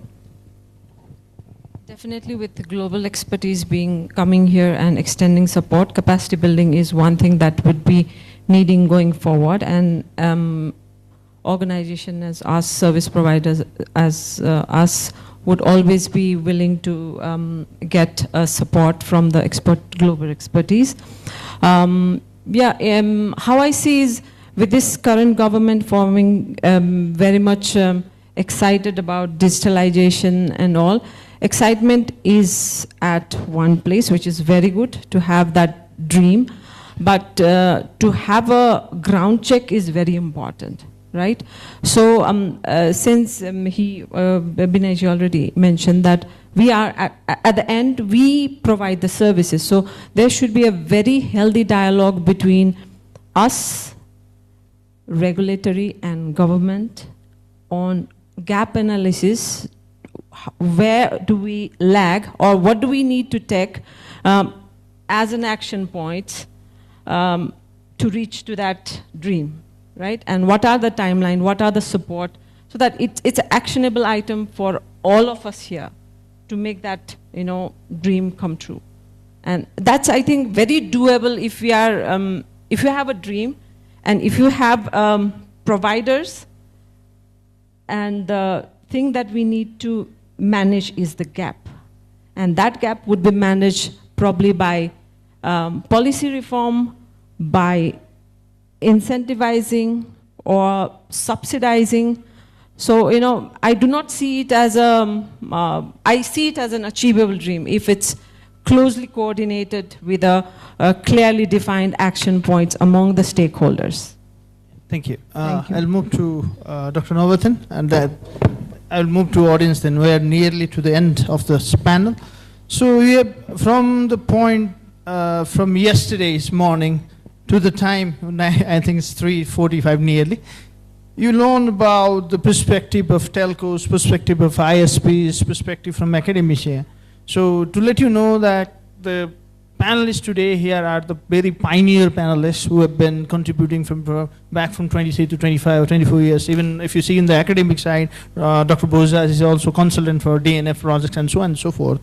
And they have their expectation made for the global community, how they are seeking their support. And at the same time, they have also given a leeway to the government, like how the things can be coordinated. That might range from the policy range to infrastructure to the price point as well. So what is your overall comment on that point? And as a global community, how we can move forward? Okay. First of all, thank you for the great feedback. So what I can see, you have, all of you have hunger. So anything in life you want to do, you must have hunger. So that is important. And what I can sense here, there is a real urgency for Nepal to be at par with any other countries, developing countries. So you have a lot of opportunities, and some of the ideas that you've seen, then I've seen all of you are aware, and even like yesterday's discussion, the authorities also ready to take up, and I think the new government direction. I think from the perspective for us from IPv6 Forum, or even ITU, or even from IPv6, APAC IPv6 Council, we were ready to help Nepal in whatever means, and we are ready to connect all stakeholders that whoever knows that how we help every country around the world. So I'm more happy to assist in whatever ways. And probably our strong point is capacity building and consultancy. That's what we do for every country. So we have done road mapping for different countries. The one thing which I wanted actually from NTA even, let's get the map done. Because without a map, without a direction, nothing moves. So we have started with Prof. Suresh in Malaysia. We have started 2005. We wrote the document. I mean, he has wrote the document, excited the Malaysian government. That's why today we are here.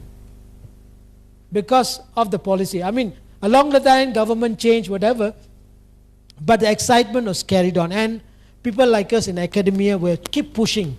Say, come, let's do. And we are aggressive and pushing. So this push must be always there. So I mentioned earlier, when I was doing a reviewing, doing a road mapping for different countries, every country started very well. Initially they see, and over the time they have mellowed down. It's probably due to policy, whatever. But we are in the current situation where we're the last leg of IPv4. Right? You have to go. IPv6 no longer luxury. It's a necessity. And like what we do in Malaysia, we were already targeting. So next time when you visit, probably your devices won't be supported in Malaysia. All right. So this is the thing. So as what we are connected, and what we have learned as also as a developing country, and with the international connection that we have, we always love to extend our hand and give as much a help to bring and leap Nepal to a next level of digital economy, and with all this latest technology, whether you want to do 5G or now people are talking about 6G. So even 5G for us now, okay, let's forget talking 5G. We don't want to talk 5G. So now we are, everything research we do 6G and people are already taking 7G. So this always we can seize and whatever means. And we love to be here, and it's a wonderful event that you guys organize with the RAM, you know, and Swash and all the team, all the MOCT, everyone. So we are more than happy to assist in whatever ways to work together with every stakeholders here. Yeah, thank you. Thank you for that supportive and rendering thing. Thank you. And we are now to us end. If we have any question from, yeah, I can see a hand raised. Two. Okay, let's take two of them first. I request if you can do so, with whom this question is targeted to. Okay. Yeah. My question is to Ansel Lina ma'am. So we can come to a consensus that we need IPv6. For that, we need faster internet, right? But my current question is, we do not even have 5G. So what is the status of Ansel's infrastructure regarding 5G? What is the status of Ansel right now? And my next question is, what are the challenges that you are facing that is making Ansel unable to deploy 5G? That's my question, ma'am. The last one, the question. Yeah. Let's take one and let's move to the panel. We have to also conclude the panel soon. So my question is to the service provider representative and ISPAN. So as Lina madam told that 100 ISPs doing 100 same things, same POIs, same upstreams, same internet feeds, same fiber optics to your data centers and to customers. What is the key point that as a customer I can distinguish between two ISPs? If it's QS that you are talking about, I think the QS or Digital Nepal is hanging on the poles outside, which get burned every time, can be uprooted every time. And it is 14 years that I'm in this industry. And every panel discussion, I see private sectors taking up these things up to authorities and authorities to private sectors. Has this got out of way, or we are still on it? If we are still on it, what type of next gen network are we talking about for Nepal? Thank you. Yeah. Lena ma'am, from your side. So on the Ansel's readiness on 5G, as a techie guy, right? So business is one thing, but as a technology company, we are learning inside, or we are planning on how do we make our infrastructure ready for 5G, right? Now, that is one part. Affordability is another part, which I have already addressed, right? At this point, I do not think operator alone is in a situation of launching a 5G wherein without incentivizing from government, right? Now, when we talk about 5G, the major role comes as a spectrum. So spectrum is something that is yet to be allocated or auctioned. So, you know, when we say spectrum, it's again comes with a cost. So there probably needs to be some reform happening while any operator wishes to launch 5G, how it could be made, because that would translate ultimately to a consumer, right? So how can we reform so that an operator gives affordable and good quality of service to our consumers? So that is the key thing. So a lone operator cannot be held responsible for not being able to launch 5G, right? So I hope that answers your question. And there was a second question, probably Mr. May can answer. Yeah. Like, as far as the hundreds of ISPs is concerned, that's true. The conversation has gone on for decades, right? But we haven't seen a sincere government yet taking up the initiative of making the changes. They have to have the will to do it, which has not come. Otherwise, if there is a government directive or an amendment in the act, then we have to follow it, right? There's no way we can just stay in the corner and not agree to it. So the first and foremost thing, government will, the regulators will to get it done has to be there. Show us the way, how it's done. we're all going to do it. That's one thing. So let's see, with the new government, with the sincerity they have shown, with the enthusiasm of the voters this time, getting them into power, let's see, let's hope for the best. Let's see, there's no vested interest, there's no interest group in play here. You know, real things get done in this sector. You know, that's what we're waiting for. Yeah. Anything more? Any panelists who want to add something, or Lena Madam or Binesha can add? That's it? Yeah? Yeah, I'll permit only 1 minute if possible due to the time. I think as a business, as a telcos, you actually borderline is money. You know, we have to make profit. I mean, so the best forward, I mean, we have the government side, I mean, this is my point of view, I mean, to be a little bit, we as a Nepal, I mean, if you want to jump to 6G and not doing 5G, it's very difficult because you don't have knowledge.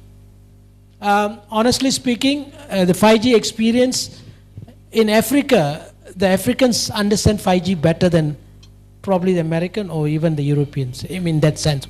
Why I'm saying is because in Africa, there's many countries were rolled out by the Chinese, Huawei, compared to all the, I mean, I'm not comparing, but experience definitely counts. Because you have technology is one. When you're trying to rolling out, that is the second part. Like India, even though all the RFC is coming from UK, US and everywhere, but the experience of rolling out had made India as a leaders. And they have one of the largest lab on supporting the issues that we are talking about. Even Malaysia, we don't have that sort of setup. And we wanted to visit, and I tried to understand how, because it's a big country. So again, from the whole perspective, I mean, of course, the road mapping is definitely required. Without a goal, we can't go anywhere.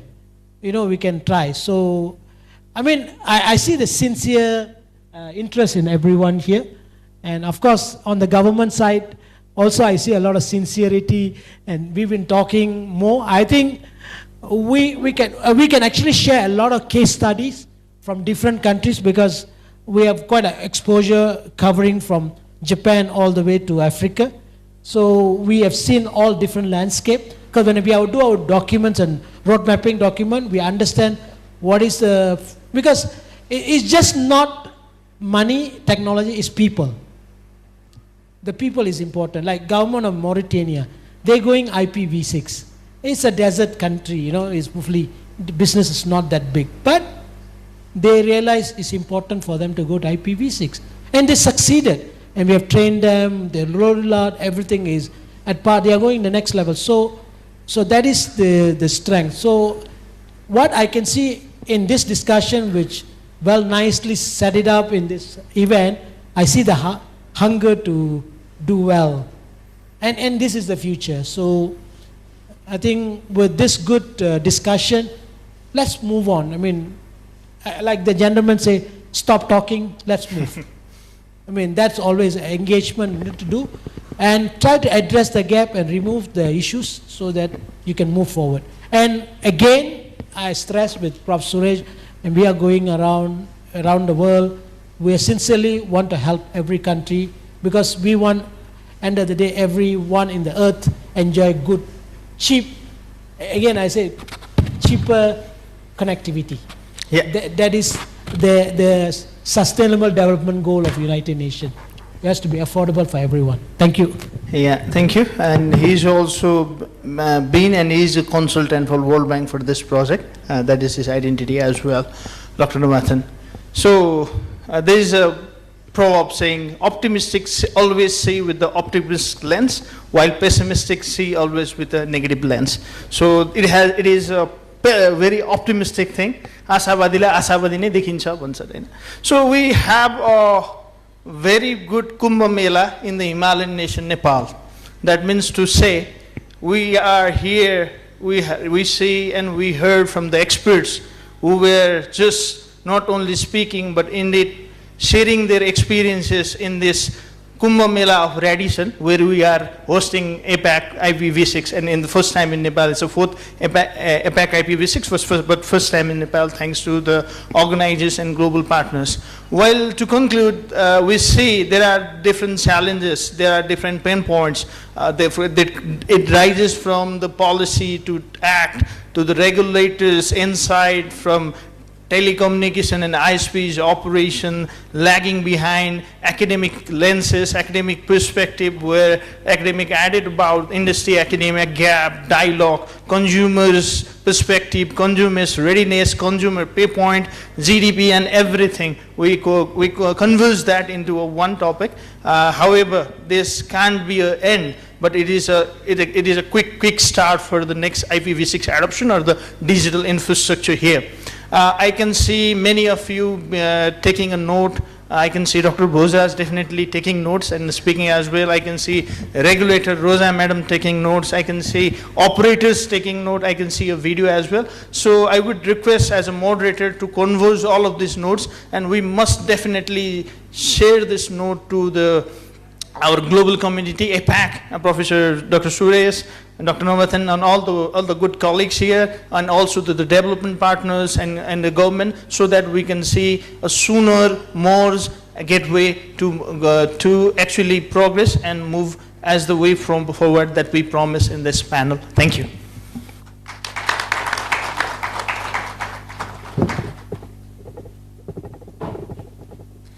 Okay. I would like to request Prof. Suresh to give a token of appreciation to the panelists and the panel chair.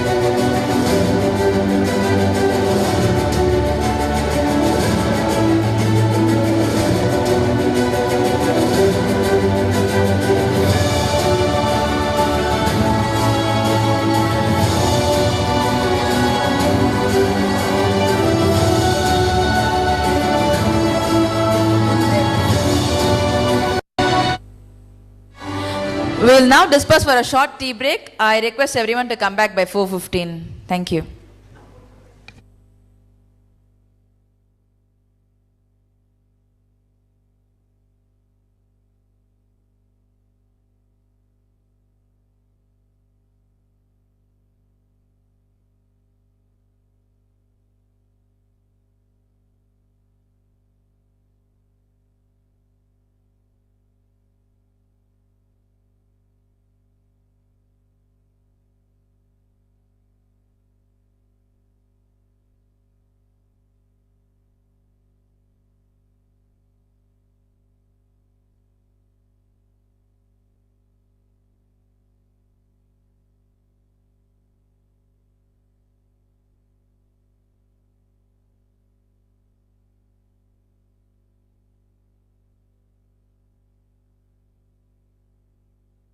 The third reason Professor Nava has emphasized today, I think that is another important factor, most important factor is the cost. So in because of three things, we have to transit or migrate to the IPv6.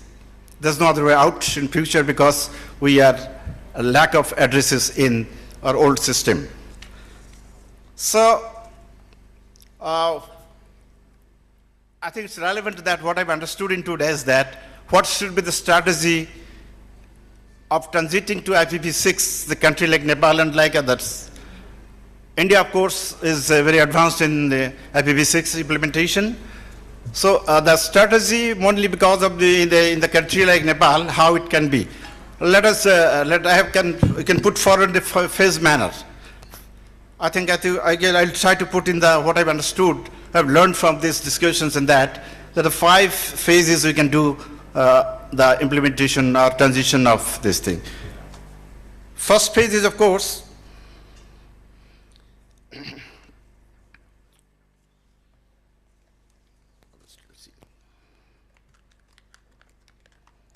I've jotted down some points.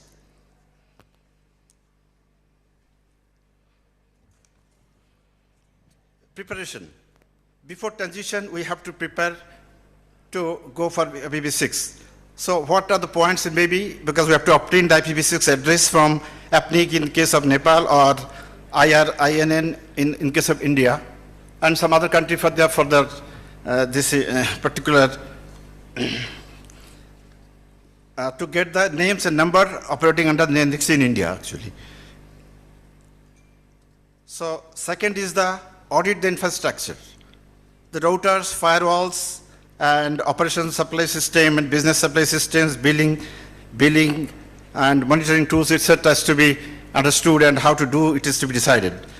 Third is the update the policies aligned with the telecom authorities. In Nepal, NTA, and in India, TRAI, Telecom Regulatory Authority of India, guidelines on the IPv6 applications for what is to be done. And of course, it's the most important thing is tell us that we have to train the staff, because the technology is there, the equipment is there, but the capacity building is required. So the training the staff is a very important point for that. This is the first phase we can think all these things, the preparation for transition.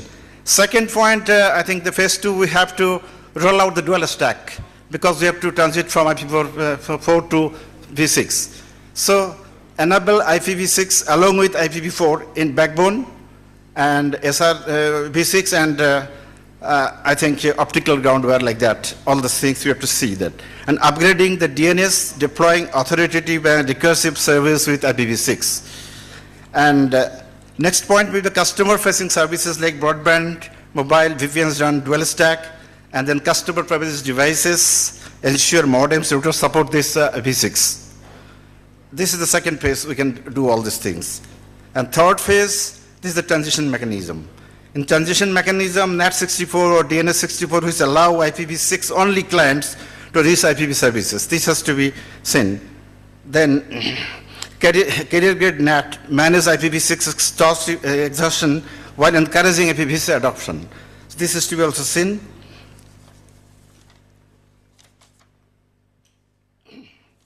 And then the tunneling, then that is 6RD, GRE, ISAT, all are used to bridge IPv6 and IPv4 environment between telecom networks. These are.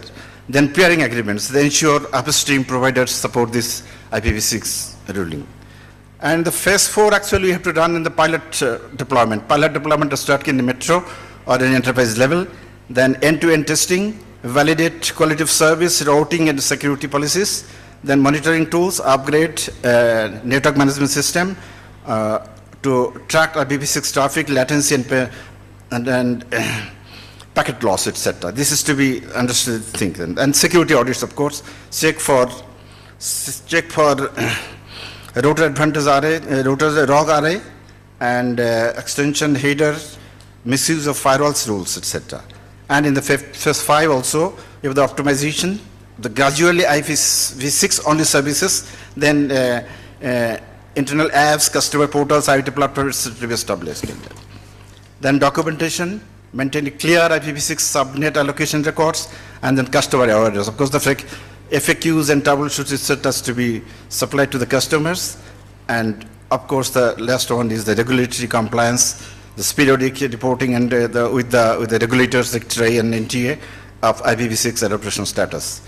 Actually, in South Asia, probably operators start with dual stack in backbone plus NAT64, DNS64 for mobile broadband, then gradually move enterprise and consumer services to IPv6 only. This balances customer experience and cost efficiency. Thank you. Okay, thank you. Thank you, sir. Very good. Give him a big hand. Good name, sir. Forgot your name. Oh, Polkati.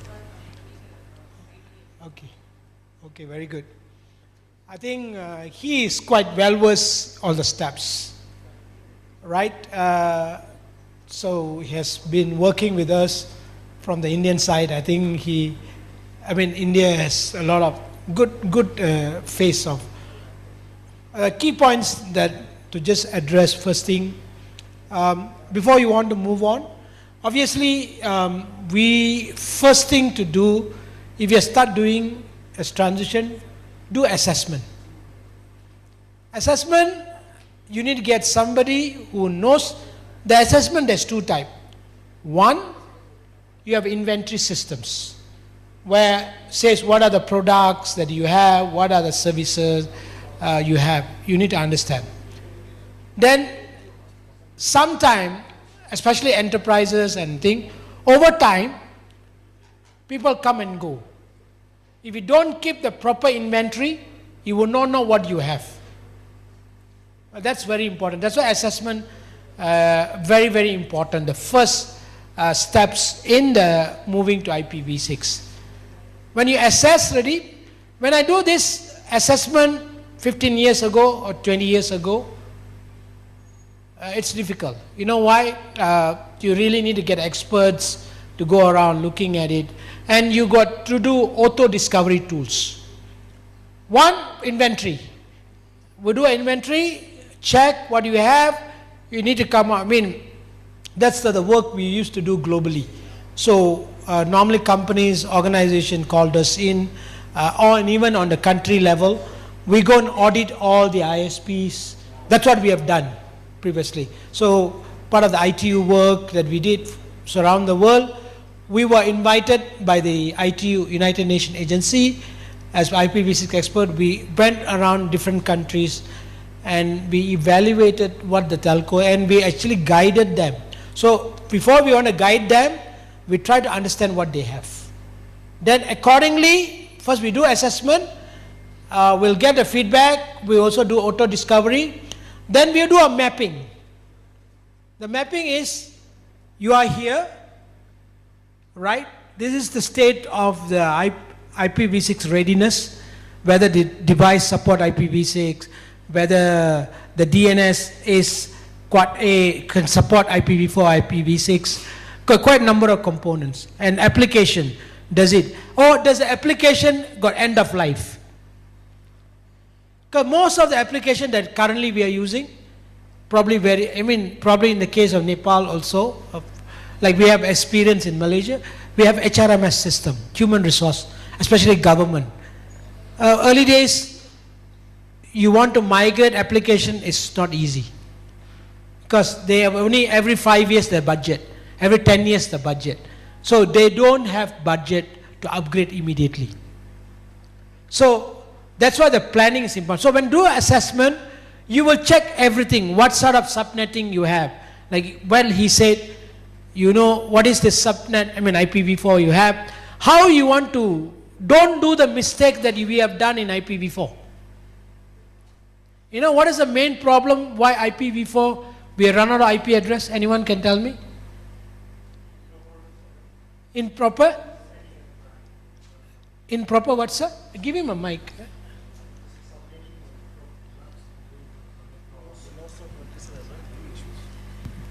Yeah. Yes, improper subnetting and not planning the IP address. What do you mean by improper subnetting? Means I can use when I have the /24, or I can use anywhere for any servers, or lately if I need the infrastructure for networking, and then if I properly plan before, then I have different subnet and accordingly scalable. That is I mean to say. What's your good name, sir? My name is Neeraj Acharya. From where? Nepal Research and Education Network. Oh, Nepal, very good. Give him a big hand, actually. I give some support, he's actually giving, when get people to speak up is very difficult. After the long 2 days, so at least he's giving. Very good. So, today, a lot of you, when you attend classes, even many of my students, when they come to my class, I ask them why you have to move to IPv6. Oh, IPv4 run out. Is it really run out? As an academic, we say that yes, run out. In academic, for technically, the IPv4 address that we had last time was mismanaged. It's mismanaged. Do you know what is mismanaged here? Like what rightly he says? I have those days we have class A, class B, class C. So people, especially when the IPv4 address was there, the early days, especially organization in the US and Europe, all given class A. And organization like NASA, Bell Labs and all this, these are the main players. Actually in IPv4, 70% of IP already gone to all these people. Because in IPv4, when you already allocated, you cannot take it back. The way those days IP addresses are fixed IP. You harden the IP. In some industry, you can reprogram it. But assume you're in a satellite industry, like NASA. You cannot take it back, because when you send the probe, can you take it back, the probe? So no way we can take back the address. So that is the real problem in IPv4. It's not that run out IP address, honestly speaking. The truth is, it was assigned and we cannot take it back. Because when you take it back, your routing goes crazy. How do I take it back? So that is the real problem with IPv4. So that's why when it started, we don't know. We thought it got a lot, let's use it. Class A, Class B. Then finally, over time, people are only offering Class C for enterprises. And finally, as the internet grows, people only give you one IP. In like Malaysia, we have case. Broadband. If dynamic IP, I pay 100 ringgit. If I have fixed IP, I pay 1,000 ringgit. Why is that? Why we need a fixed IP? Because we need to host we cannot have dynamic IP for web server, correct or not? So you need a fixed IP. So that is the real problem what happened in the original IP. So the IPs was mismanaged. Mismanaged is not for purpose. They never thought the internet can grow as big as this. So as they realized by 1999, oh my God, internet grows exponential. And initially it started in America, then they were connecting to UK, Europe. So this was going on. Then finally Asia come in. So the first internet connectivity from Stanford University to Japan Today, you know APNIC? APNIC was a JPNIC. Originally, Japan was the first country got internet connectivity from the US. And that organization called JPNIC. I mean, I know the people who have, I mean, I work very closely with this. They call it father of internet, Prof. Jun Murai. So we work with him and his student Masaki. I was just sharing with, you know, they're very good in Japan. They're one of the top adopters of IPv6 in this region. They've done everything in IPv6. In fact, you go to Japan, Japan fully running on IPv6 on the smart energy grid, smart meters. In Japan, smart meters are working only on IPv6. So this is the problem, this is the thing. So this is what really happened. So it's mismanagement. So we do not want to do the same mistake in IPv6. So that's why in my classes, first thing I teach how to do subnetting. And many students doesn't do well because it's very difficult to do. Manual subnetting.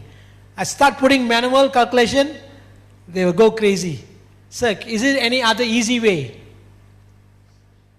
I said, you say IPAM, easy, solve the problem. It can give you, I mean, there is already got a tool.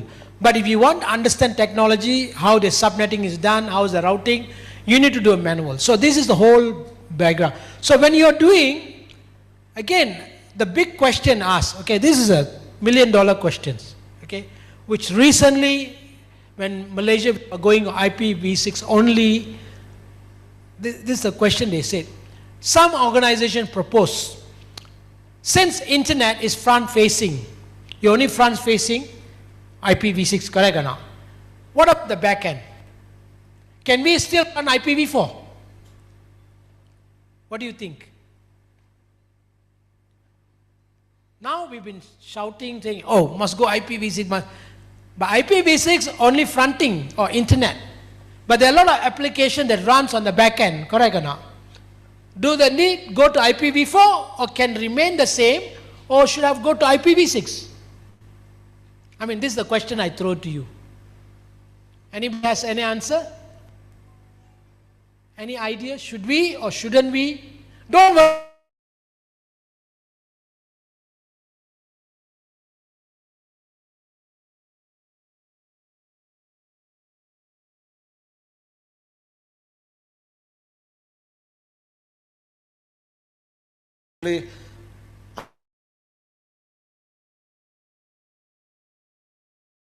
Not actually move to IPv6 for these applications.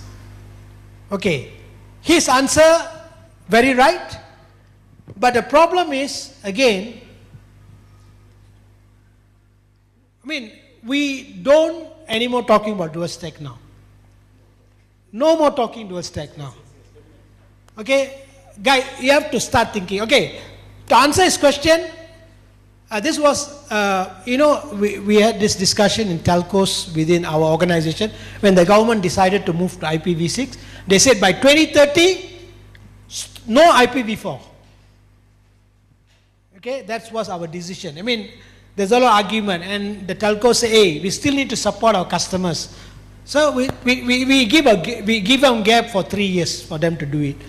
But honestly speaking, if you think a bigger picture, again, from IPv6 translate to IPv4, why wasting time?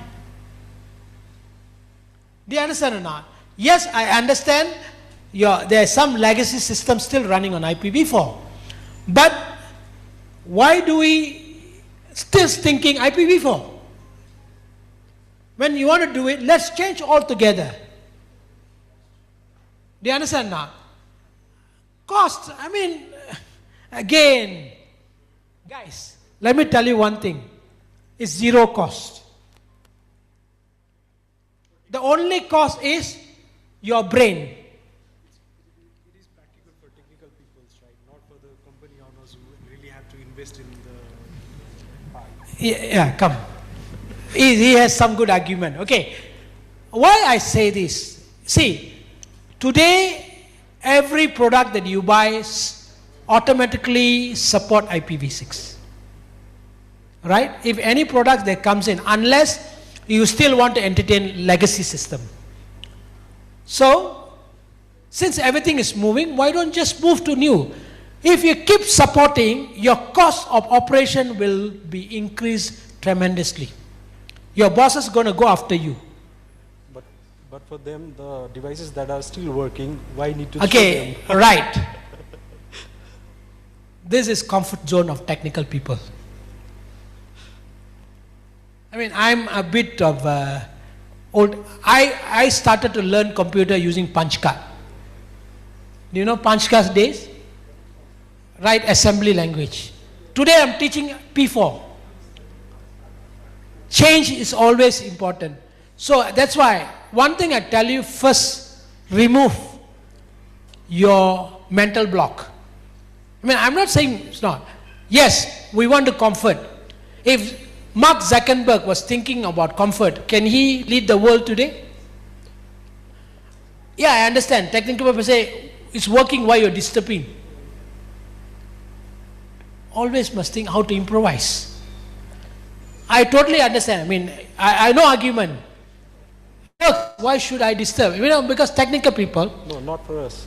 It's not a disturbance for us. It's the disturbance for who owns the network. Understood. Who has to invest it, right? For us, it's an easy piece. We do not have to have NAT servers, not play with the logs, keep terabyte of logs and search for logs.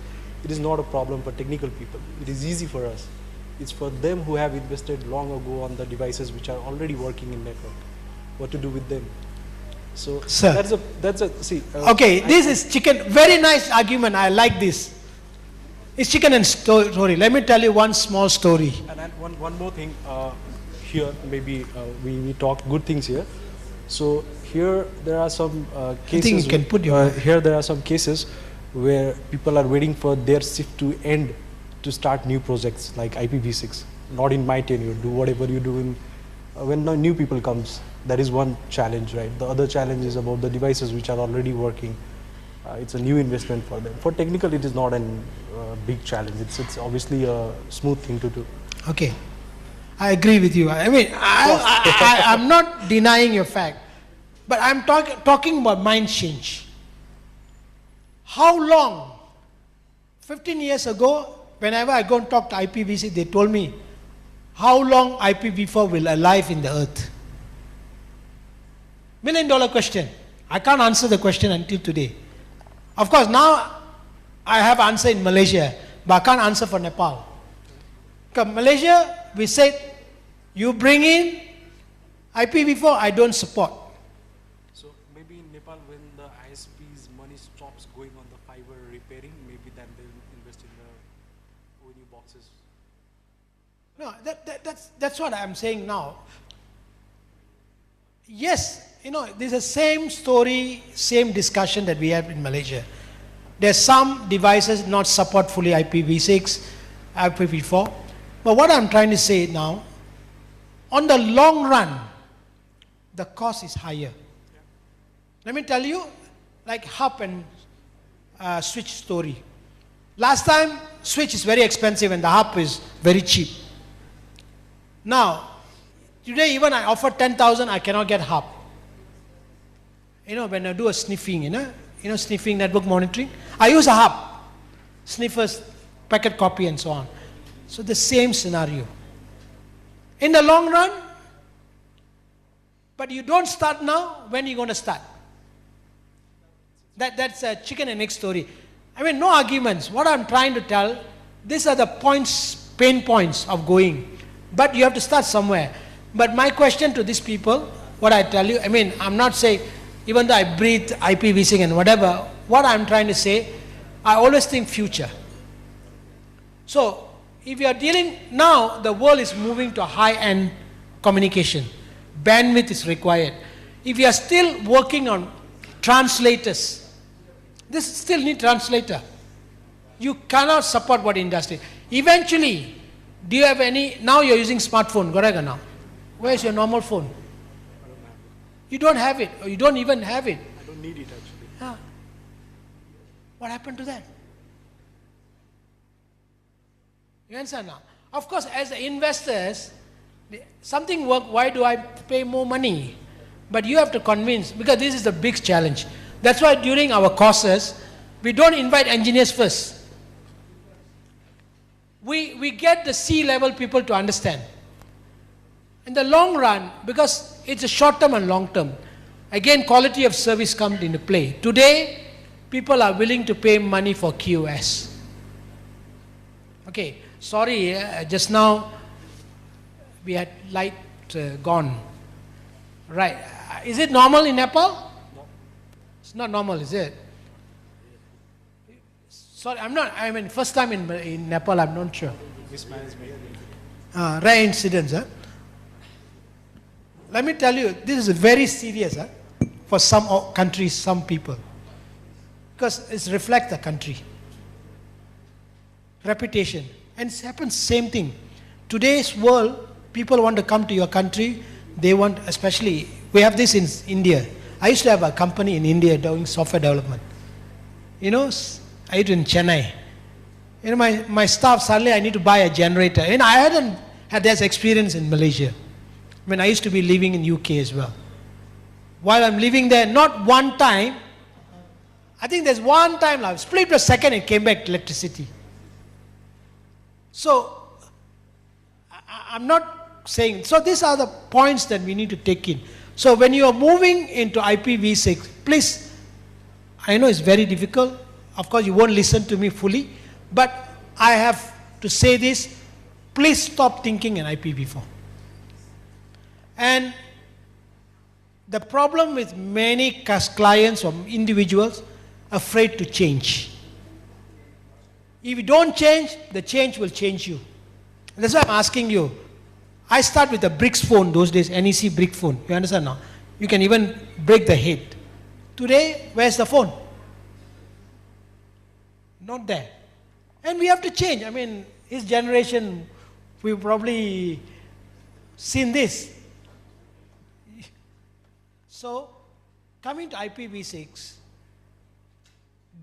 I know these are the obstacles are there, but think a bigger picture.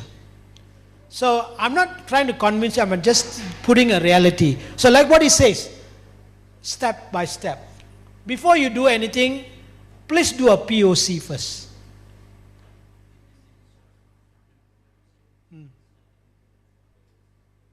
Sorry, can you just talk? Good question, Laman. Good discussion.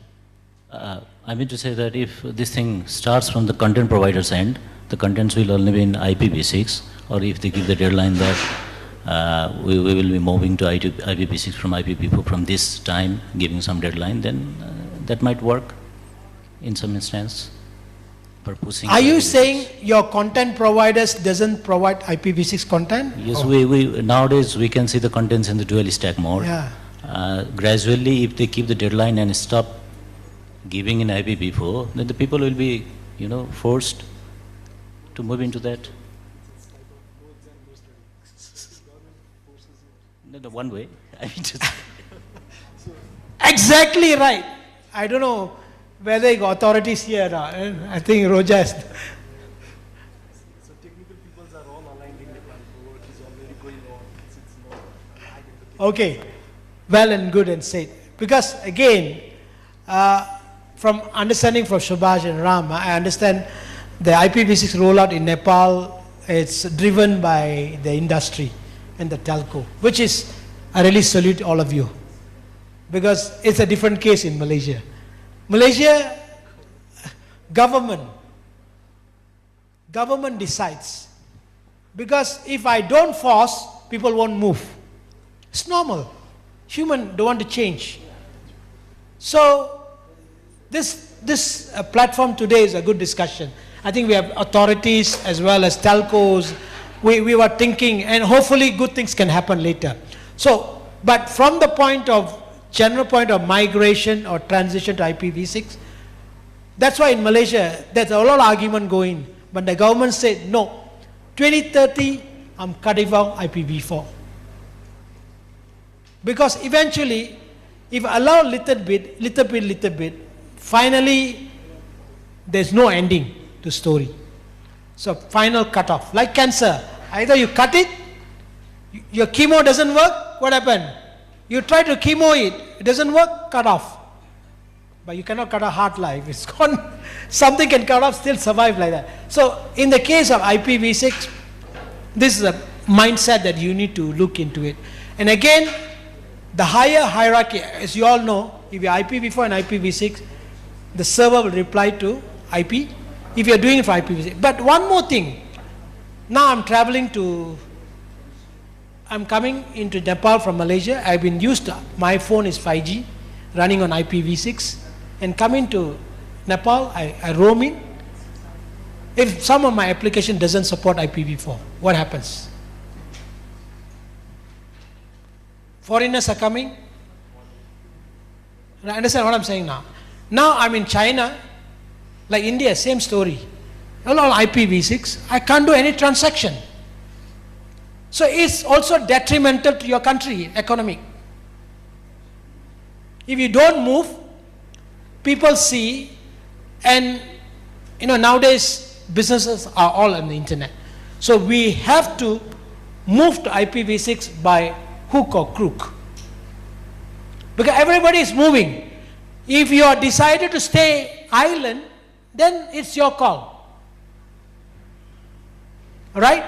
And as a young nation driving to become a digital world, Malaysia transformed from agriculture to digital today because we have foresighted this. We put in a lot of, until today, even my company I just mentioned to you, we are a standard telco company. We survive on providing pipe. Do you understand what I'm pipe, isn't it? We're providing connectivity. That was our core business. We cannot increase revenue. The highest package, like mobile phone, my ARPU was average per unit about 3,000 to 3,000 those days. This is 1991 when I'm working for Maxis. Now my ARPU, you know how much now? 50 ringgit. Generalization I'm talking about. So for investors, where is your revenue? How do I do additional revenue? How do I make an additional revenue? Because if you want to show people you are doing well, so this is where you need to look value-added services. So relying on traditional services, telcos cannot survive. So what are the value-added services? I just gave a case study. In my country, we have Astro, which is a satellite service provider. So we are very happy using satellite for a movie. Now the company is slowly closing down business. Satellites for DVB doesn't work. Everybody is moving to OTT. Even myself, I cut off. I'm just using OTT, fiber. You know what they did? They changed the business model. They packaged the fiber because they have telco. Astro and Maxis is the same company.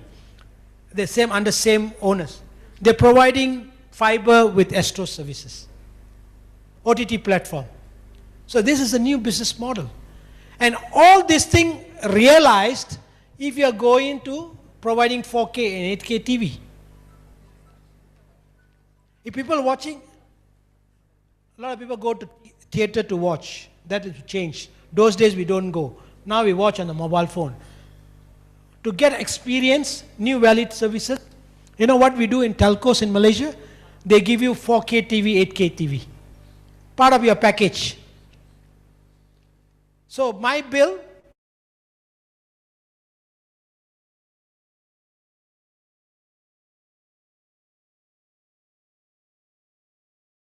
ringgit.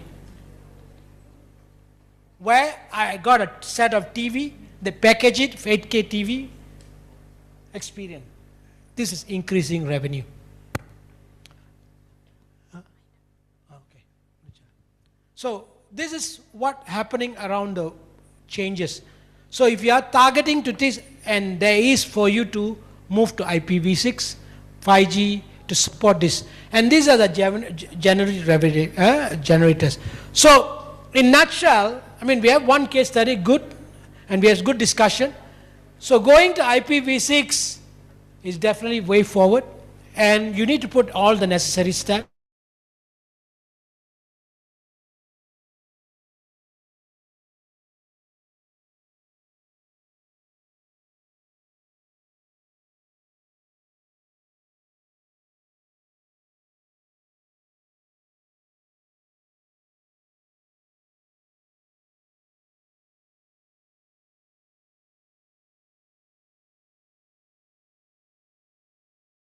But before I end this session, the key takeaways here is be open-minded.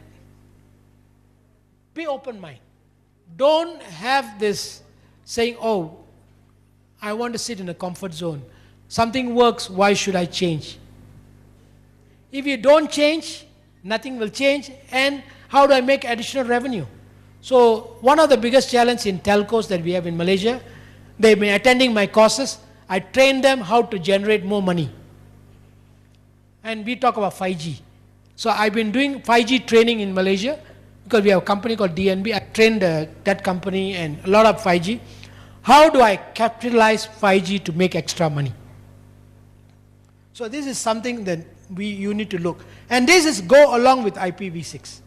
You have 5G, IPv6 cloud, all goes together. Right? And it's getting matured. 5G in Malaysia is very matured now. We are going NSA, no more NSA, standalone, we are going SA. So things are going. So these are the things that IPv6 is going to drive. So if you start focusing on IPv6 and along all the technology that we have discussed, and Nepal will be the next leap, and what the government trying to do, digitize digital world, digital economy. Because today everybody talks about digital economy. Even Africa you go, everybody talks about digital economy. Because that brings the world small. You want to export something, you want to do. So this is material, important. So with that, I end this session. Thank you very much for your support. Hopefully, last 2 days, what you gain can benefit you. If you want to have more, we hope to come more to Nepal to guide you, train you, and of course I like the weather. I like Himalaya, so we are more happy. So hope that Ram and the team, Subhash, they done a good job for this event. Great job, and to get all of you. So hope to see you in the future. If you have any question, feel free to pass through Ram, or you can contact us. We can more than happy to help you. Okay, with that, thank you very much for your participation. Thank you, Dr. Nava, for that engaging session. We now move on to the next speaker. May I invite Mr. Vikram Shrestha, Chair the Policy Seek in APNIC, and also the President of Nepal Internet Foundation, to share a few words.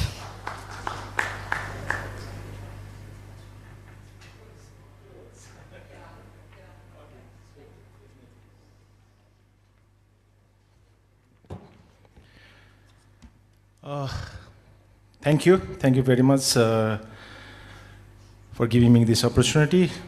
I am representing from APNIC as well as Nepal Internet Foundation, and I am heading Digital Banking Department in Sanima Bank, Retail Banking Department in Sanima Bank. So I'm just highlighting some of the challenges that bank in Nepal is facing to implement IPv6. So that's from my context. Let me start with the context of Nepal. Nepal banking sector has been a massive digital growth during the COVID also. It's a good number of new, digital transaction and digital growth we saw. And in terms of millions of mobile banking users and QR code and rapid growth in digital payment and increased relevance on online platform. So the main one thing that banking today is no longer branch centric. Nowadays we can say it's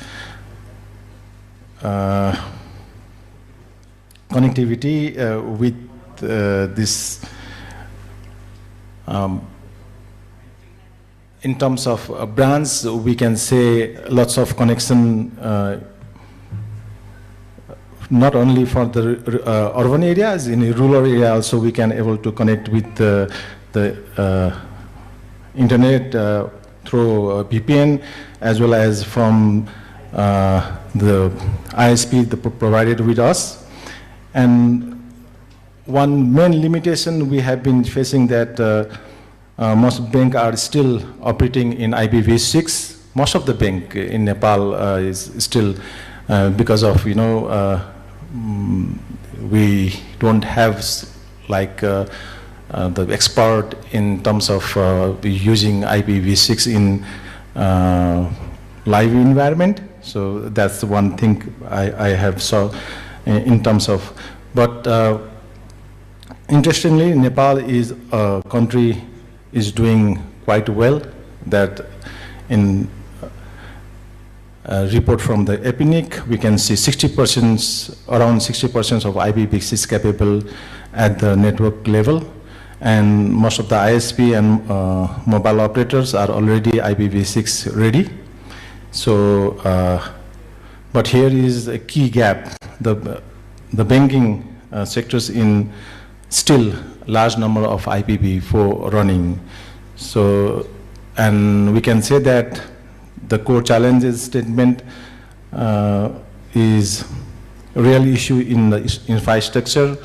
It is institution is ready, but in terms of implementation. But in Nepal, not all the banks are the member of APNIC, and they don't have an IP address, because IP address is getting from public IP address is getting from the ISPs and telecos, and from telecos within a bank we have been using private IP address, that is IPv4, and netting is the one of the issues that we have been facing in Nepal. So to resolve this, I think there should be a regulatory perspective from, there is a gap, a huge gap, no mandatory IPv6 policy for the banks, and no audit or compliance requirement till now. That's how bank is not focusing on implementing IPv6. If there is a provision to banks prioritize if the regulatory body or NRV focus to implement IPv6, then only the bank will focus on IP to implement in this. In terms of every aspect that, but some of the have been saying that IPv6 is not secure. So with a very limited knowledge, that's how the bank is not implementing IPv6. And in operational perspective, this is not just a challenge, it is also an opportunity for Nepal. Nepal can lead IPv6 adoption in South Asia and build a secure digital banking aligned with the future technology as well. And early adoption will gain a strategically advantage. And so we can say that, if there is a provision to, enforce, central bank or Rashtra Bank will facilitate this for implementation in IPv6, then only the bank will start to adopt this IPv6 implementation in Nepal. And most of the bank, they don't have an IP address. I already shared that the ISP has been providing IP address to the bank, and only some of the bank, they have applied for this membership of APNIC. I request to participate in APNIC so that you can get more information and more knowledge on implementing the IPv6. So I just highlight some of these challenges the bank is facing to implement the IPv6. Thank you very much.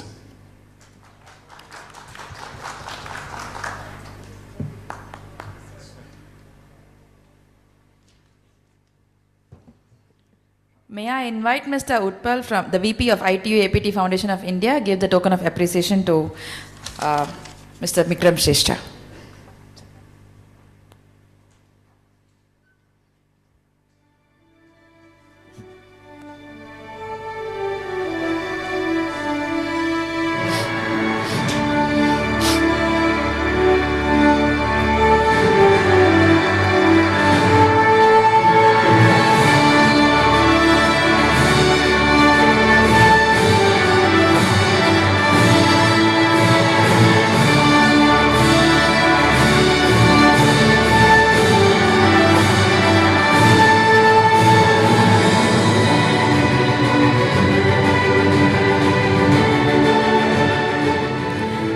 I would like to invite Mr. Rupesh Bhaktashrestha from NPIX, NPNOC, SANOC to share a few words.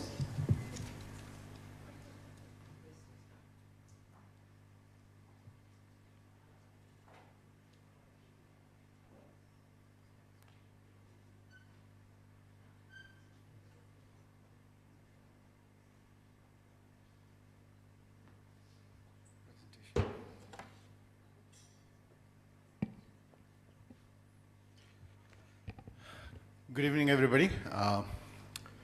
Chairman, Nepal Telecommunication Authority, Mr. Pandrai. Who do I see?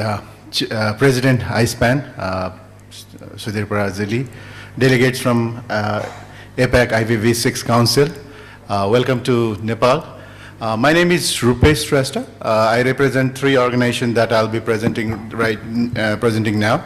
As a community update, this is not a technical presentation, more of a community update. 3 organizations or 3 groups that I represent: Internet Exchange Nepal, NPIX, and South Asian Network Operators Group, SANOG, and NPNOG. I'll start with NPIX first. Okay, sorry.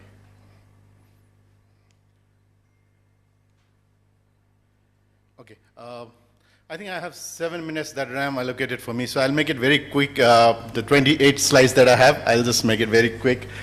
Internet Exchange Nepal was founded in 2002 with a very small setup including Nepal Telecom, the big ISPs at that time, Worldlink, Mercantile, and all those companies. It's a non-profit organization, not-for-profit company.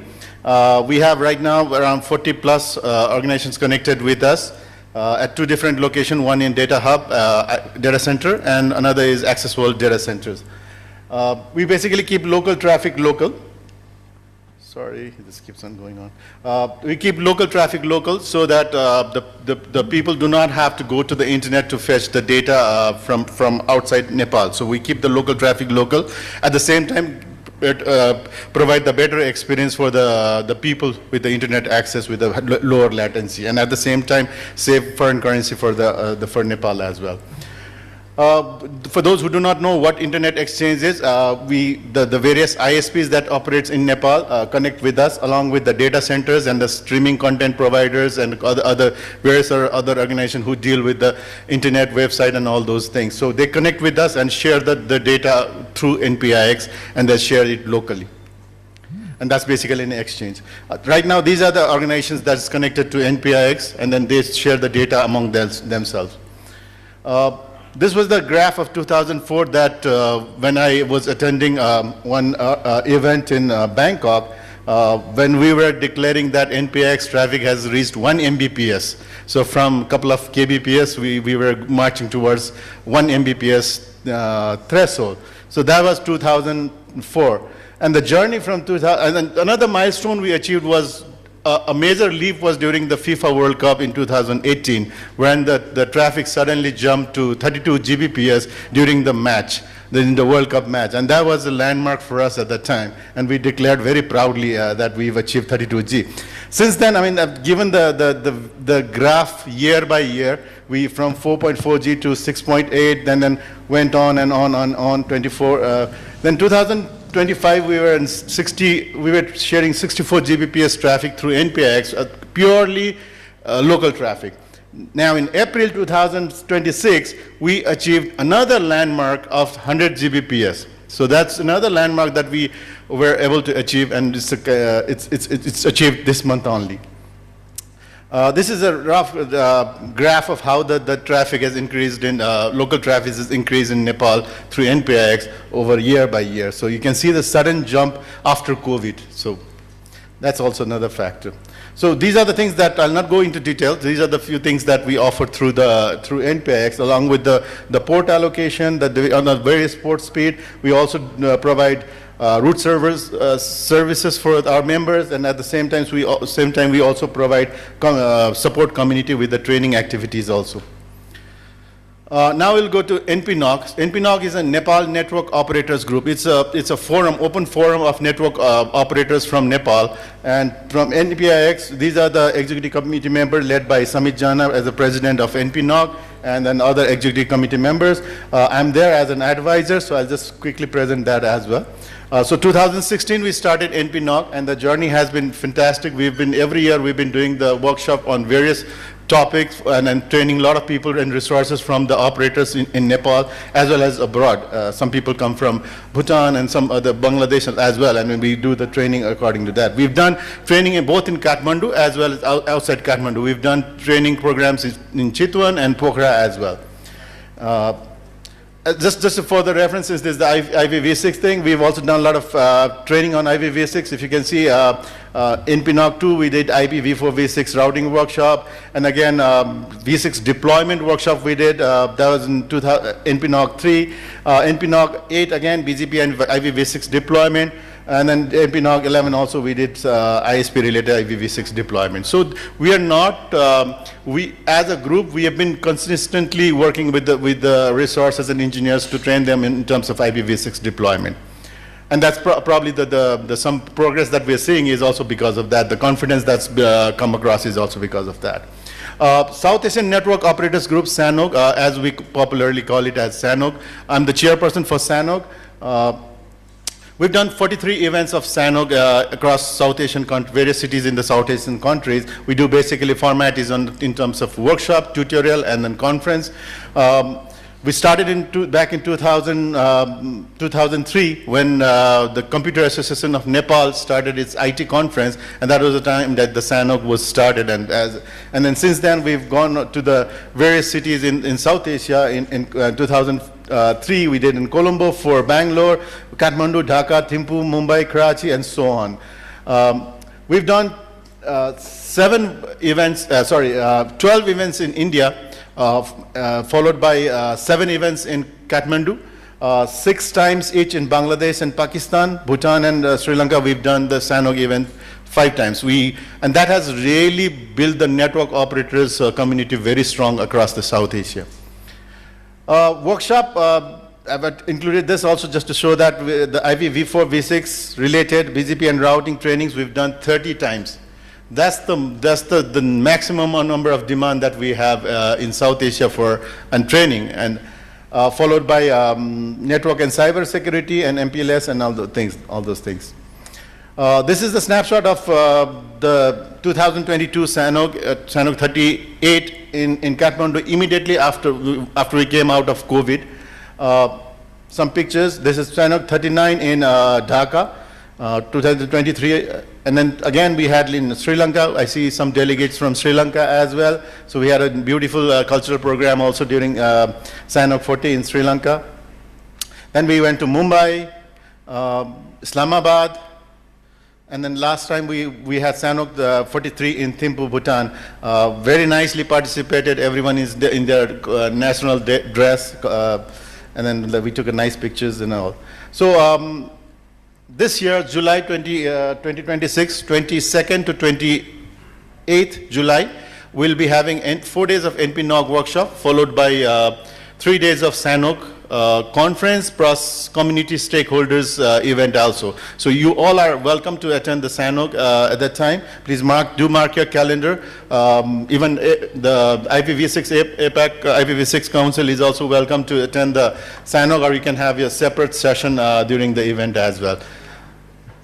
Thank you very much. I hope I met my timeline.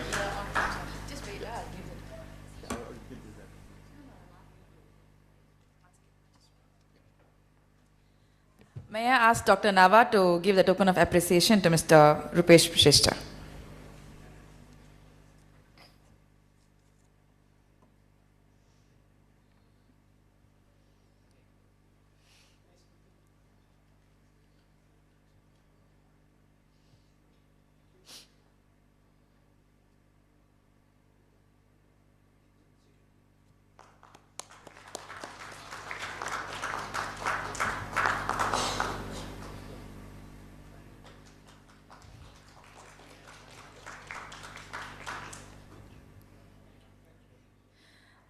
Next, I would like to invite Mr. Lochan Lal Amatia from NREN to share a few words.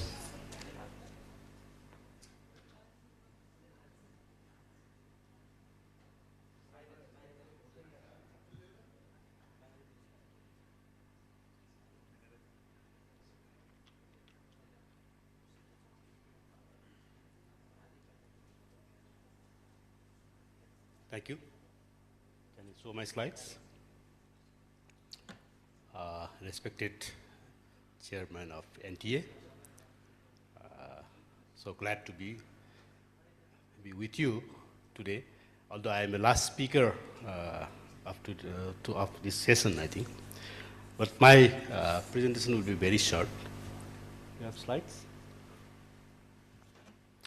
I am now just going to give a brief introduction of NREN and its activities. NREN is actually a Nepal Research and Education Network, but when you heard about NREN, it's a National Research and Education Network, actually. As being in Nepal, that's how we named it Nepal Research and Education Network. And REN and NREN operational model is Research and Education Network is a high-speed communication network operated by research and education communities. Only for research and education communities. It's mainly for sharing knowledge, information, and resources among the communities. This is the Research and Education Network. It's an internet specially built for academic and research institutions only. And every country has this type of network. Some countries have maybe multiple. Japan has multiple networks. Even Malaysia, China has a multiple networks, so different networks. And National Research and Education Network is the organization that operates the network. Like NREN, Nepal REN, is the organization that operates network. And it's constituted as a consortium of members, a dedicated agency, a company, NGO, or other type of body. Every country has their own modality of operation. Some are even private operators. Some are governed by the universities. Some are by UGC. Some is fully government. Like Drukren, it's a government, fully owned by government. But in Nepal's case, it's a NGO type of body. And in NREN, in Nepal REN, the connected institutions are universities. I don't want to name all these. I might have missed out someone. Medical colleges and hospitals, engineering and IT colleges, and research organizations. And mainly, main research organization, NAST, ISIMOD, and Policy Research Institute are already connected with this network. And key activities and achievements made by NREN is expansion of digital infrastructure within the academic and research institution. We don't provide public internet. It's only for sharing resources among universities. And capacity building initiative, we have done a lot of training programs for these institutions members. E-learning and distance education. And it was we were very popular in Nepal during COVID time due to this Zoom license. I think Nepal, Bhutan, Bangladesh, and Sri Lanka, we had a consortium. We got a project from Nordunet, and Zoom license we provided free of cost to them with all full-fledged Zoom license. Till now, we are providing them these licenses. And a promotion of open access, like digital libraries and open access journals, and a collaborative platform for research, and initiatives in cyber security. It's mainly for training and network security enhancement, and support for research projects, access to high performance computing, like supercomputer. We managed to get Aspire 1 supercomputer access from Singapore to Tribhuvan University. Still in the process of having this type of accesses, because supercomputer access from Nepal is very difficult. And collaboration with international networks, with partners with APAN and TEN and Research Exchange Program. And if you see support for memory institutions, these are the things we are providing. I think it's already mentioned in earlier slide also. And in Asia Pacific area, NRENs, in every country, as I said, every country has their own N. BDREN, DRUKREN, LON, the name is like that. NKN, PERN, SARNET, ARNet, and Myrian. I think Professor Suresh is not here. He was the person behind establishing Myrian. I think, as far as I remember, and he was chairperson of APAN, Asia Pacific Advanced Network Community. He was a chairperson in 2013 to 15, I think, so far I remember. And in APAN, in Japan, they have APAN JP, Asia Pacific Advanced Network Japan JP, because they have fishery, separate network for fishery, separate network for science and technology, separate network for universities. Same thing in China also. These are the Asia Pacific entrants. And we meet every 6 months. We call APAN meetings. And we also organize, Nepal also hosted last 3 years back. And this time in August, it will be in Riange, it's a Nordunet. And Riange is in Auckland, New Zealand. It will be in October. And I'm very glad to see that Dr. Navanithan is with APAN. He is in the IPv4 and IPv6 and 5G working group chair. And as he already said that he is willing to help Nepal, that's I request him to have a training program in Nepal. I will send a formal request to working group, because as I am also in APAN board currently, this is my last tenure. Like I cannot ask for support in the APAN board, because I have to will be in the distant fact. That's why APAN chair, this working group chair, can request for a proposal for the supports. I think it should be noted that we'll send a request to you, and you will definitely in a couple of months, I think we'll have a IPv6 training in Nepal. That's a good thing. And if you see the Asia Pacific backbone topology, this is a public internet type of topology, but this is a separate network. It's a high-speed network. People talking about 100G, 400G. It's mainly to connect the supercomputers. The people are collaborating research, because when we talk about research in Nepal, it's a GPU-based laptop is used. But when we talk about in bigger university like Myrian and university where Professor Nava is working, they are talking with the supercomputers. They are sharing their data from their supercomputer to Japan supercomputer, maybe Singapore supercomputer. For that, you need a zero latency and more than 100 Gbps bandwidth. That's the big challenge, but it has been managed. And definitely in the we were able to convince the government, that government of Nepal initiative to have this type of network. In Digital Nepal Framework 2019, and it has been continued in version 2 also, develop a strategic framework of action of strengthening and widening the scope of national research and education network. It's already mentioned over there. And 16 5-year plan in chapter 5, if you go and see, expand research and education network nationwide. And establish access to global scientific infrastructure and leveraging RAN connection. We were lobbying with the government to have funding for these things. And finally we came to know that if it is not mentioned in 5-year plan, then there will not be budget. And we managed to include in a 5-year plan. And the STI policy 2019 also mentioned, while the policy has not explicitly mentioned National Research and Education Network, one of its strategies has envisaged to set up an institutional mechanism for interconnecting federal, provincial, and local level academic communities that contribute to scientific research, development, innovation, and education.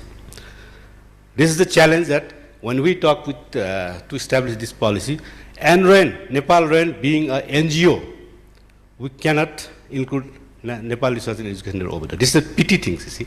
That's why they rename it differently, but it's actually Research and Education Network. And when we talk about this next generation internet, I had a chance to participate in panel discussion in China, Wuzhen, World Internet Conference Wuzhen Summit. And I was in a panelist, I was talking about this next generation from the NRAN side. What are the challenges you have? What are these things? Definitely, NGI, next generation internet characteristics, high-speed connectivity, massive scalability, enhanced security and privacy, all of these things. Most of these can be addressed by IPv6, as we all know. But the challenges in IPv6 adoption, especially for Nepal, I'm talking about Nepal, is legacy IPv4 infrastructure. Like Bikramji said, there's a legacy. And transition mechanism, we are using dual stack tunneling, which cannot guarantee for the research and education network. Skill gaps in network engineers. There is still, like I said, all the academic institutions in Nepal are talking only about the IPv4. And maybe some guest lecturer will talk about IPv6. In some cases, even I have been a guest lecturer to talk about IPv6. And cost of migration. That's a big challenge. Especially, I'm not from the private, not talking about the private institution, especially for academic and research institution. Universities doesn't have that funding for this migration. That's why our NRN's main goal is to find some projects to change all these things, to address these challenges. And the good things for us is our key supporters, definitely government, MOCIT, UGC. I forgot to keep their NTA over there because MOCIT is also covers NTA. And Subitsu, Worlding, Vianet, they are the key ISPs who have supported us. Because Nepal Research and Education Network doesn't want any fiber, any network. They are providing this connectivity, separate connectivity using VLAN, layer 2 connectivity. And for the hosting services, data space, data hub, access for, they are providing almost free of cost. I say almost free of cost. It's a huge support for them. And beside them, we have Asia Connect, APNIC, ISOC, NSRC, BTRAN, all these things. Even Gates Foundation also involved to supporting in somehow, yeah. And at the end, what I want to say together is let's build an inclusive and resilient digital future. We are only on the academic sector. Definitely, we should work. We are working with it because NRN is not only a particular group of people. All ISPs, if you talk about Ramji, he is the NRN guy, we used to say. There are other guys who are using those things. Thank you.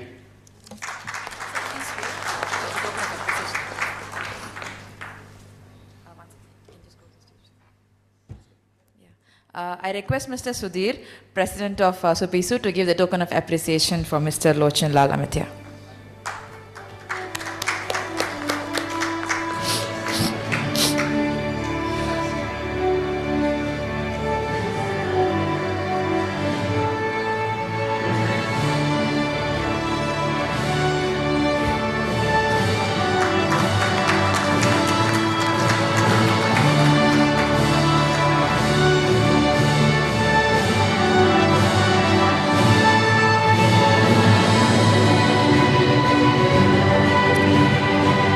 Next, I would like to call Ms. Krishna Paudal from ICT Foundation Nepal to share a few words.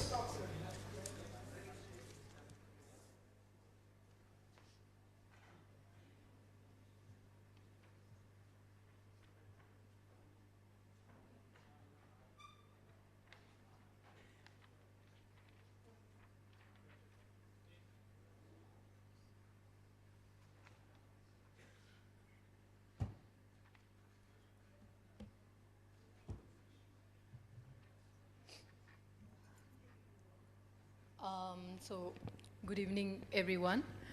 To everyone present here. Firstly, thank you so much to the organizing team, to the APAC IPv6 Council team for giving us this space. Me, Krishna Paudal, I am representing the ICT Foundation Nepal. So today I'll be giving a walkthrough for what ICT Foundation Nepal is and what it holds. So, yeah, ICT Foundation Nepal aiming towards empowering an inclusive digital ecosystem, and yes, towards the fostering the digital public infrastructure as a whole. So yes, IFN founded in 2020, it's a profit non-distributing organization which is more committed to fostering the innovations, the startups, and the transformative ideas for digitally empowered Nepal. We can say that it's an enabler, a catalyst for Nepal's digital ecosystem and empowering the collaboration between the government, private sectors, stakeholders, and also to foster the innovation and inclusive growth. And yes, with a very strong track record of organizing the high-impact national and provincial platforms, ICT Foundation Nepal has stated itself as a catalyst for the policy dialogue, innovation promotion, and multi-stakeholder engagement in the ICT sector.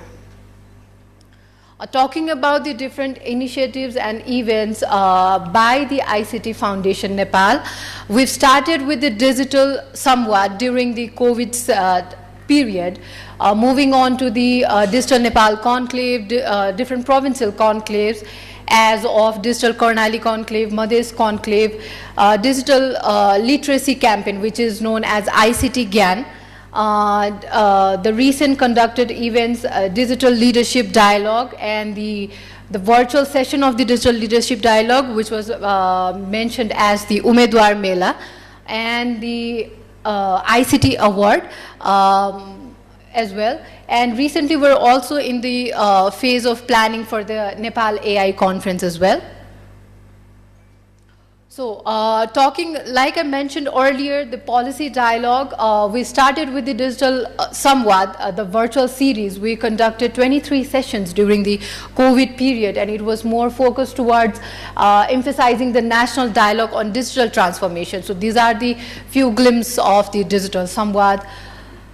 Proceeding further, the Digital Samvad was transformed to the Digital Pradesh Samvad, where we organized 12 different physical sessions in all the 7 provinces of Nepal in order to promote the provincial level ICT discourse. So these are the few glimpses. Recently, we focusing on the 2082 election manifestos by the different political parties. We, in collaboration with the Asia Foundation and the Asia Foundation, we conducted Digital Leadership Dialogue 1.0 and 2.0, where we hosted 2 physical sessions and 7 virtual sessions focusing to the 2082 election manifestos by the political party, engaging various key sectors, the election candidates, on the periphery of the digital policy and leaderships. Moving on, we also had the Nagarik app digital literacy campaign in all the 7 provinces in order to promote the citizen-centric digital services. So this was also all the physical sessions. Like I mentioned, we have the digital literacy program under the ICT Foundation Nepal, which is known as the ICT GAN. It's a digital literacy initiative dedicated to promoting technology, digital literacy in technology in all the native languages across all Nepal. And it's more focused towards bridging the digital divide by empowering the students, local levels, communities, government representatives, and etc. So recently we also conducted the 15 more sessions nationwide, province-wide, at the schools, government schools, local level, in order to enhance the different digital awareness and skills. So talking about the flagship event, like I mentioned, the Digital Pradesh Samvad, we conducted various scaling up those Digital Pradesh Samvad. We had different digital provincial conclaves, and as a flagship event of those provincial conclaves like Karnali Conclave and Madhes Conclave, we have successfully concluded the 4th edition of Digital Nepal Conclave here in Kathmandu, bringing all the nationals and internationals ICT leaders. And yes, as I mentioned, we've for up to now we've concluded the 2nd editions of the Digital Karnali Conclave in Surkhet. It was more focused on regional digital transformation and emphasizing on the formulating a comprehensive digital strategy for Karnali. So far, we've conducted the Digital Madhes, the very first edition of the Digital Madhes Conclave. It was more focused in advancing the digital dialogue in Madhes province. Talking about all the researches and publication under the ICT Foundation Nepal, we have so far conducted the e-governance assessment and stock-taking study. It was in collaboration with e-governance board, Government of Nepal and the Asia Foundation. And the implementing body was the ICT Foundation Nepal. We've also done the first phase of IT industry survey. It was undertaken with the Department of IT, the Government of Nepal. As an analytical publications on the provincial digital landscape, we have published the Digital Pradesh Paridrishya Part 1 and Part 2 as well.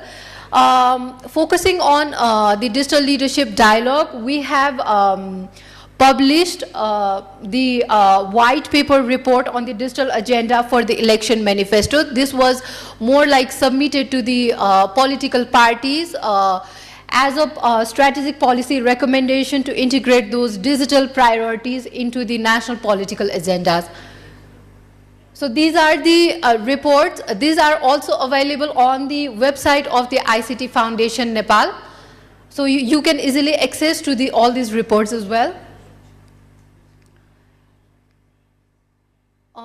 Talking about the startups and incubation initiatives, we've been doing these startup meetups in all the 7 provinces of Nepal in order to promote the entrepreneurship innovations. And as a whole, we've been doing the Startup and Idea Fest here in Kathmandu, strengthening the national startup ecosystem. So these are the few glimpses of the Startup and Idea Fest. For now, in collaboration with the Industrial Enterprise Development Institute, IEDI, Government of Nepal, IFN is conducting the Startup Business Incubation Program as well. The application process for this incubation program is also ongoing. So this will be a 3 months incubation cohort, startup incubation cohort. And yes, the most happening the event of the ICT Foundation Nepal in partnership with Living with ICT. This is ICT Award, where it is recognized as the Nepal's leading tech award, and where we present and recognize the individuals, organizations and institutions for their achievement and contribution in the field of IT and ICT. So we have successfully concluded the 10th edition of ICT Award and happily moving on to the process of the 11th edition of ICT Award.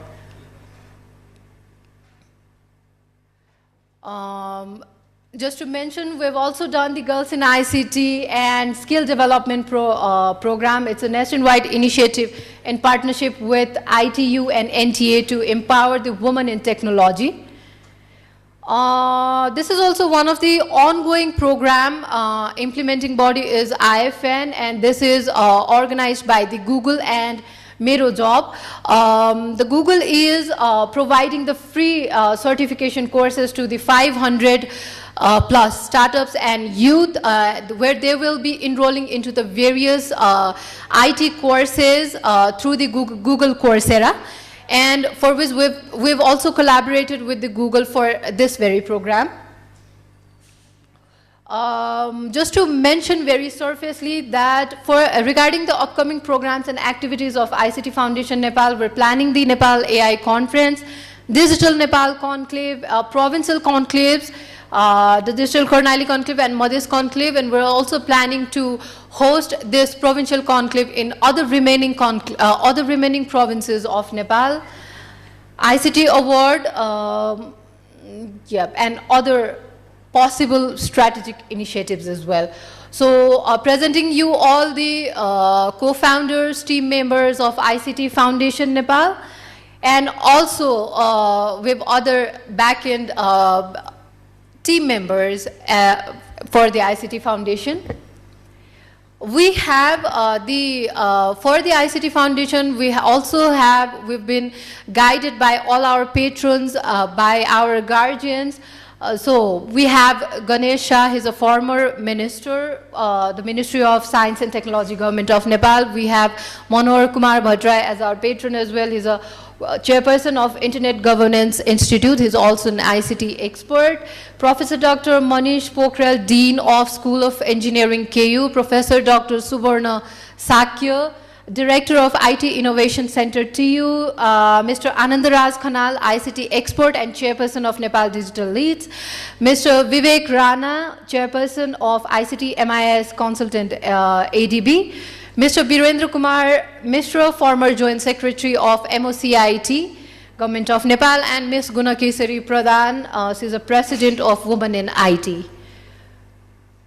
So talking about the overall impacts of the ICT Foundation Nepal, it has been strengthening the Nepal digital policy discourses, advancing the provincial digital inclusions through the Digital Pradesh Samvad and digital provincial conclaves, promoting the citizen-centric digital literacy campaigns like ICT GAN, like the several digital governance campaigns as well, building a collaborative digital ecosystem, and elevating Nepal's flagship ICT platforms.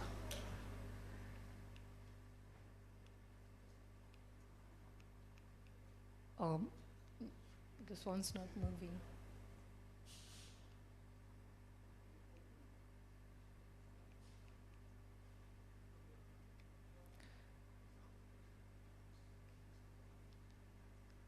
Yeah, so driving the evidence-based policy and researches through different researches and publications, strengthening the startups and ecosystem, empowering the youth and future workforce, and yes, promoting the gender inclusion in ICT as well.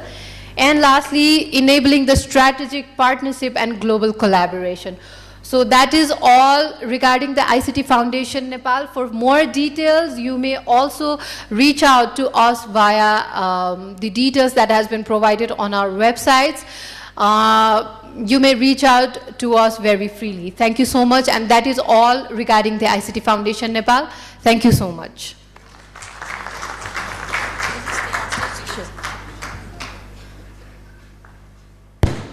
I would like to invite Dr. Nava to give the token of appreciation to Ms.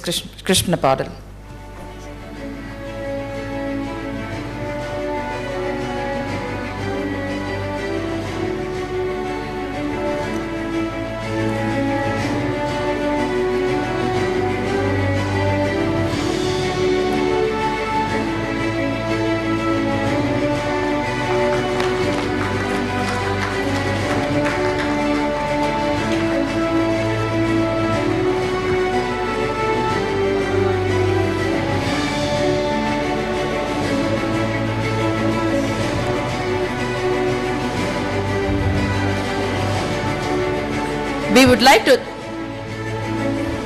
We would like to thank all our supporting organizations, and as a sincere gratitude, we would like to give a token of appreciation for this. First, I would like to invite Prof. Suresh on stage, please. I would like to invite the representatives of each organization to come and collect the token of appreciation. May I invite a representative from NTA to come on stage to collect the token of appreciation?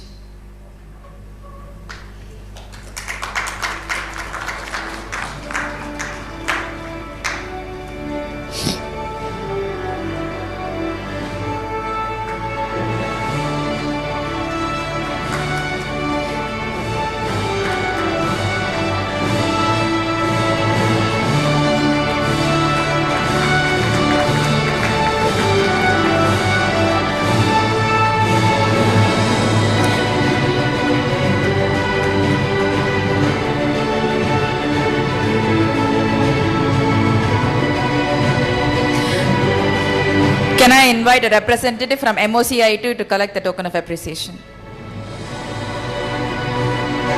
Okay, we don't have.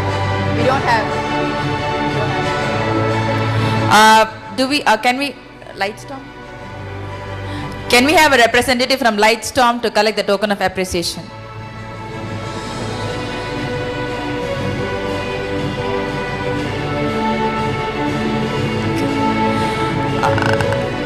I would like to invite a representative from Endren to collect the token of appreciation. Endren.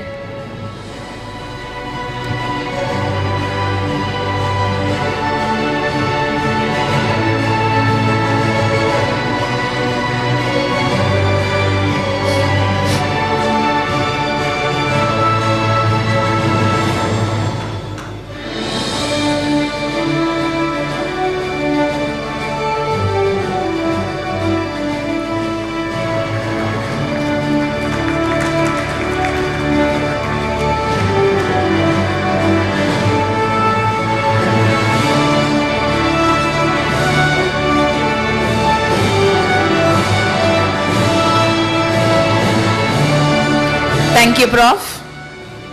Thank you. May I invite Mr. Bhupendra Bandri, Chairman of NTA, to give the token of appreciation for our other supporting organizations as well.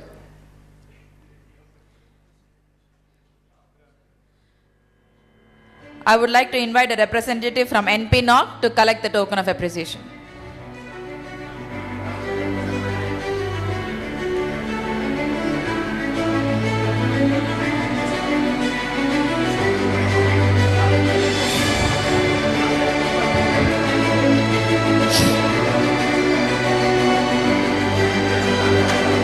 Next, I request the representative from NPIX to be ready to collect the token of appreciation.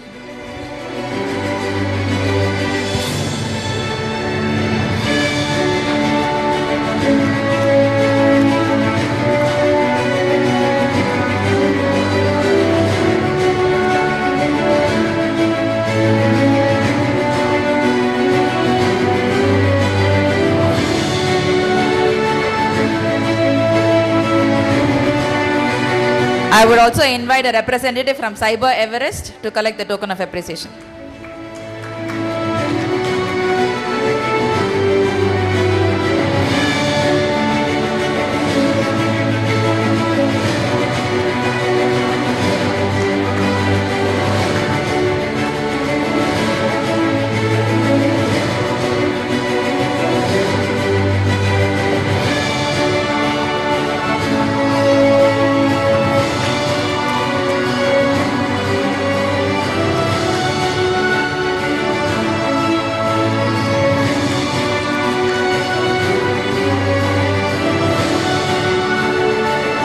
Thank you, Mr. Bhupendra. Thank you.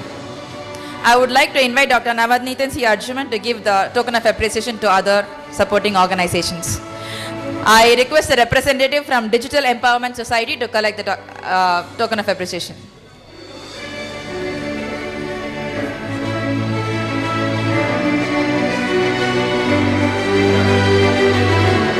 I also request a representative from Technology Kaba to be ready to collect the token of appreciation next.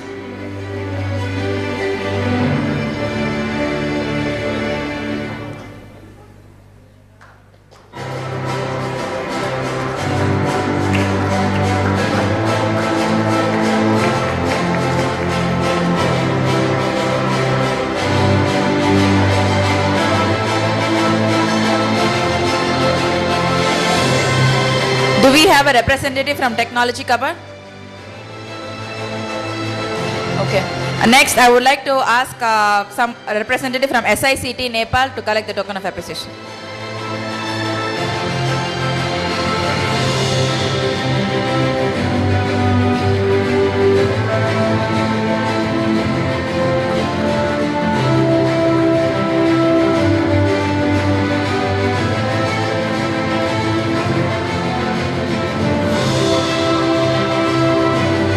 Thank you, Dr. Nava. I would like to invite Mr. Surendra Shrestha, Chairman of SUBICI, to give the token of appreciation for the other supporting organizations. I also call a representative from FCAN to collect the token of appreciation.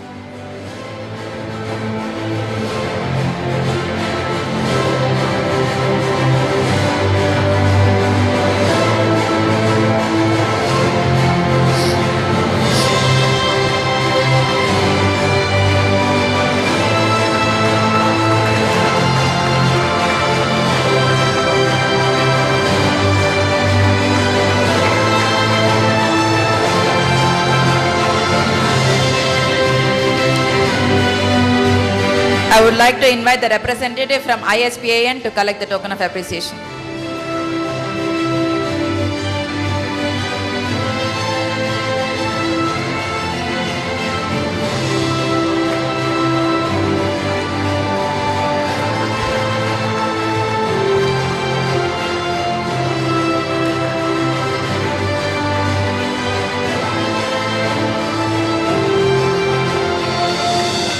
Thank you, sir. Thank you.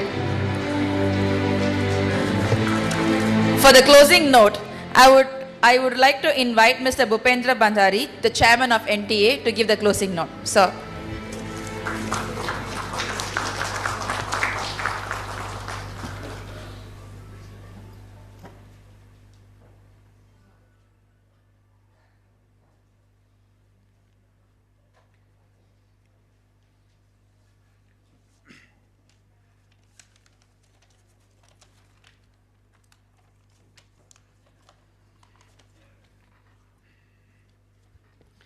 Good evening. Distinguished Chair of APAC IPv6 Council, esteemed delegates, distinguished representatives from government, industry and academia, ladies and gentlemen. It is my great honor to deliver the closing remarks at this fourth APAC IPv6 Council meeting. Due to some unavoidable circumstances, I could not attend on the first day of APAC IPv6 Council meeting.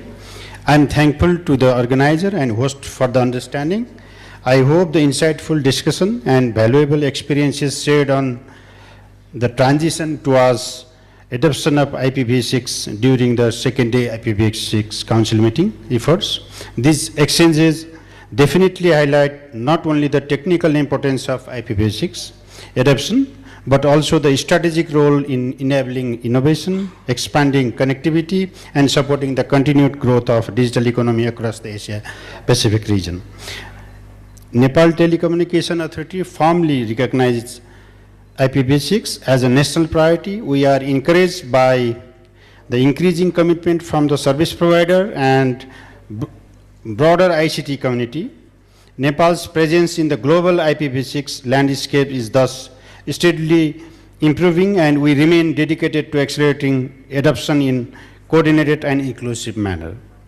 As per current APNIC statistics, Nepal demonstrates almost 60% of IPv6 capability, maintaining second position in South Asia, sixth position in Asia-Pacific region, and 13th in the world. We are thankful to the collaboration initiative of our operators with APAC IPv6, APEN, SANOG, and NPNOG events.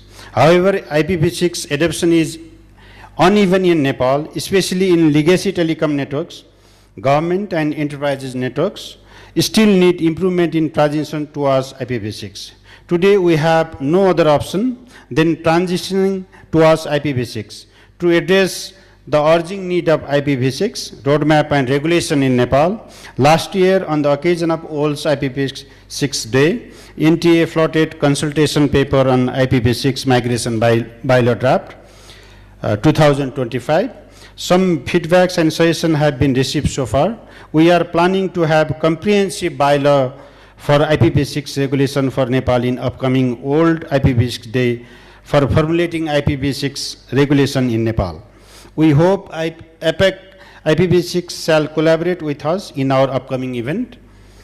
This meeting has once again underscored the importance of regional cooperation. The challenges we face, whether technical, operational, or policy-related, are shared across the borders. Strengthening collaboration among APAC economics are essential to overcome these challenges and ensuring our seamless transition to IPv6. We deeply value the partnership and knowledge sharing platform that forum like this provide. I would like to sincerely appreciate the organizer, host, and supporting partners for the excellent arrangement of this program. As we conclude this meeting, let us reaffirm our shared commitment to advancing IPv6 adoption and building a more robust, secure, and future-ready internet ecosystem. Thank you all for your active participation and valuable contribution. I wish you all continued success and safe travels. Thank you.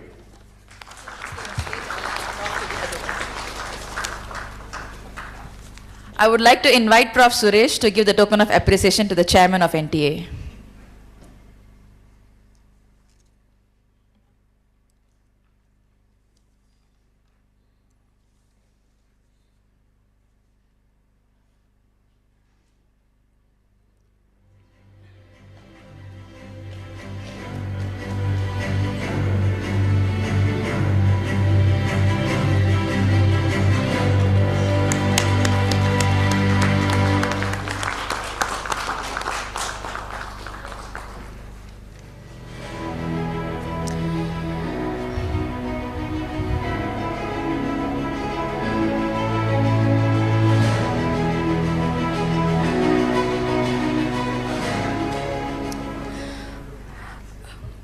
I would like to share a few points.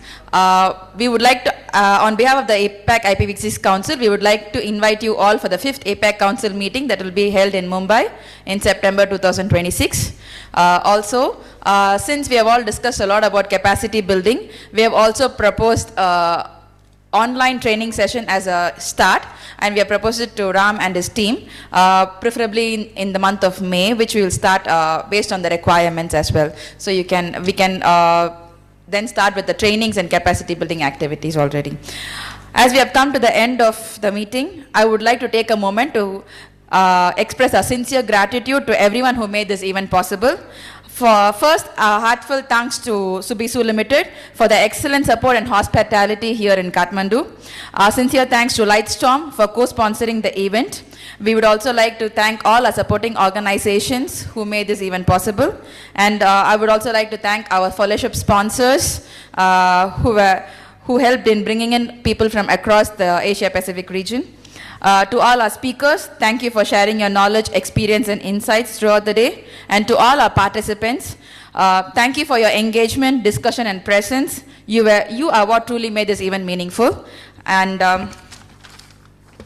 thank you and wish you all a safe journey back. Thank you.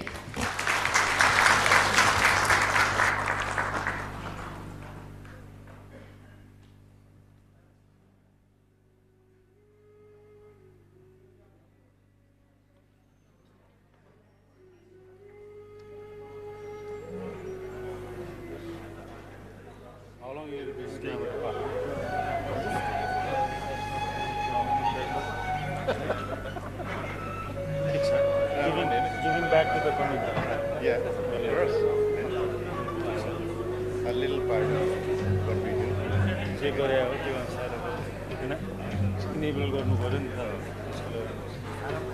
out.